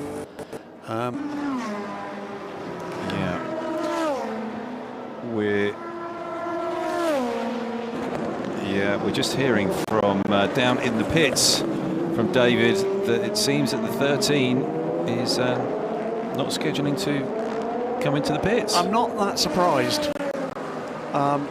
I'm not that surprised. They know that if they pit now, it's an absolute disaster. So I think they're looking to take this argument down the administrative routes rather than the racing routes. Interesting. Okay. So that'll be an interesting one for inter-Europol competition. Yeah, let's see where that goes. I mean, it won't be a big thing, but there was a weight issue about missing bodywork as well. Yeah, it's already an aerodynamical thing as well, and you know, it's. Alex Jacobi, by the way, is not catching Enrique Pires. Here comes the number 4 car through on the inside. Yeah. But let's see what happens here. It looks like Matt's got some damage there on the right front. Corvette. Oh, maybe not. Yeah, I'll be telling you later. No, I didn't. But through with 15 minutes remaining comes Louis Delatraz. At the moment, this looks fairly straightforward after some of the dramas we saw, most particularly what looked like the 25 car running out of fuel. Yeah, it was very strange. I wonder if he missed a pit call. Maybe there's a radio issue. Maybe we just don't know. Yeah, because it looks actually on the on all of our timing stuff here that he did go very, very long. Dillman is catching Matthias Besch, by the way, for fourth, but just barely. The 25 car. That will have an impact on the points. Still looking at 47.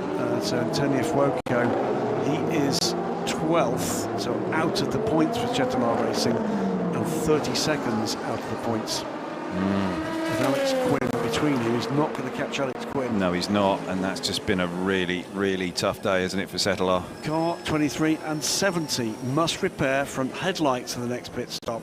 That is the third place car in LMP3, and the 70 is the Vector Sport R&R car, which is in the points. But they're not going to be making another stop, They're going to take a time penalty. Yeah, what's that time penalty going to be? So what this is race control making it clear that these are regulatory matters, that they must make the repair. And they must inform the team also during the race. They have a chance to come in and fix it. If they don't come in and fix it, well, then there's going to be a time penalty. Yes. Yeah. Ricky Perra and Kobe Powell's here fighting it out. These two have been going at this for a little while. Kobe, I think, has got a little bit more pace than Ricky, and he's just sort of left and right and just sort of sizing it up, and Ricky's just, well, he's extremely experienced world champion, isn't he? Well, the Aston's been very strong here through its time in the Asian Le Mans Series. Looks like he's lining him up here. Yeah, he's got good power, and he's just coming up and around the outside here. It's all going to be about the braking into turn 9, and looks like Ricky's going to try that shorter, tighter line, and it's paid off.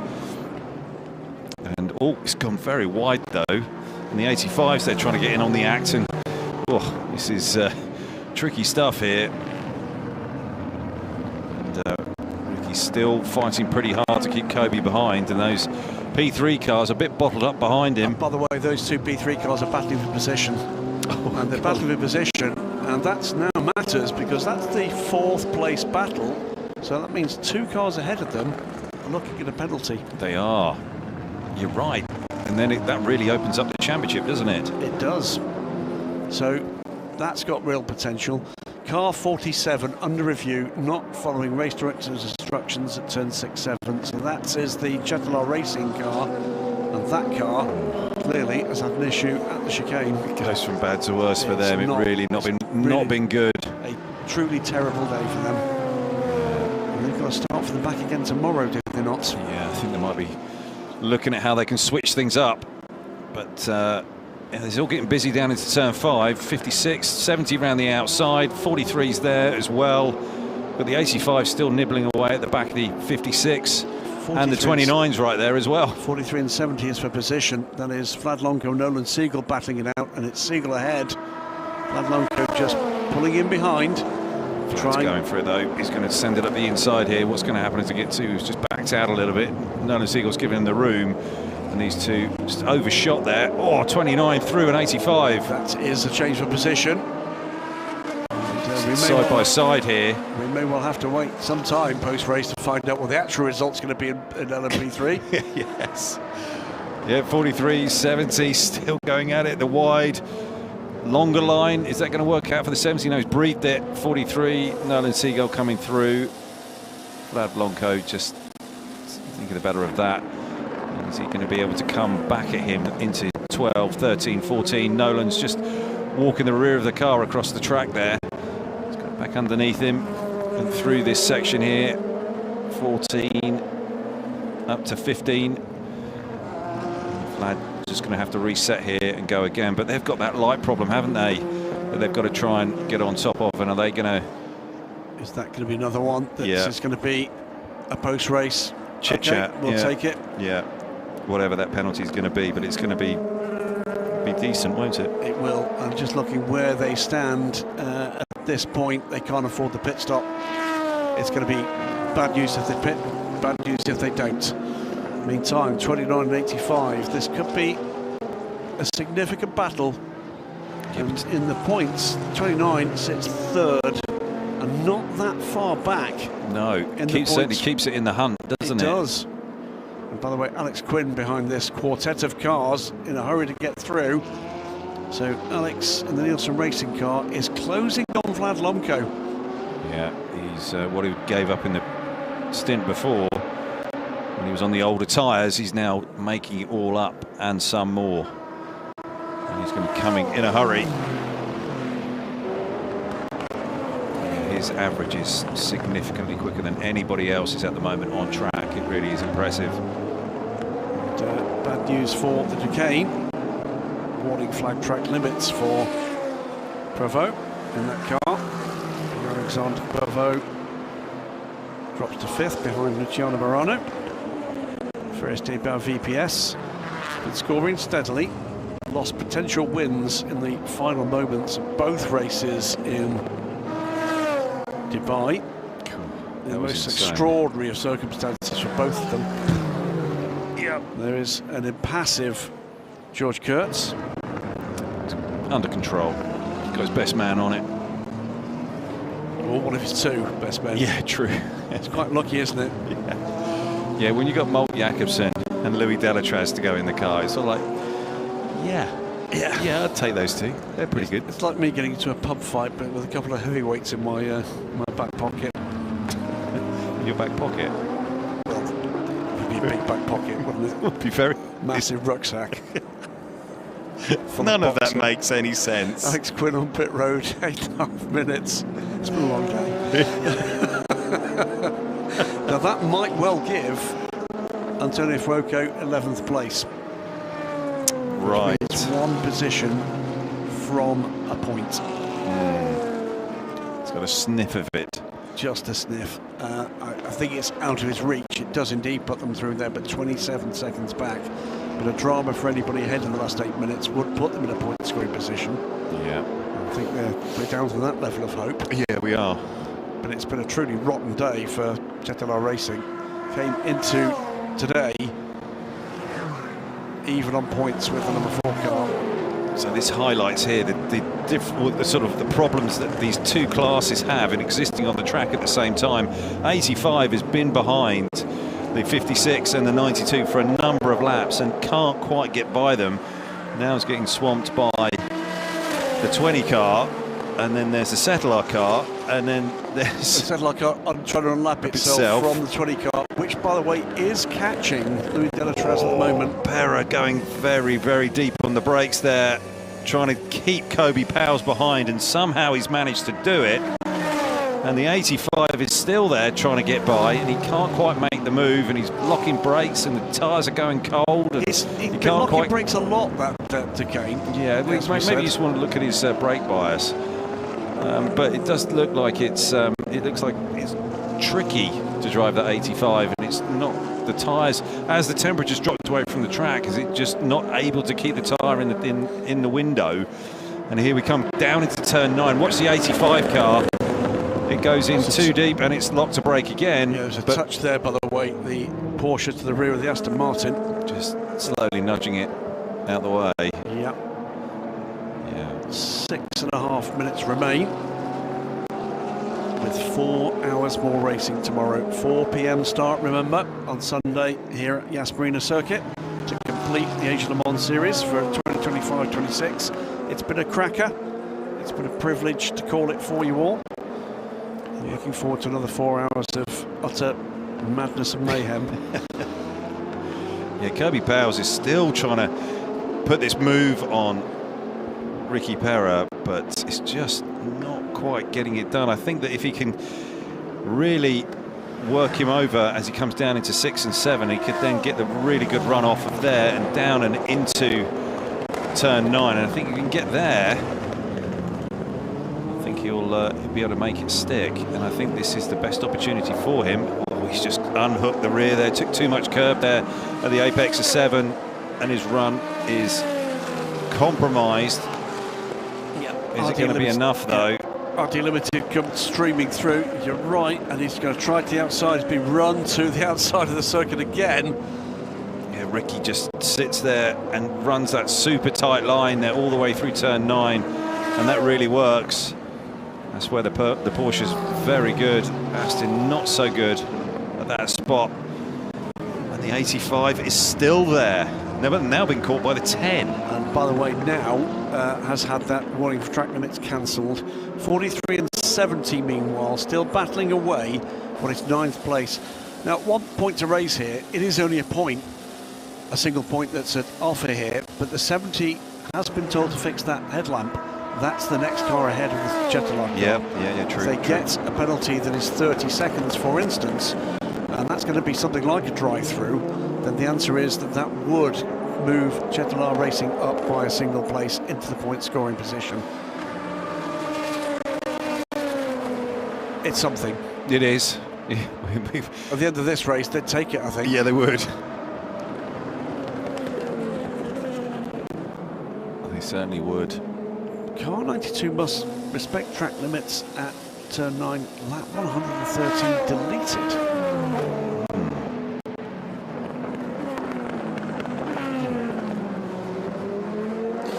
Yeah.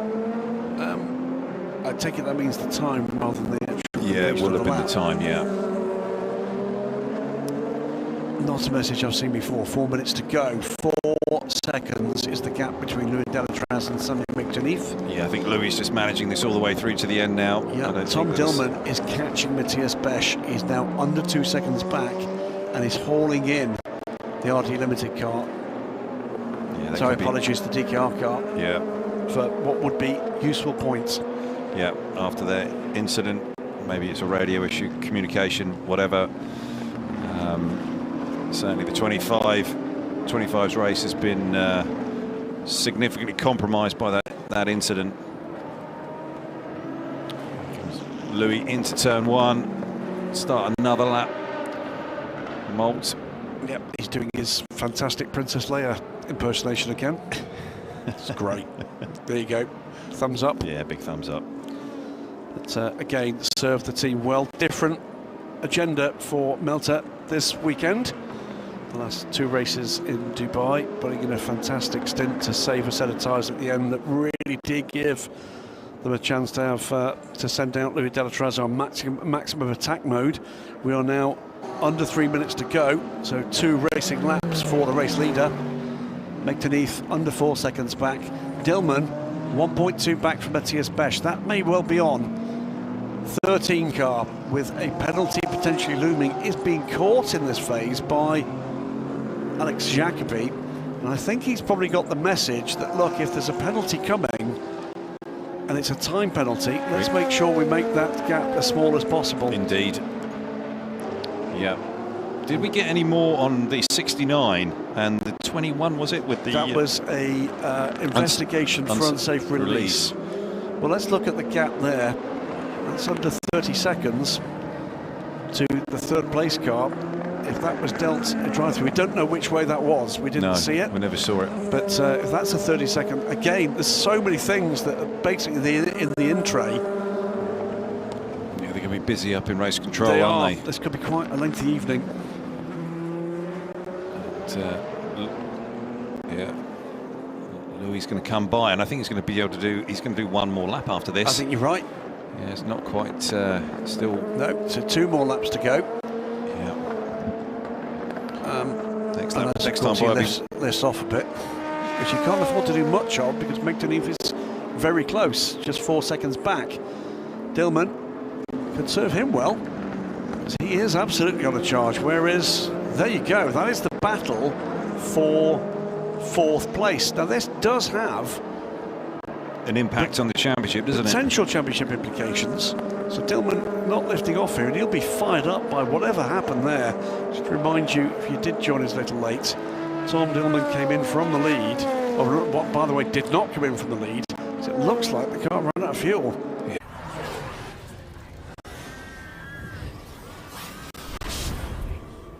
I vanish with signals. I vanish over the extreme. I vanish like in bikini fix at 3 a.m.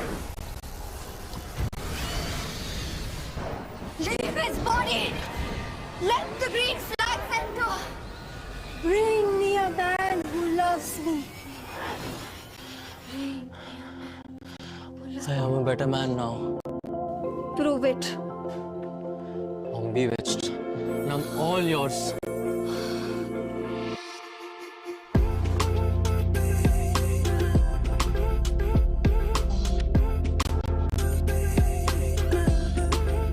All green flags gift Jiva.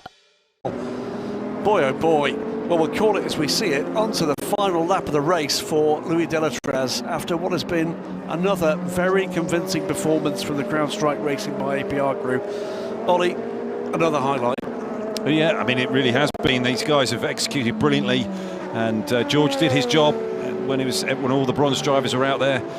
But Molt Jacobsen did really that sort of grunt work in the middle of the race and navigating through all the traffic, and also sort of seeing how all of the different strategies were going to play out.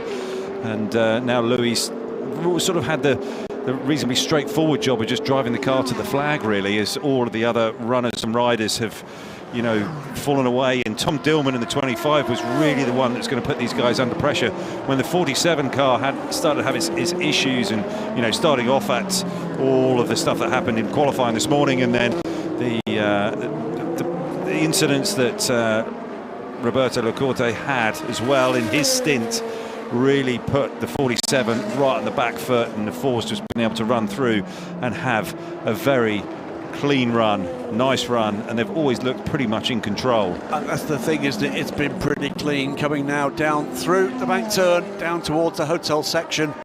Louis Delatraz has to go by the 17 car heading towards a podium for the CLX Motorsport car. All sorts of dramas potentially post-race, but let's call it to the flag. Louis Delatraz following up from a fine start from George Kurtz, another great stint from Malte Jacobsen, but Swiss driver Louis Delatraz that gets the privilege of bringing the number 4 car, CrowdStrike Racing by APR, across the line to win a 3rd consecutive race in the Asia Le Mans Series for 2025-26, and as a result of the woes today for Cetilar Racing, they are going to inherit a big points advantage ahead of the series finale. Did see the 70 car just lifting off at the end of that race, just pulling him back behind the 4, just so they have to do one more lap. Sami Megtani, by the way, 2 seconds back at the flag. Yeah, I think that Louis was just managing it all the way through. And completing the podium is going to be RD Limited with another good run there. Tristan Vautier following up on a great battle with James Allen and Griffin Peebles earlier on, and a good start from Fred Bourdant coming back after injury. On board here with the 69 Team WRT car, Dan Harper, and he's going to come through to do enough to take the championship fight to the last race tomorrow. Yeah, he is just 43 cars looking pretty racy behind him, and it's just going to let him go, and then Dan will just be able to sort of breathe it nicely through 15, through 16, and bring it to the flag.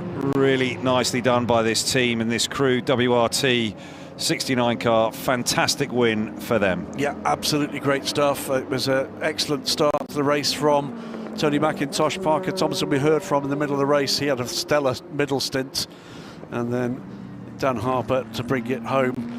It'll be a WRT 1-2, we'll come to that in a moment. Crossed the line, but potential trouble awaits the 13 car from Interpol competition. Did not follow the instruction to repair that damage that you can see in front of the windscreen. They take the win over the line from CLX Motorsports and 23 Events Racing.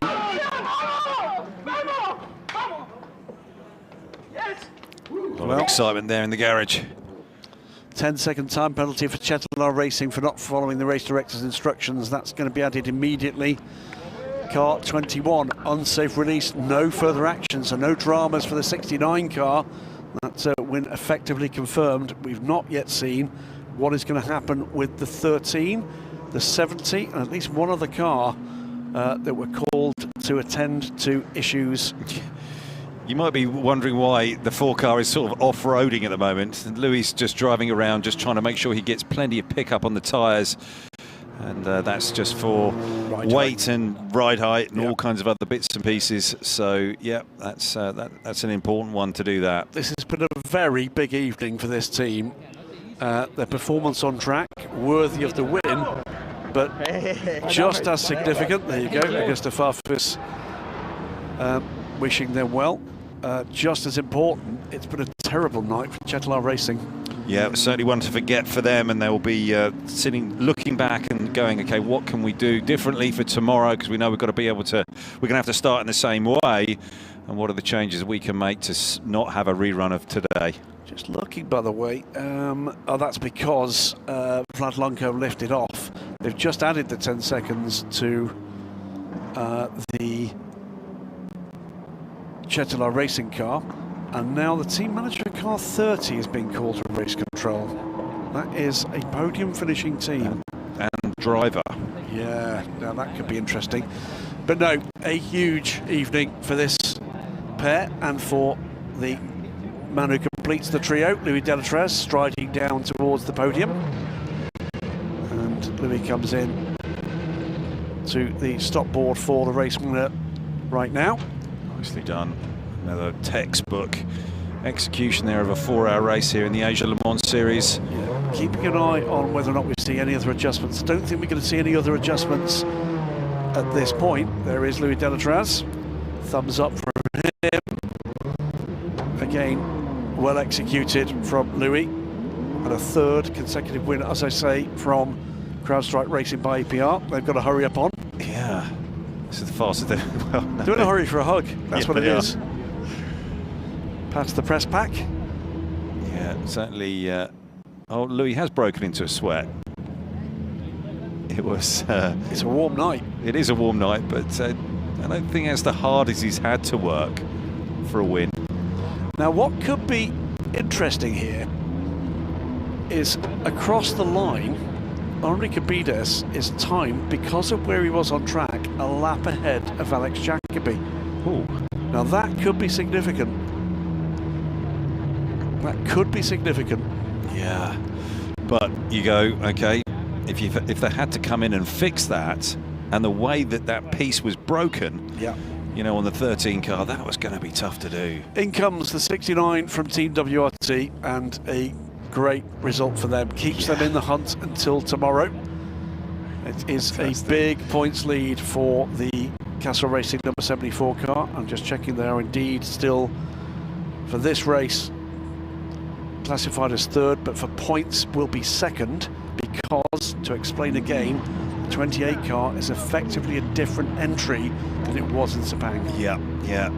Parker Thompson was just clapping Dan in there, you know, admiring his parking skills. Absolutely, but Tony McIntosh there, what delight for him. Oh.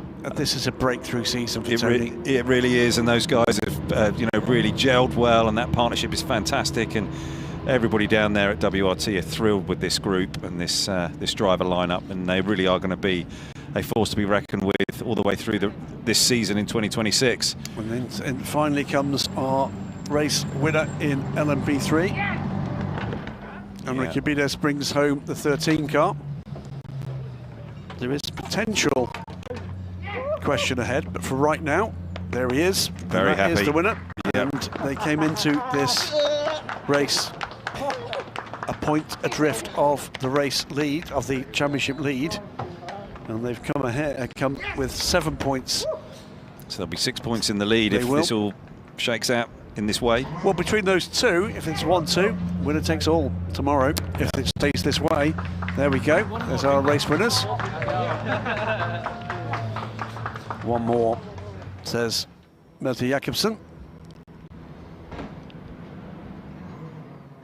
So a race that was remarkably incident-free. Yeah, God, it was. I don't think I've ever seen this race as clean as that here. No, I haven't. Asia Le Mans Series. Well, let's go straight down to David Addison, who has managed to scoop up in his trawler net all three drivers for the CrowdStrike Racing by APR crew, and they're with him right now. 3 in a row, guys, well done. George, we spoke to you during the race. Mott, let's have a word with you this time. A good middle stint, and it set you up beautifully for the championship. Yeah, of course, we are very, very happy now with this third win of the year and third one in a row as well. It puts us in a very, very strong position for tomorrow for the last race. But still, there are things, anything can happen, and we need to keep our heads calm and make sure we finish the race tomorrow. But huge thanks to the team, all of CrowdStrike Racing, APR, Stuart and Sam especially, and these two amazing teammates. There's nothing to complain about, so keep it up for tomorrow. Fantastic. Guys, well done. Go to the podium. We'll see you shortly.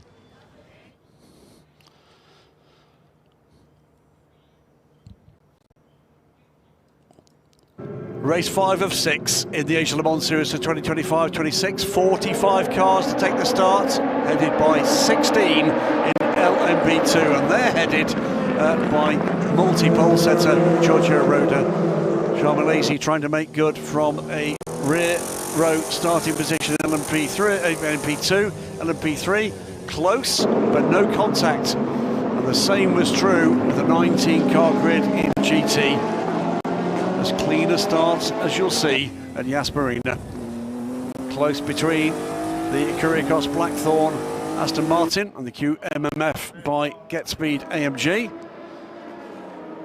Coming through to eventually take the lead after about 10 minutes of running would be Milesi, but there'll be a need to get Roberto Lacorte ahead, and not long after the Italian did climb aboard, caught up in traffic, and a half spin would bleed off time. Side by side between Julian Kirby and the number 13 Ligier of Alex Bekantsov. It would be the Polish entered car side by side, and contact with the Virage car. Contact 2 between the 15 of Kessel Racing and the luckless Roberto Lacorte, and Griffin Peebles with James Allen. Griffin Peebles aboard the DCAR engineering car, the RD Limited car, putting on a fine battle. But trouble for the number 5, gearbox problems that would count them out of contention. Another rotten bit of luck for Giorgio Roda. Loads of battles up and down the order. This would be Griffin Peebles guessing wrong through the bank turn, coming down towards the hotel section, and the more experienced James Allen making good. Potential trouble for the 13 car, twice losing the inspection cover. And questions post-race about whether that might lead to a penalty. This time, Griffin Peebles post-pit stops, fending off James Allen. And here, Parker Thompson taking the lead in GT, ahead of the number 9 of Anthony Bartone. That car would be in trouble later, as through came the number 10 car. Potential engine problem for the front row starter. Pit stops winding their way out, and it would lead to a 1-2 between the 13 and the 17. 25 car in contention for the win, and looking like Tom Dillman, for whatever reason, running out of fuel, and that would be costly, dropping them from potential lead position out of the podium spots. Louis Delatraz following on from George Kurtz and Milton Jakobsen. Because of that pit stop for the 25, would sweep through into a dominant position and would take the checkered flag. 2 seconds clear of the sister 20 car. Milton Jakobsen and George Kurtz watching on as the WRT 69 car took the win in GT. And the 13 Interiopol Ligier takes the flag as the winner. They're delighted, and we wait for the final result. There is the overall classification, at least provisionally. CrowdStrike Racing by APR win the race, 133 laps, 2 seconds clear of the sister Algarve Pro number 20, and RD Limited 25 seconds further back. DCAR Engineering right in the mix, as was the 25 car, but lost ground to that running out of fuel moment. Enduropol take the flag in the lead, a lap clear with the way the checkered flag came out from CLX Motorsports 17. They are the 2 championship contenders. 23 from 23 Events Racing completed the podium, with the 29 for SDA Racing by VPS car in 4th. In GT, 1-2 from Team WRT, the 69 from the 28, but the 28 is a non-point scoring car. the 74 Kessel Racing car that came in with a big points lead, therefore follows up with another haul of points here. The championship, though, will go to the finale tomorrow. Origin Motorsport take 3rd place points and 4th place in the overall order. And behind that was a number of cars in trouble up and down the order. Starting from the number 1 from Team Virage, which is shown as a retirement. ARC Bratislava, a late retirement, as was the Getsby car. United Autosports with that gearbox issue. Racing Team Turkey with a broken toe link. And High Class Racing's 94 with a busted radiator. Well, there you go. Bit of the green room. Yeah, very nice green room here. Yeah, very, very nice. Just waiting around for getting onto the podium. Indeed. I see Stefan Rattel at the back of the room.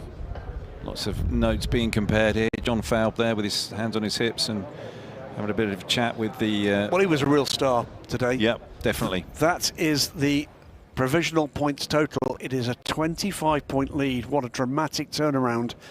Maximum points for the CrowdStrike car tonight and no points for Chetelaar Racing means, well, it could come down to countback if the positions are reversed and Chetelaar win tomorrow and CrowdStrike score nothing. But that, you have to say, against the form book is unlikely. Yeah, I mean, it's pretty much, locked in for the 4, isn't it? It's this crew. It's those 2 cars and nobody else in it to win it. And that says, of course, not just the championship, but also the automatic entry to Le Mans, of an invitation to Le Mans. Cedric Viat, the FIWC event director here this weekend. George Kurtz, Louis Deltraz and Melter Jacobsen then lead by 25 points from the luckless Antonio Fuoco, Charles Malaysia and Roberto Lacorte. All came about with that fumble from Roberto in qualifying. Yeah, it's just unravelled, hasn't it, all the way through the day? And we've seen that with so many of the other entries that have done this. Well, they were called to race director. They're going to be on the podium. Fred Porter, great to see him back after injury. Cost him starts in Dubai. But James Allen again delivered, as did Tristan Vautier. RD Limited. It's clearly got a very quick car. They just need to just string a decent race together and they'll be right there challenging for the win.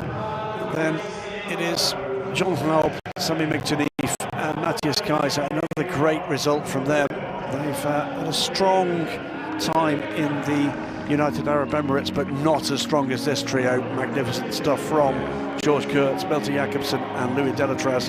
A 3rd consecutive win, and they will go to tomorrow with a very strong chance of taking this championship. Yeah, I think they're in so much of the driver's seat. Think of your eye like a camera. When the lens is even slightly off. With that drive early in the race. Yeah, and Sami McTuneef has been actually also another emerging star in P2. He's been lighting up the timing screens, excellent averages, and really has been one of the stars for APR in that 20 car. And John, he did a fine job in that first hour or so, loving his racing, enjoying it. And John, he did a fine job in that first hour or so, loving his racing, enjoying it. Look at him. Trophy held high. Indeed, indeed. That's great to see. Good stuff. Representative from Michelin. Deservedly handing out the trophies. Putting shoes at each corner of every car in this grid this year again. As they have for many years.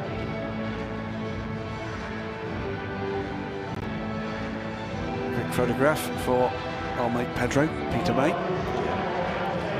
Great job. Yep. He'll be just as quick off that podium on his way to the buffet later. Yeah, buffet slayer. Let's go back down to David Addison, who's gathered up the number 13 crew from Inter-Europol competition, and he's going to be with them for a bit of a download on what went on. Chongqing Chu, anytime now.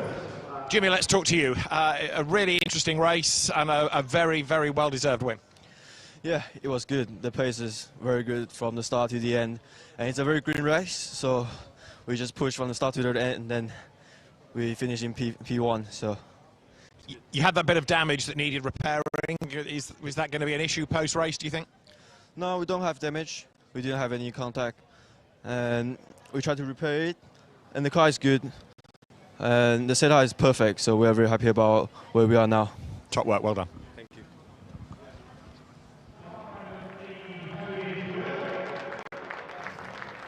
Podium positions being gathered here for the LMP3 class. This is the 23 crew from 23 Events Racing.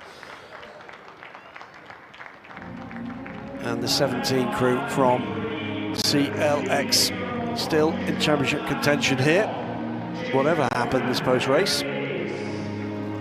But it's the trio from Inter-Europol competition, Henri Cabides, Quentin Chu and Alex Bekantsov that will take the top step of the podium this evening. And once these guys have gathered, we will once again, as we've got used to doing in recent years with Inter-Europol's success, be hearing the national anthem of Poland.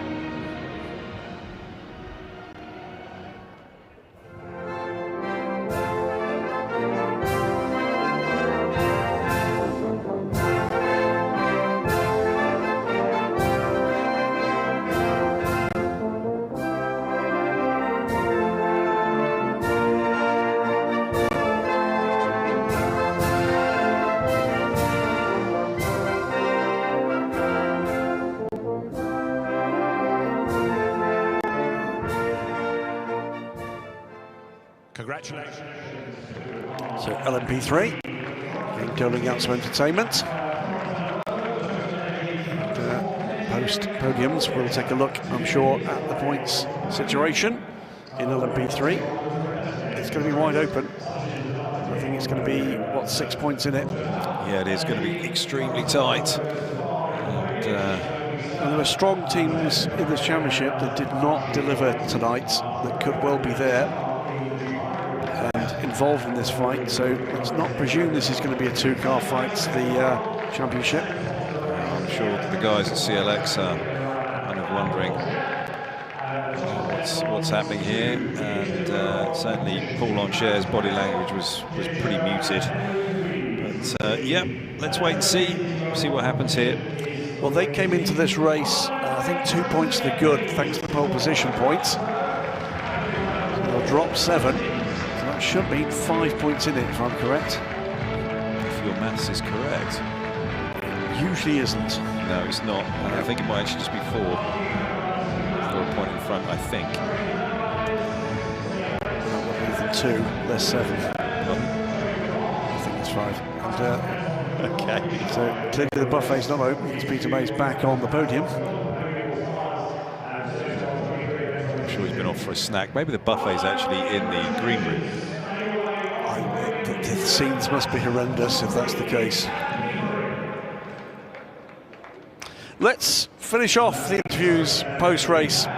David Allison is going to be down with Team WRT, the 69 crew, after a fine win for the yellow BMW. Another BMW win, and Dan Harper brought it home. How tough a race was that? Yeah, I mean, it was tight the whole way through. I think especially like mid part of the race when the two Mercedes were up there. They were pushing hard at the beginning, and I mean, Tony done brilliant to hang on to them. And right to the end, we had to push because the Ferrari was coming at the end as well.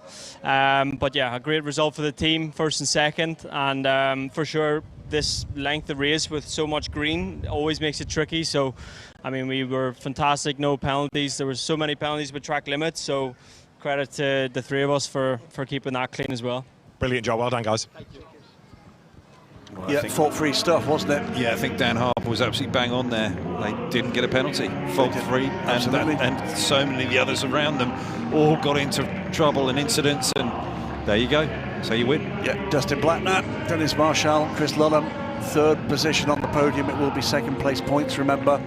It is the trio from the 28 BMW that took the second place, but it is Tony McIntosh, Parker Thompson and Dan Harper that take the top step and the 25 points and leave the championship open coming into the finale tomorrow. Yeah. WRT 1-2, they'll be delighted with that. They'll be thrilled, absolutely thrilled. Vincent Voss will be investing in a new cap this evening to add to his extensive collection. Indeed.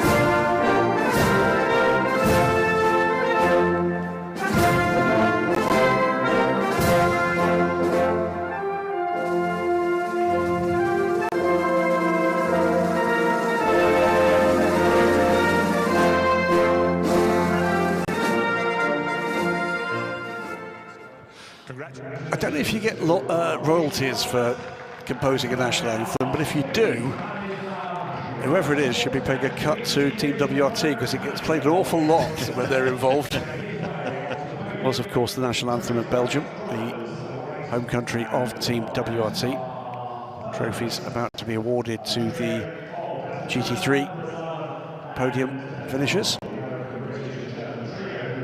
It was a good race, at times a great race. Some fantastic battles in all three classes once again. A little bit of side to side from time to time, and remarkably interruption-free. It was, and you know, the winners here, certainly the GT class and the P2 class, they did exactly what my old team boss Doug Feehan used to say to me before the start of a race: don't hit anything, don't break anything, and keep it on the racetrack. And so many times you ignored it. I know, exactly, time after time after time. But these guys, they did exactly that.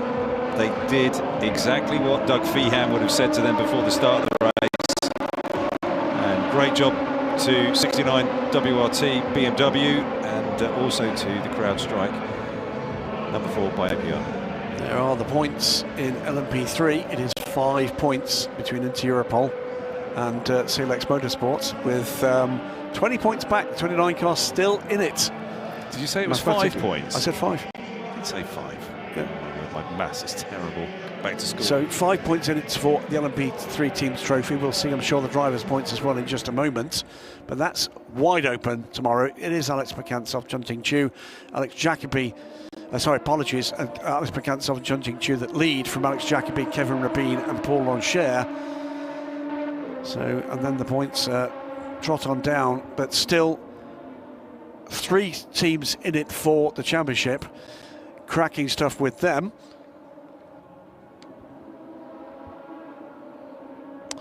And it is 22 points, the gap in GT3. Castle Racing need to keep their heads, keep in the points, and they will be champions. But Team WRT will be pushing hard to repeat what they've done today with a fault-free run and hope for issues elsewhere.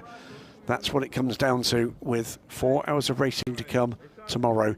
And in terms of the Drivers' Championship, it is Chris Ludlam, Dennis Marshall and Dustin Blattner, Tony McIntosh, Dan Harper and Parker Thompson.